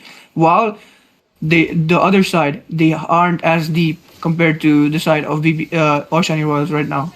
But they will be right now. Oh, hey, look at that. We've got a Tsunami Slam. Hanzo using ultimate. He's going to be able to escape. But look, it's now Zesty Lemon coming in, taking the blue buff. And that's going to be the ultimate, the rough waves from the Kadita. Following through, we've got the Raging Sandstorm, the big black dragon form. But Zesty Lemon doing a lot of damage. Takes down Super Yui. That's going to be a follow through with the Nathan doing damage on the back line. Zesty Lemon still doing the damage. He's still following through. He's got a double kill. He's going to follow through for more. He's trying, but he's not going to able. Okay, he's still going for it. It's possible. No, he does not get the triple kill, but his teammate does secure the kill on Hanzo. He's playing pretty good, I would say. Hanzo does deserve spotlights from now and then, but I mean, what do you think? You're the Hanzo. You're the Hanzo main. Yeah, you should tell us. I think I kind of cursed him by thinking that I would be glazing him personally. Because, like I said, I don't mean no offense to him and anything like that, but his positioning has been really suspicious. Like, usually as a Hanzo main, you wouldn't want to ultimate or keep your main body in those areas, certain areas. There's a certain areas that you wouldn't want to ult from, leaving your body vulnerable. And he's been doing that a lot. Like, a lot of his ultimates have been misplaced, in my opinion, that is. And those are something really shaky. That's why I feel like he doesn't have that complete mastery over the Hanzo, but it is what it is. He's still doing, and I haven't seen his build yet, but I see he has the war cry. I personally prefer a killing spree instead on Hanzo, because you know what the killing spree does. It kind of benefits it as well. Every kill he gets, he can get more demon blood, and yeah, and he regenerates HP as well, and he gets movement speed as well. So that is really good for the Hanzo to chase and get more kills. But hey. Bomb. And that dead bomb is absolutely shotting the side of Team Oishani Royals. 4 down, 1 left. Hanzo still alive. The one person you should be glazing is still alive. Do you think he can make a comeback? He's possibly trying. He's low on HP. He's forced to go back into the enemy base. Oishani Royals trying their best. The ultimate's still on cooldown, but the minions here to save the day. They might actually have a chance, but no. It's going to be the side of Team BBH that secure the victory in this best of 3. The first victory goes to BBH. It was a Hanzo and a dream, but it looks like the dream has gotten shattered because the Kadita was nuking everyone, the double kills. This guy was on a mission, and he did what he does best, took them down. The side of BBH getting a well-deserved victory for their side. So right now in this best of 3 series, it's game 1 that goes to the side of BBH, Bahut Bura Huwa. And right now, the second game that will start eventually will be a big game for the side of Oishani Royals, because they will look to get something back in this best of 3 series. If they fail to get anything back, it looks like it'll be all and over for the side of Oishani Royals, and this will be a victory for this in this best of 3 series for the side of BBH. But we will have to find out what happens. What do you think, though, after this performance from both these sides here? Who do you think might have a better shot in the game 2? And what do you think about these results, these stats that we have right now on our screen between these two sides? Look, all honesty, I think I understand what the side of Team Oceani Royals were trying to go for. They were trying to use the Khalid as bait, let Hanzo steal and invade the enemy buff. I think that was what they're going for, but they did not get the farm that they needed to actually, execute that. But all honesty, the side of Team BBH, man, they had good coordination, they had good synergy. They knew that if at all they actually had to face an enemy assassin as a jungler, because Leomord, Guinevere, Suyu, all of these heroes were banned, so they know that it's going to be an assassin, and if it's an assassin, he will be able to steal or clear the camp fast enough for or take you down at least during a Lord fight. That's why they actually went for the Uranus in the jungle, and it kind of like worked out. Bloody Retribution, though, it does a lot of damage, especially on higher HP, heroes. So I think Uranus, as it is, did very well in this match. The side of Team BBH, absolutely amazing gameplay. Overall, I believe that there's one thing that we have to address at this point because, well, we've been seeing this since the starting of the game. There were two supers in the bot lane. It was like two Saiyans, yeah, one Jesus, one Yui. Both went super mode, and then they were just trying to fight each other. But hey, Jesus comes up on top. Hell yeah. Amen. Amen to that, brother. The build, by the way, I felt like from the Hanzo, I have this opinion of Hanzo. The build was there pretty much. They were using the CD reduction boots, which is like an old thing. You currently, since Hanzo is really prone to CC, I prefer the CC reduction or whatever it's called, the boots. And the golden sword was good. I prefer, but I don't think he had enough gold to get the Malefic Roar and a few more items. The last two items, so he did lack the damage. But if he could have gotten them, I think he would have been really, really useful against the Uranus, the Phoveus, and would have been able to delete these guys. But unfortunately for him, got invaded and couldn't utilize the Hanzo as much as he should have, or as much as he should have been able to. Fair enough. I agree. Oh, but on my note though, I actually go for either Sea Halberd or Hunter's Strike as the first item. I go for Hanzo. So I didn't actually see why. I didn't actually understand the reason why he actually went for the Golden Staff as the first item, because you already lack a lot of damage or utility actually. So when you're in a fight, you probably either want to actually be supportive of your teammates, you want to play it like Sea Halberd so you can actually assist your teammates, or maybe get a kill, or Hunter Strike if you know that you can actually take down the squishies. Is my point of view at least. What do you think? That's a great point of view, because Golden Staff is just to secure those buffs and stuff, because when you get a Golden Staff, you can two-hit and secure the buffs. But yes, I also do go for the Sea Halberd as the item after that, because obviously in solo queue rankers and stuff, you can't rely on your teammates to build anti-heal, etc., etc. But the Sea Halberd does a lot more. Like, it will help you against heroes like Uranus, who have this regenerative ability to get their HP back. It also has shields and stuff. So that's a really useful item in my opinion, and he should have built that, especially in this game. I don't know why he just ignored that, built Corrosion Sight instead. They already lack the mobility. Uranus can't run too fast. He's not faster than a Hanzo. Phoveus is not faster than a Hanzo. So I think Sea Halberd would have been way better for him. Sea Halberd and also possibly, Corrosion Sight, that would have actually been much better as the first two items on a Hanzo instead of the Golden Staff. Hey, we're talking about the past, bro. We're not on yesterday, we're on today. We've got the first banning phase almost coming to an end. We've got the Phoveus and Harley getting banned off from the side of Team BBH. No, I mean Oceani Royals, man. My bad. Always in the game we do have yesterday and spring, but on the casting this we have today and summer. And I don't know what the temperature is wherever you are, but in my state it might be reaching 42 degrees and I might be melting like an ice cream soon. But we do see these bans coming out from both these sides here. Harley being banned out as per usual. Another Harley being banned out in game 2 as well. Phoveus and Kadita have been banned out as well. And these, when you see the performance by Dead Bomb in the game 1, obviously you're going to be taking a Kadita off of his hands. While the Phoveus has been banned out as well, because Super Yui doesn't want to face Super Jesus. These two Supermen in this Land of Dawn, they don't want to face something that they can't fight against, I guess. While Glue, Marcel, and Zushin have been banned out from this side, from the side of BBH. They banned out these three heroes, and we know exactly why. While Justin and Spring going for this time, he'll be going for that carry pick, possibly looking to show the side of Oishani Royals how to utilize a carry. I mean, the side of Team BBH, they did play, the carry pretty well. In all honesty, though, they actually did play pretty well. Wait. Oh yeah, I completely forgot about which side is which. My bad. They were the better side. I am confusion. Yeah, Oishani Royals is in the blue side right now. Yeah, it definitely is. Yeah, Oishani Royals is the blue side. Yeah, I kind of forgot which side was it for a second there. Their names are like a bit. But Zesty11 picks up the Freya. You've seen what RFE did in M7 with the Freya and had made Freya a cool pick for the cool kids, you know.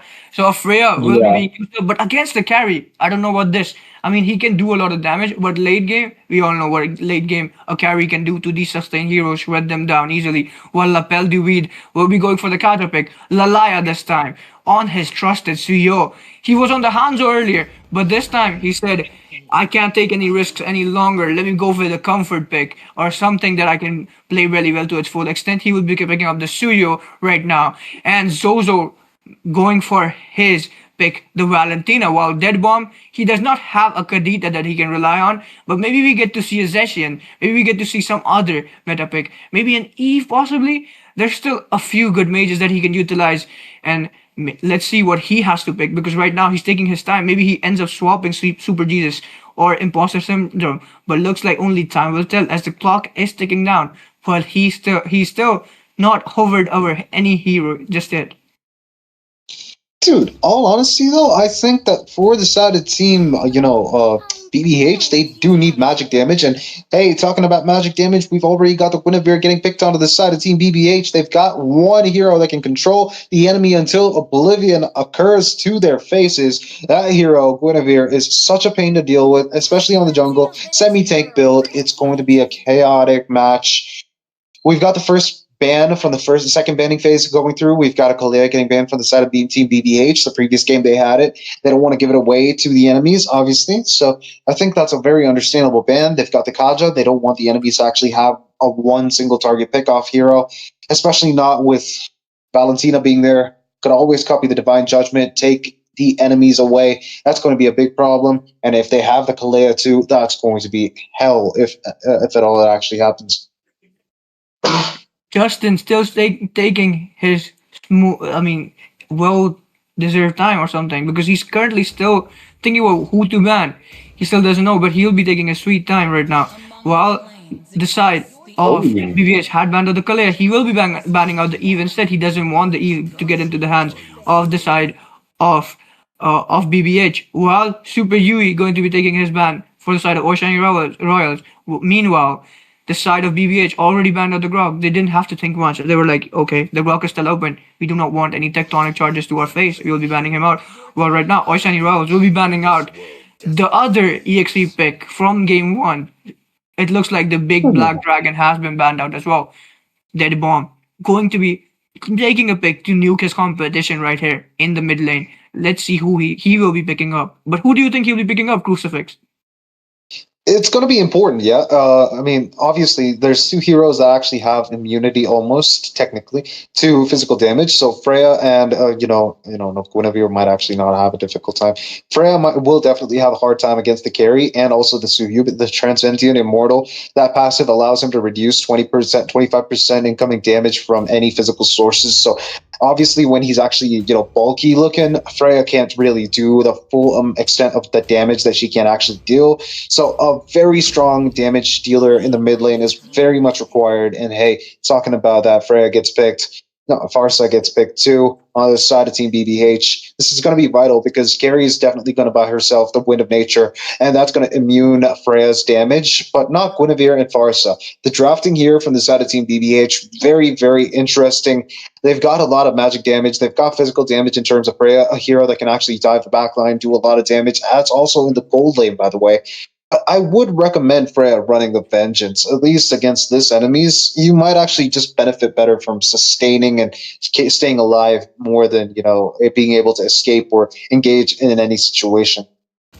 I have to agree with that because this guy, the carry, will be looking to deal a lot of damage, and the vengeance might be really useful against the carry. While Justin right now, he's just in time to pick up the Hilda, while Super Yui going to be a Superman right now with the Sora. We'll be using the shifting of clouds and we'll be high up in the sky. While we do see Super Jesus going to be taking the pick for his side, it might be a Lapu Lapu. He's currently hovering over the Lapu Lapu, but only time will tell if he does eventually pick up the Lapu Lapu or if he changes his pick. But we do see that bomb. Like we said, he will be nuking the competition, so he has the feathered airstrikes on his side to do a lot of damage and to create a lot of space for his side. Hey, unpopular opinion here, but in the EXP lane to actually counter out the Sora, I would recommend, yeah, don't take me for it, but I would still recommend a Roger pick. Oh, it looks like it Don't will be see why. a North pick. Harriet, I mean, he does counter him. But it looks. Wait, will they swap? Oh, they swapped instead. I mean, that is a good choice as well, I guess, because Harriet against the carry, while Afreya against the Sora.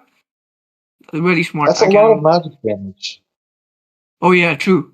Completely forgot about that. That's a lot of magic damage. That's like one Athena shield for everyone in the side of Oishani Royals. But I guess let's see. Maybe they want to end the game early with that comp, with the magical damage comp. But I guess we'll have to find out.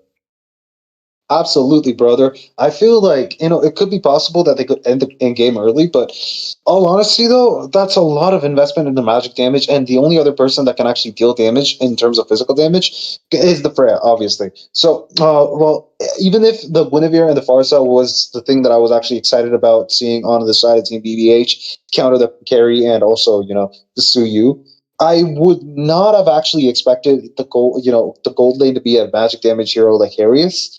Because all honesty, yeah, again, that was a lot of magic damage. And like I was mentioning, we're in the land of Dawn. I will talk about something very stupid later, so please bear with me as the game begins. And talking about that, unpopular opinion, this is just my opinion, not unpopular at all. It's not at all in anyone's point of view. Roger kind of does counter the Sora because, well, Roger's damage does do damage based on HP. The higher your HP, the more he does damage in human form. The lower your HP, the more damage he does in wolf form. So he does kind of work against the Sora. I've done this a few times. I did do it as a test, obviously. It worked out, though, surprisingly. So it's a random opinion that I just wanted to share. The match is going underway, and the side team, Oishani Royals, get themselves the Little Wanderer. And by the way, that's the more you know for the chat. This he might have said it's an unpopular opinion, but you never know until you try it out. Don't knock it till you try it. So maybe next time you see Sora, you just go Roger against the Sora and see what happens. And right now, though, these two sides going to be battling out. The Freya has been doing a lot of poking, has been doing a lot of damage to the Sora in the bot lane, but looks like the Sora this time wants something out of this because he is back for more. While Harriet and Carry going head to head in the top lane. We did see, by the way, Super Jesus does have the vengeance to deal with this Sora, but right now he's being pressurized by the side of Oishani Royals, and he will be looking to fend off these two or the pressure being built up by them. But he's currently clearing. Suyo going to invade early, while Harriet. Oh, it was close. Yeah, it was close. Maybe I was expecting him to catch him, but it looked like he went Kelra mode. He knew what was going to happen and he predicted it. Went back, used his flash immediately. I mean, flickered. Wow. Hey, this is not League of Legends, bro. It's Moba Legends. We've got a fight. Okay, it's possible. Sora is probably going to use the Shifting Skies. The Flicker's baited out. The ultimate, the Feather Airstrike. There goes Divine Judgment from the Valentina. Pulls the Forest up, but hey, we've got Freya jumping in with the Valkyrie's Descent. Takes the kill on Sora. Oh, Freya killing Freya. My God, my IQ is dropping with that. Okay, anyways, that's one down for the side of Team Oishani Royals, but they do secure the turtle. Easy turtle for them. Right now, though, it is really interesting to see what happens because the Suyo, I think with the Suyo, I'm expecting him to build the Sky Piercer again because I've seen him do it. It was really something out of the blue. He did build the Sky Piercer last time he played Suyo, Lalaya. And I was like, wait, why is he building a Sky Piercer? He's 0-1-1. He still built the Sky Piercer. And I was thinking it's gonna fail, but it did. it did work well for him because after that he just went snowballing with the kills right now. Gets a kill onto the Gunniver. Feather airstrike coming in, but won't be able to save the Gunniver just yet because the Gunniver ends up getting taken down instead. Right now the Sora and the Freya have been dealing damage to each other. Wow, Zesty Lemon has been poked a lot by the carry. And another successful invade by the Suyo takes the red buff from the hands of the Gunniver, and he'll be looking to get another one. Is it called the Golem? I forgot what it's called actually. It's the lava golem, I think. No. And I think you know what? Let's just call him Teddy because Shinmen Tacos have called him Teddy. And yeah, all honesty, we've got a little bit of a problem in the bot lane. Freya might just get cornered. We've got Suyu and Sora trying possibly. No, it's not going to happen. I mean, but that's Super Jesus. He's a man who works miracles, and he just did. He has avoided getting sandwiched, and instead he dealt more damage. But hey, true. There might be a fight coming in the bot. Oh, will he get caught this time, or will he survive yet again? Looks like he has worked another miracle. My fault. Wait, you were talking about someone going AFK. That is an absolute horrible position. And Hilda's asking for a pause there. We've got a pause now. But again, that was such a horrible thing to see, especially when the turtle just spawned in. Exactly. Man, oh man, that was so bad. All honesty, though, that is one of the things that you don't want happening, at least not in the grand finals of your tournament. And I was talking about miracles. I nearly thought he didn't go offline. He just made a bad play. And I was like, yo, he has made another. There's another miracle right here. He just got a kill too. This guy. He might have. That is crazy. He was a man on a prayer, basically, because the way he survived that, and then something happened to Lalaya's internet connection, and he went offline, and he got a kill. The Freya got a kill. Holy! If that isn't a miracle, I don't know what is. Especially in the grand finals. Hey, yo, man, that guy actually had something up his sleeve, and I bet prayer is what it was. But let's just talk about stuff in the game that actually make very, very, good impressions on people. The fact of the matter is, Freya's got herself, okay, obviously this thing, the Vengeance spell. The moment that, Sora uses Shifting Skies to actually, do damage, especially in the Thunder form, when he starts punching, he's going to not be able to do enough damage and sustain all the damage from Vengeance. So that interaction is something that you should be knowing about, because Sora could be forced to use the, torrent form, the cloudy form, the moment that you actually have Vengeance on you. So every time you're up against a, Sora, make sure you get yourself Vengeance. It kind of like saves your life against that guy, especially forcing him to go into the Thunder form. That actually lets him be more squishy for you to take down, and that actually allows you to take him down faster. What do you think? 100%, I have to agree. Every time I see a Sora, and I mean, I don't really play the EXP lane, but I expect if I was to play the EXP lane, I would go Vengeance against them, because it's obviously just like you said, and yeah, it's pretty much. I mean, it's pretty much self-explanatory. He does a lot of damage, so just go Vengeance. Why? I mean, what else would you go? I mean, yeah, that's the most logical spell to go, I guess, in my opinion. Yeah, you get 35% damage reduction. You send back whatever damage that Sora deals. In waves, by the way, the number of punches the guy deals actually deals more damage to him instead of actually doing damage to you. So it's no surprise that you actually go Vengeance. Make sure you keep that in mind, guys. And again, dude, Fission, what do you think about this all magic draft? Not all magic, Freya's definitely not magic, but there is certainly some magical miracles happening in the bot lane, obviously. So what do you think about this magical draft?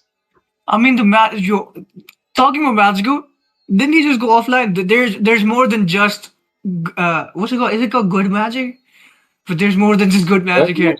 They made the stream went offline as well. But anyways, I do think their comp is useful early game, but after an Athena shield is built up, or after mid to late game, I don't know if it will work unless they can snowball.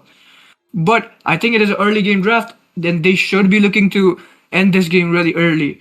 If it does not happen, there is a huge chance for the side of Oishani Royals to do a lot of damage and come back into this game. Yeah, I mean, true.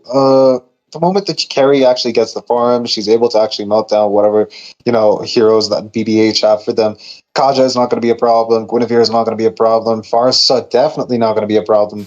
Freya instantly going to get wiped out. So I think Carrie is one of that heroes that you have to watch out for, especially if you're playing right now. BBH, they've got the advantage. They're trying to take the turtle. Kaja forcing the enemies back away. Suyu is taken down, so he's not going to be there to actually secure the turtle. Guinevere making sure that the turtle is on their side. Imposter syndrome, making a play for himself. For sure. And I mean, the Suyu was down, so this was pretty much a free turtle for the side of Bohut. Right now, though, Carrie might be in a bit of trouble. But Hilda is there. Will the Hilda be able to make it survive? It looks like the Hilda did a lot of damage with the power of Wilderness. Wow. With their airstrike connecting. And Zesty ends up taking down Justin while Zozo ends up getting the kill onto Guinevere. Lalaya right now, he's not AFK anymore. He's back online because he gets the kill. Shuts them down.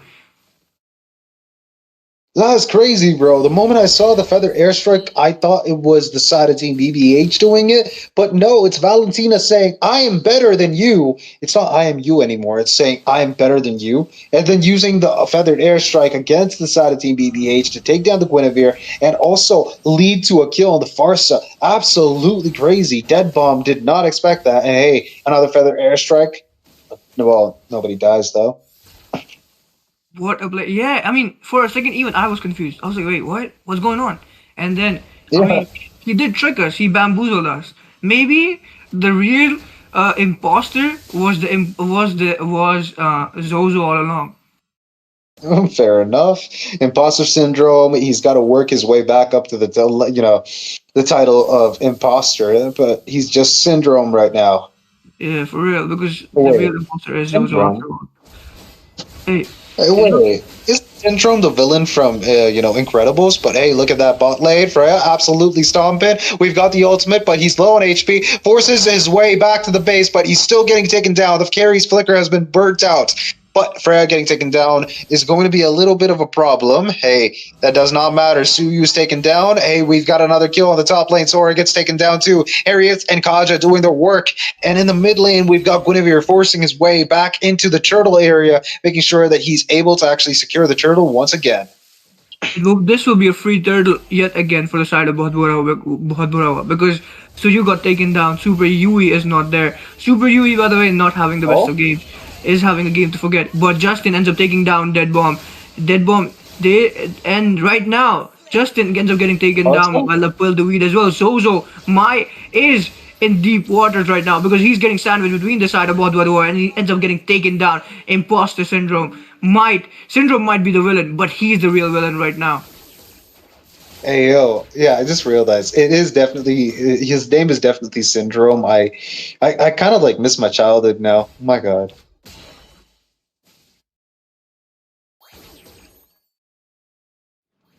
Back into the game, landed Dawn. We've got Farsa in the mid lane, trying to actually defend the lane against Sora. Will he use Shifting Skies? Maybe not. In the bot lane, though, we've got some Man Force, but Hilda's right on Kaja's neck. He's not going to use the Divine Judgment on Hilda, obviously, because Harriet cannot do the damage without his Holy Crystal, so he's definitely going to play it safe. Both of them go back off. The top lane's not going to have the same story. The side of Team BBH, they end up losing one tower. Sora and Carrie doing the work for their team. Oishani Royals getting an advantage finally. Right now, though, it looks like there might be a setup happening in the mid lane because there's a lot of man advantage from the side of Oishani Royals. But it looks like they will be going to the bot lane instead, trying to do some wave management, trying to put a lot of pressure in the bot lane. While we do see the Freya hiding, giving no vision to the enemy side, and he is still in the top lane. Might be looking to push the C2 inhibitor in the top lane. Oh, Divine Judgment, but for a Feather Airstrike, there comes Shifting Skies, 2 flickers forced out. We've got him punching the air now. Another flicker forced out, but hey, Kaja's gonna take a backseat on this one. There's gonna be Sora, who's gonna be taken down. Okay, that's a lot of damage from Harriet and some Man Force, but he's not gonna stay alive after that. It's possible that Farsa might be taken down too, but no. We've got a little problem. A sneaky little Freya in the bot lane taking down the tower and making sure that the base is exposed. The Q3 is now exposed for the side of Team BBH, but again, BBH have also had their bottom lane tier 3 exposed. Oh, Freya trying to jump away. Valkyrie's descent away, and he's going to stay alive.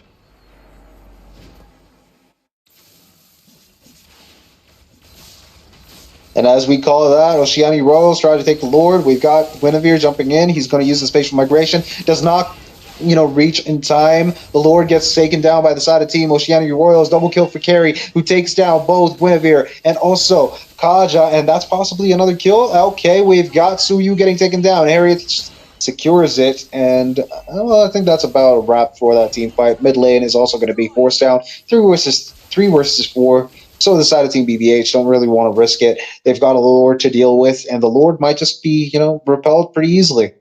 What do you think?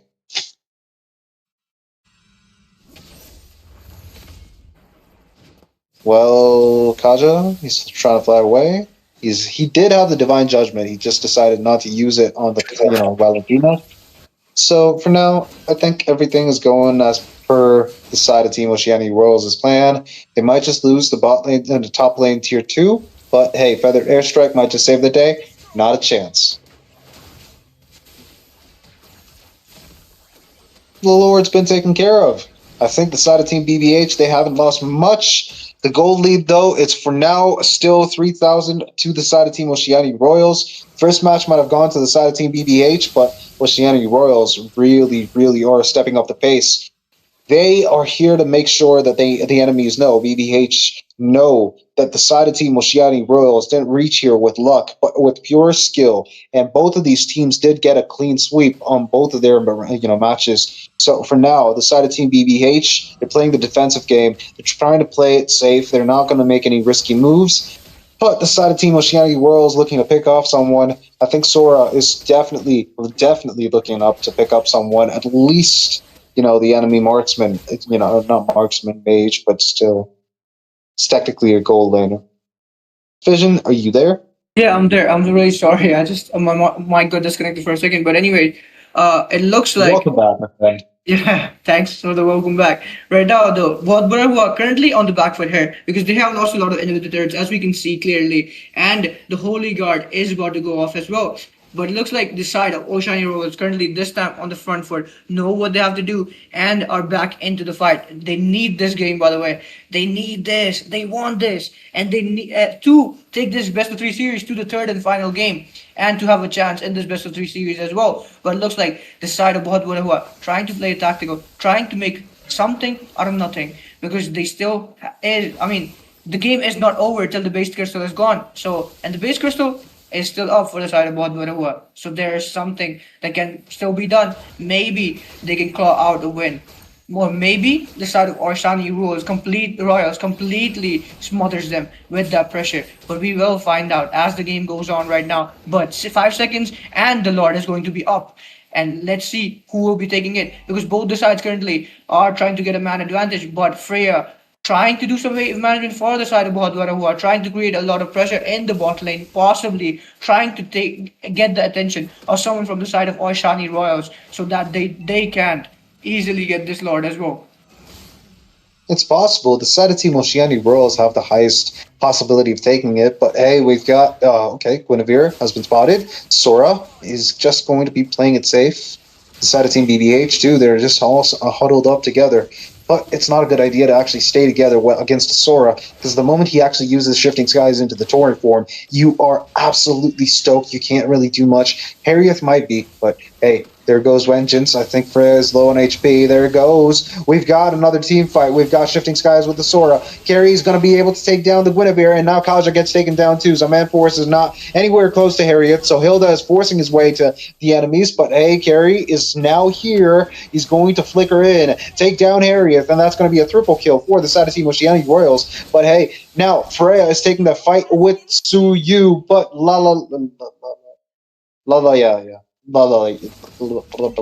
Suyu is able to take down the Freya with the help of his tower.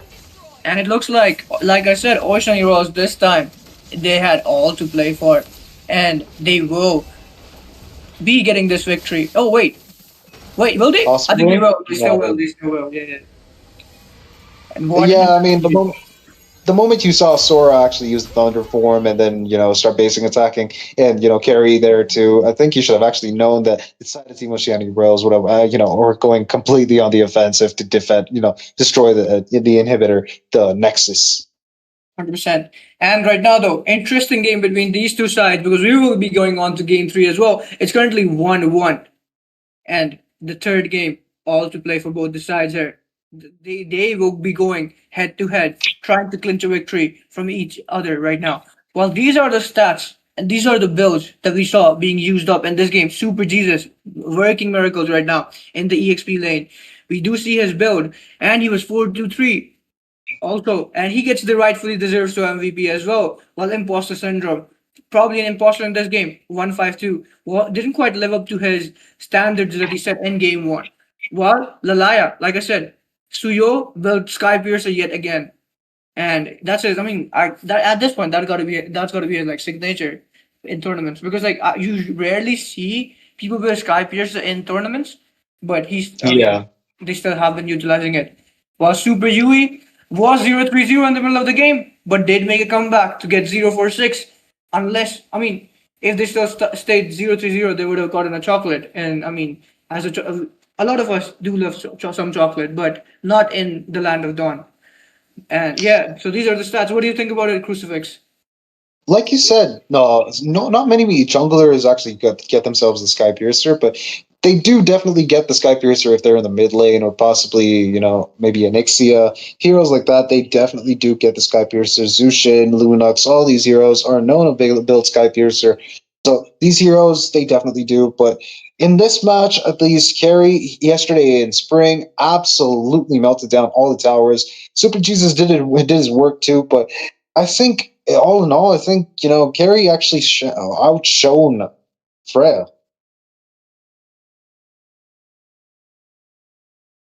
And talking about Sky Piercers and Zushin, I mean, I'm an advocate for the Zushin Sky Piercer thing, and I love stealing those kills when I'm playing mid lane or Zushin. It's so fun when you're just on a Zushin, you can get those tags. You can just like touch people and delete them with the lantern. It's so fun, man. And honestly, right now though, third game, and it's really interesting. It could go either side for me because BBH are a proven side and have been playing good, but I did not expect Oishani Royals to completely smother them in the game too. I was thinking that it might be they do have a magic comp the side of BBH and they might be looking to end this early, looking to smother them with a lot of magic damage, but it did not happen.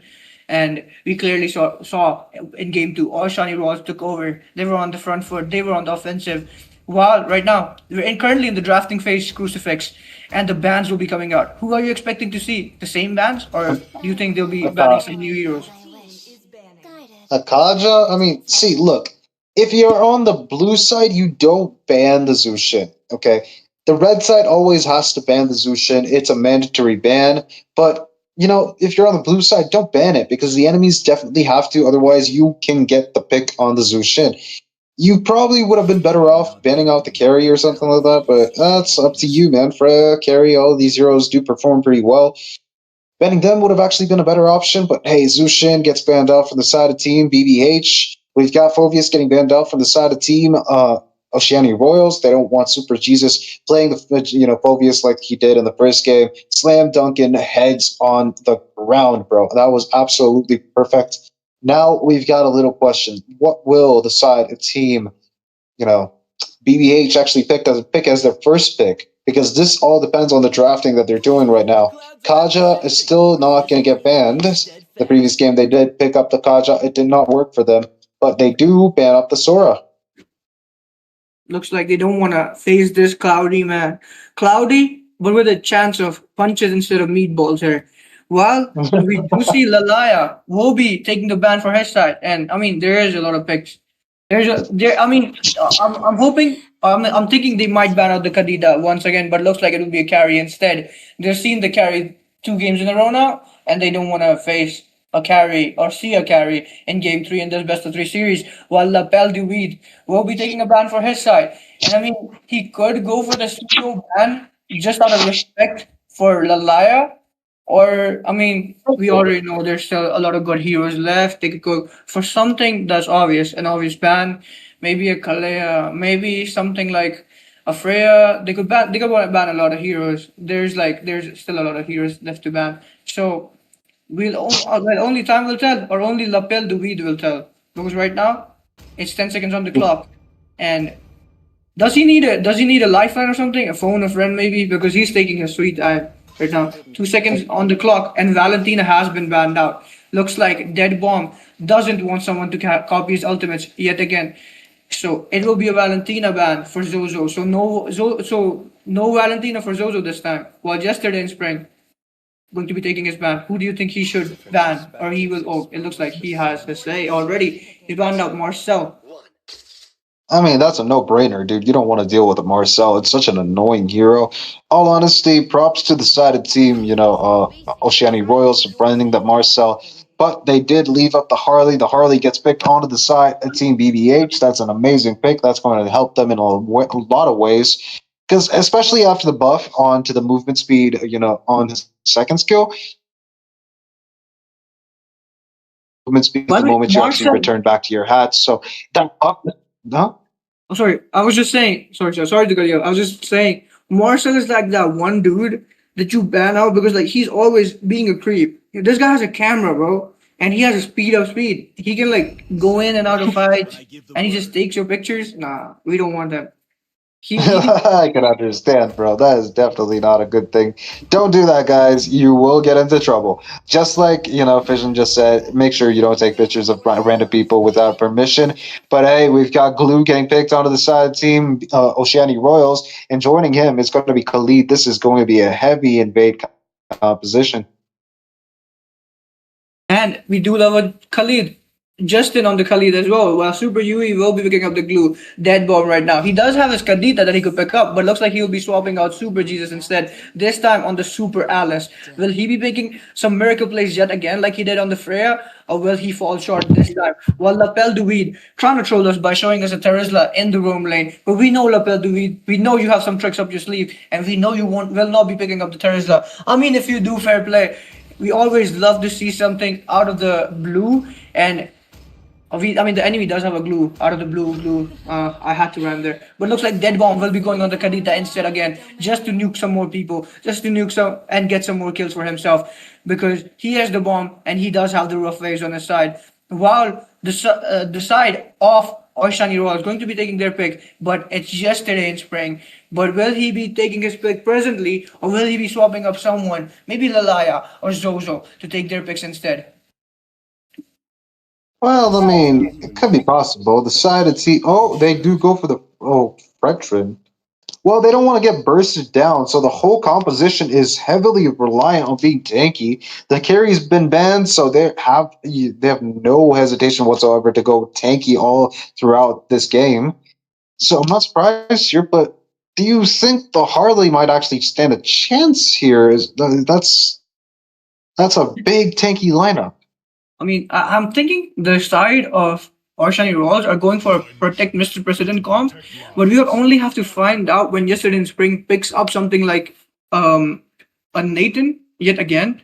But only time will tell, because this comp, I mean, we have heard Miracle say it time and time again. He calls it the Mr. Protect the President comp, where these three, I mean, the Glue, the Khalid, the Fredrin will be protecting the Nathan and waiting for late game and completely relying on the damage or the shredding abilities of the Nathan in the late game, which is really impossible, pretty much impossible to deal with, because he has a magic damage and late game he does shred a lot. While looks like it will be a high loss ban and a grog ban coming in from the side of Oishani Royals. As for the side of BBH, they'll be banning out the session, and looks like this will be the last and final ban coming in from the side of BBH. And Zesty Lemon is probably up to no good. But will he be making things more sour for the side of Oishani Royals, or will he be making them sweet? I mean, when life gives you lemons, you make lemonade or something like that. Yeah, you do make lemonade. But will he be allowing the side of Oishani Royals to make lemonade out of him, or will he be turning things sour for them? Because this time he's going for the Lilia ban instead. Lilia, I didn't expect the Lilia ban actually, Crucifix. Did you? I do not see a Lilia getting picked or banned in any of my games, in any of the games that I've casted. So, Yeah, no, definitely not. I didn't expect that to get banned. But what is the side? What are they cooking? What is the Terizla doing on the picking screen? Someone get Are they Terizla actually off going this to guy's pick hands, man. Roman? No, I don't think that's possible. But someone get Terizla off this dude's hand, man. Like, come on, bro. Like, someone needs to make his queen stuck on the roaming heroes instead. I mean, Terizla is a fighter tank, but come on, like this guy's just trolling us at this point. We know he'll not be picking up the Terizla. If he does pick the Terizla, like I said, it'd be really something exciting to watch. But Lapel to be going for the Kalea pick. Finally, the Tsunami slams. Instead, we do not want to see this brother on the Terizla. We know you won't be picking up the Terizla either way, while Zesty Lemon going to be picking the Ereto. While we do see Yesterday in Spring going for the Moskov pick. So, I mean, the Spear of Destructions, hopefully they land because he's the main damage dealer. Or looks like he will not be the main damage dealer because Zozo currently on that Lunox. And the Power of Brilliance might come through. But looks like this time it will be a Kagura instead. Well, I mean, in the mid lane, Kagura is a very difficult person to actually deal with because she's got the Rusho Umbrella Fleek, could always run away from your CC or your damage. So she is definitely one of those heroes you don't really want to fight against, especially not if she has the Umbrella on her. If she's used up the Umbrella and thrown it into the ground, you can absolutely jump her. But if she does have Rusho Umbrella Flee, she is definitely going to be a big problem. Overall, I believe that the side team BBH, they've got a good draft for themselves. But hey, the side of Team Oishani Royals, man, they're too tanky for them to deal with. 100%, I do have to agree with you. And they're completely relying on the damage of the Kagura and hoping that the Moscow, and they're hoping the Kagura does end up catching a lot of people. Wow. I was reading chat by the crucifix because we have to listen to the people too as well. So sometimes. But what do you think about the global ban pick in MW? What is it? I think the Russian league or the Russian league of ML. I forgot what it's called. But they have been using the global ban pick system, and I think in MCT Amber too. I'm not completely sure. Like, just slipped my mind. But global ban pick. We see a lot of heroes being banned out. We see a lot of heroes being picked up. It's the same thing, and sometimes it gets boring. And I mean, really something interesting to see. It definitely is, but look, that mid lane is getting cleared very quickly by the side of Team Oishani Royals, and I don't know what Kadita is trying to do. Kalea, the fish lady, is trying to help her. Counterpart is lagging. Oh, another pause, dude. Oh no. They said the fish is out of the water, guys. It's not actually working now. We've got to take a pause, put it back into the water for a second. Pause, hold up, wait 3 minutes instead of wait a minute. And I mean, this time though, the Parasol lady against the rough phase, will her umbrella be enough to defend her from the rough phase? Or will the waves just be too strong for them? Because right now, as it seems, the Kagura really playing on the offensive for the side of Oishani Royals. He was literally in the face of Bohut Huwa right now, trying to clear these minion waves. Hey man, all honesty though, Kagura, Valir, and also wait, what is the other hero? Yeah, Zacian. These three are the heroes that can actually deal with Kadita. In all honesty though, they have a chance to survive against her combos, but any other hero in this, in the game cannot deal with the amount of burst that Kadita actually does. So I think right now Kagura being there in the mid lane allows her to escape from Kadita's whole combo. So I think the side of Team Oishani Royals, they do have a standing chance against whatever BBH have actually brought to the table, especially with the Tsunami Slam 2 being, immutable, and Moskov having himself purify. He's able to actually immune himself from the most incredibly difficult to deal with CC. Well, that being Kadita and Kalea. These two fish ladies, obviously, both of them being from the sea, they actually do have an advantage when they actually work together. But it seems that Kadita is still not connected. Dead Bomb is, I think his internet's dead. But look, we've got to fight for the Little Wanderer. It's possibly not going to actually lead to any deaths. But the side of Team Oishani Royals, they definitely do get the upper hand here. Yeah, they do. And I mean, I'm hoping his internet is not dead. It's just in his name, but we'll have to find out, I guess. Maybe it is. But I mean, I was going to promote some Elder Company, but I guess I won't. Yeah, they gotta pay at this point. But we do see Alice currently going head to head against these two here, and I don't think he did get the gold crab. Super Yui though, on that glue being annoying. What do you think about the Patrick skin though? The Patrick skin really Huh? fun. What do you have to say about The this pack. Patrick skin?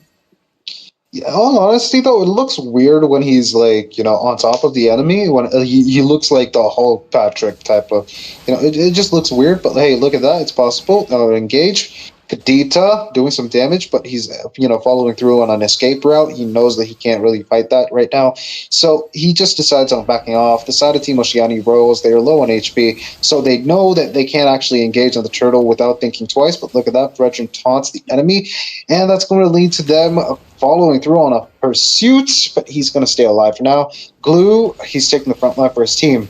What do you think is going to happen?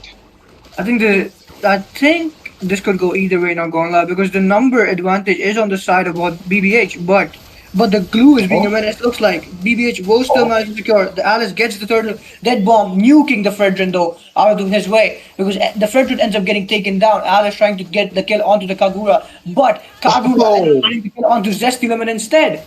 What was that? Zesty Lemon, you got a little too zesty there, my friend. You shouldn't have done that, especially not against Kagura, because obviously, even if she's low on HP, she can always just use, Yin Yang, overturn and just throw you off your, pace. But the side of Team Oishani Royals, they did take a loss here, but they did end up getting a victory in terms of actually taking down the gold laner. Moscov's going to have a fun time farming, but hey, talking about Moskov, he's going to be taken down by Irito and Kalea together. That's the power of friendship. And right now, Justin though, he does survive. For a second, it looked like he might be the one next on the chopping block, but it looked like he somehow survived. He had, earlier we did see Super Jesus working miracles, but this time it'll be Justin instead.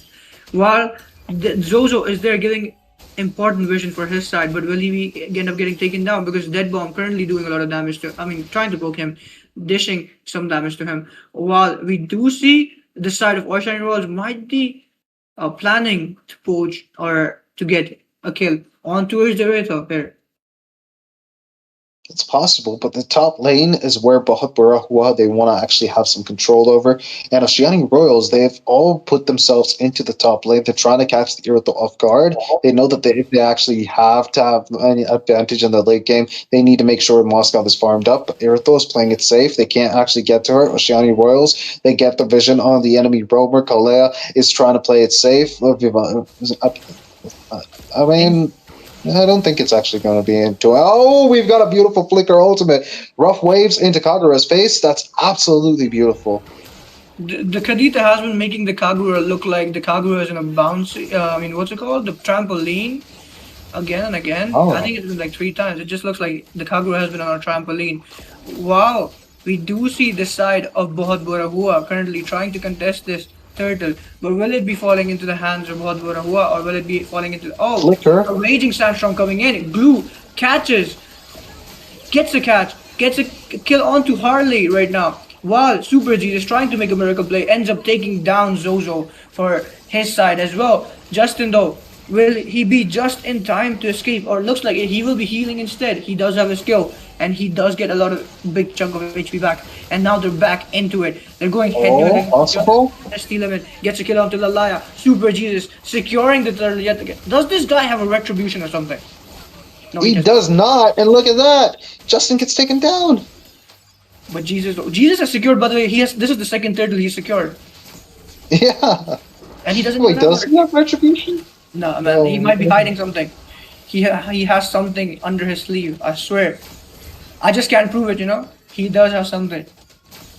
Hey, he's a miracle worker, bro. He is absolutely bonkers today. And I think Super Jesus, hey, you're playing amazing. You're making sure that the enemies, Oishani Royals, don't really have an opportunity. If anything, it's an EXP, controlled game. And I think Super Jesus trumps Super Yui any day. For sure. It looks like he does have the upper hand. And Super Yui might not be that super after all. I guess it's the battle of the supers if you come to think of it. Like whoever wins this series will keep the super in his name. The other one has to remove it. Maybe they made a bet. You never know. But looks like maybe. Oh, Super Jesus went in. Did use his ultimate, but didn't catch anyone. Hey yo, dude! I just realized something. Super you Jesus realize? is playing. Super Jesus is playing Alice, yeah? And the ultimate of Alice. Oh, what is that trade, bro? The flickers and the ultimates. Kagura low on HP, forced to go back, but hey, Dead Bomb bombs him down. He's dead. We've got the ultimate deadly magic from the Harley. And okay, that's going to be Fredrin. We're trying to run away, but that's going to be Irithel coming out of nowhere. Raging Sandstorm catches him off guard, allowing his team to escape. His teammate is now staying alive because of him. But again, Super Jesus is playing, what do you call it? Alice. And the ultimate of Alice is now called Crown of Thorns. Hey, yo, that's a reference. That is a reference. No, that's actually some high IQ ball knowledge.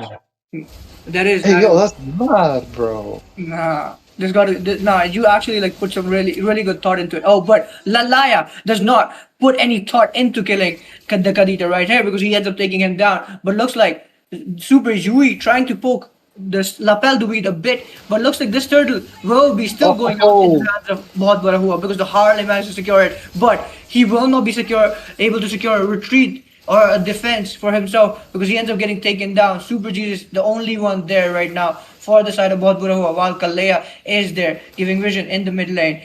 But it looks like Super Jesus is trying to make a miracle play. He's against the 3-man, but he knows how much sustain he has, and he knows they cannot take him down. What is Super Jesus on, dude? He was able to steal the gold crab away from 3 people. That's amazing. Oishani Royals don't really have have anything against this guy. Super Jesus playing amazing. Look at that Tsunami Slam into the base. And that's going to be a Rough Waves. Crown of Thorns too. We've got Khalid eating some sand to actually regenerate some of his HP. But the fight still keeps going on. We've got the Deadly Magic, Irithel Heavy Crossbow running in for the fight. They're continuing in. And that's going to be, beautiful play from Kadita. Dead Bomb dive bombs him and makes sure that they follow through. Super Yui down for the count. Yeah, Super Yui is down for the count, but Super Yui is still 104, by the way. You have to take note of it. He is unkillable. He might not be a mid laner, but he's the unkillable Demon King right now, or unkillable Demon Queen, should I say. But we do see Zesty Lemon pushing the bottom inhibitor turret as much as he can, and he has taken it down. Inhibitor turret going into the hands of the side of Bura right now. While I guess the side of Oishani Royals are currently, instead of going all in or on black or red, they're going all in on Moscow because they have been there. They have been trying to make plays in the top lane and they have been putting all their chips on Moscow. But it looks like they have not gotten anything out of it just yet. But Super Jesus, look at this guy. Miracle worker, surviving, sustaining through it all. I mean, God helps those who help themselves. And this brother is helping himself indeed. Well, I mean, God helps everyone. Hey, but he did not help the Kagura right now because, hey, Dead Bomb dive bombs him again. There goes Glue. He's trying to get into the enemy tower to do some damage. Super Jesus notices and excruciatingly fast rotates to the mid lane, trying to help his team. Super Yui taking a lot of damage. He does not have the ultimate anymore. He can't grab onto the enemies. He's trying to escape, but the Crown of Thorns makes sure that he's taken down. There goes Super Jesus getting a double kill. He's going to go for more. He's trying to make sure the enemy is not going to come anywhere near the Lord, and that's going to be a big problem. Oishani Rose will lose this Lord without any contest whatsoever, and Super Jesus is still annoying the hell out of the Fredrin. Kagura trying to make sure the mid lane is rotating. Oh, we've got the ultimate, the Yin Yang overturn, and that's going to be a Rough Waves into the Fredrin's face. He's going to run away. Low HP. Both of them were able to stay alive for now, at least. Side of team Bohut Huwa, they lose Zesty Lemon, but they did secure the Lord in the process. That was a really crucial appraiser's wrath coming in from the Fredrin, by the way. Secures a kill onto Irithel and manages to survive. Maybe Super Jesus might not be the only miracle worker in play right now because Lalera with that 1 HP, I mean surviving at low HP was really crucial as well. While we did see a battle of supers earlier, if you did not notice, Super Yui versus Super Jesus, and the better Super, at least right now, did come out on top because he did get a double kill there. So I mean, we're still rooting for. I mean, at least I am still rooting for Super Jesus. He's been working miracles right now, and that's what we love to see at the end of the day. But right now, the Lord is pushing down the bottom lane, but there is the Fredrin and the Moscow to take care of immediately. We've got the ultimate, the Tsunami Slam, catching the Khalid. The Deadly Magic is going to be able to secure the kill on him. Zesty Lemon has glue on top of him. We've got the Spirit of Destruction coming in the back line. We've got the Appraiser's Wrath doing some damage, but that's not going to take keep him alive. Fredrin dead. Sorry, I can't pronounce names like that. So sorry, guys. Bohut Bura getting the advantage here. We've got the ultimate from the Deadly Magic onto the glue, but that's not the target. Kagura getting taken down. We've got a bunch of super minions in the mid lane pushing down the tower. Tier 2 down. We've got the Tier 3 open, wide exposed, but it does have the Holy Guard. It blasts open, defending the lane for now at least. They're delaying the inevitable is what I say. The top lane, do you think it's going to be taken down too? I don't think. I think this will be a successful defense coming in from the side of Oishani Rose. Maybe did the Rough Waves connect? It looks like he will be taking it. Someone did connect, and that was the Harley instead, because he will end up taking down the Moskov. He might not. He might have avoided being caught by the Rough Waves, but was on the way. Frederick right now. Wait, he still survives. Bro, Oishani Royals, like you said in the previous game, they're able to survive with little bits of HP. That's amazing. The fact that they can actually do that is such a lucky thing to have, but all in all, I think Bohut Bura, they're actually absolutely dominating every single team fight. The side of Team Oishani Royals, they are able to make one or two pickoffs here and there, but they're not able to actually find a decisive team fight that they can actually win. Look at that. We've got a little problem. Harley, little midget, trying to make sure that he's able to secure the enemy's buffs, making sure they actually are starved of economy. They're not able to actually get any farm. The only thing that they can actually do right now is share the farm between the minions that are actually appearing right next to the base. This is not good. Wait, is he actually a midget or is he like just a kid? He's a kid. I call him a midget because he comes and kills me, and I just hate him in general. For a second, I was like, wait, hold on. Is this some lore that I haven't been caught up on? But no, actually, Lilia, Harley, all of them are students of Adira. Gord actually, works in the Magic Academy too, but he apparently taught Valir and all. There's a lot of lore behind it. No, this is Harley's a knowledge. I actually didn't know this at all. Oh, but Harley gets off kill cam on towards the Moskov, ends up taking him down. But, wait, are they going for kills? I guess they'll just ignore the Lord and they'll be just going for kills instead, trying to end this game. No way. Zesty Lemon gets taken down. We've got the Rough Waves catching up, and we've got Glue getting taken down. Super Jesus in the enemy base, healing up from all the minions that are actually present there. He's not dying at all. He is surviving. He is making sure that nothing can kill him. He is unstoppable. He is inevitable. This guy is such a difficult hero to take down, and we are seeing it live right now. Wardrobe, game number 3, best of 3 series in the Sprint Finals. Super Jesus standing up and making sure that the enemies know who is the dominant one. 100%. And he came from under the third, full HP by the way, earlier. This guy, unscathed, unpressured, unbothered. He's a man on a mission. And that mission is to win this best of 3 series. And looks like this time, they're on the blue side and they're the aggressors. And they have been pushing it really well. They have been trying to shatter the dreams of Oishani Royals. But will Oishani Royals be able to hold up and try to clinch a win from the side of Bohut Bura, or will they end up getting shut down? But look at that, Moskov. They have vision on Harley. Harley's trying to get the kill on Moskov, but instead it's going to be, Zesty Lemon that is able to get the kill on the enemy roamer. But hey, we've got to follow up. We've got the ultimate from the Harley. He's going to mark up the Kagura. But hey, Rough Waves also being popped up, and that's going to be a Tsunami Slam. No, it's going to be Glue's ultimate. Zesty Lemon's able to get the kill on to the enemy mage. Glue's getting taken down. Appraiser's Wrath doing some damage and keeping him healthy for a bit. And that's going to be Moskov defending the base. All honesty, though, right now they've lost 3 members, and the side team, both Bura, they've only lost their roamer. They might just be able to win this. They might just be able to end this. Okay, Zesty Lemon. But then again, Harley's ultimate, the Deadly Magic, doing a lot of damage. That's going to be Moskov's end. And Heavy Crossbow taking down the Tier 3. Monster kill for Harley, and that's going to be another kill for the side of Team BBH. Another free turtle on tower. Game over. They just recalled on them, bro. Nah. Recall spamming is not appreciated, guys. When you're watching this, do not do this at home. And that's it. In this best of 3 series, Bohut Bura securing a win against the side of Oishani Royals. A well-deserved victory coming in for their side in this best of 3 series. What a play, though. Well-deserved victory, I have to say. Super Jesus was a man on a mission. If we do see an MVP next to his name, We all know why. This guy was unkillable, simply untouchable, unbothered, unpressured. He was him in his element, in his zone, and he had the best game in match 3, in my opinion. He was the MVP out of both the teams, I would say. And it looks like 4-0 to there was literally no competition. He was in a level of his own. He was just simply too godly to deal with. 11.9, and he was stomping on the competition. And so this best 3 series is in the hands of the side of both Bura, and congratulations to them.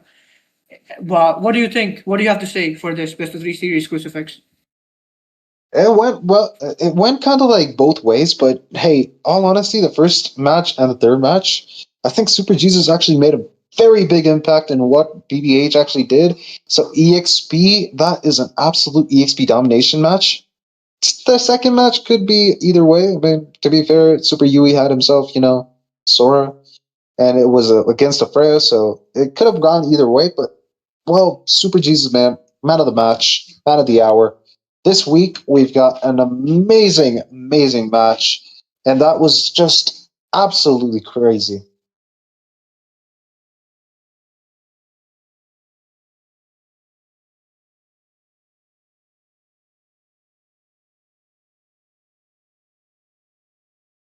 Oh, yeah, and talking about that, guys, thank you so much for watching. Make sure you like, share, and subscribe. Thank you so much for being a part of this super weekly scrims, because, well, we've got more for you next week. Stay tuned to make sure you actually bring your popcorn. And, well, we'll be right back in the coming week. See you. Hey guys, we've got work to do. Like that! Feel my pain! My fury only grows.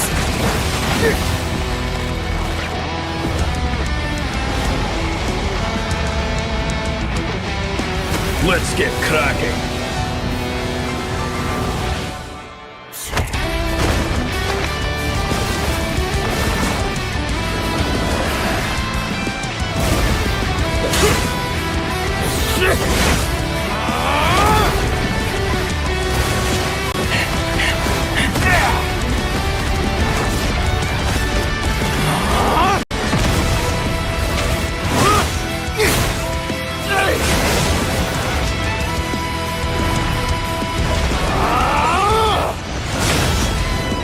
Let's get cracking!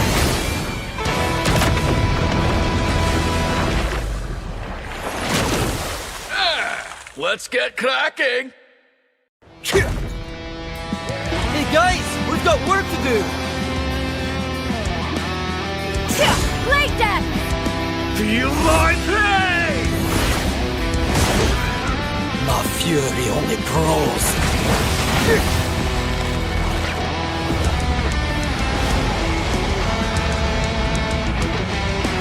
Let's get cracking!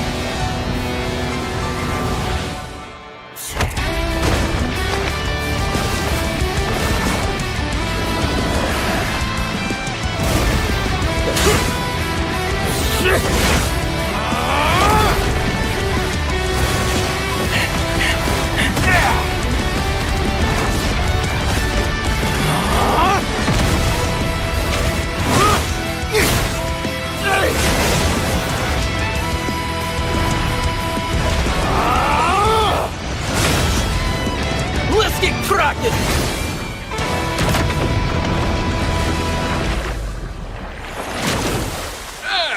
Let's get cracking! Hey guys, we've got work to do. Like that! Feel my pain! My fury only grows.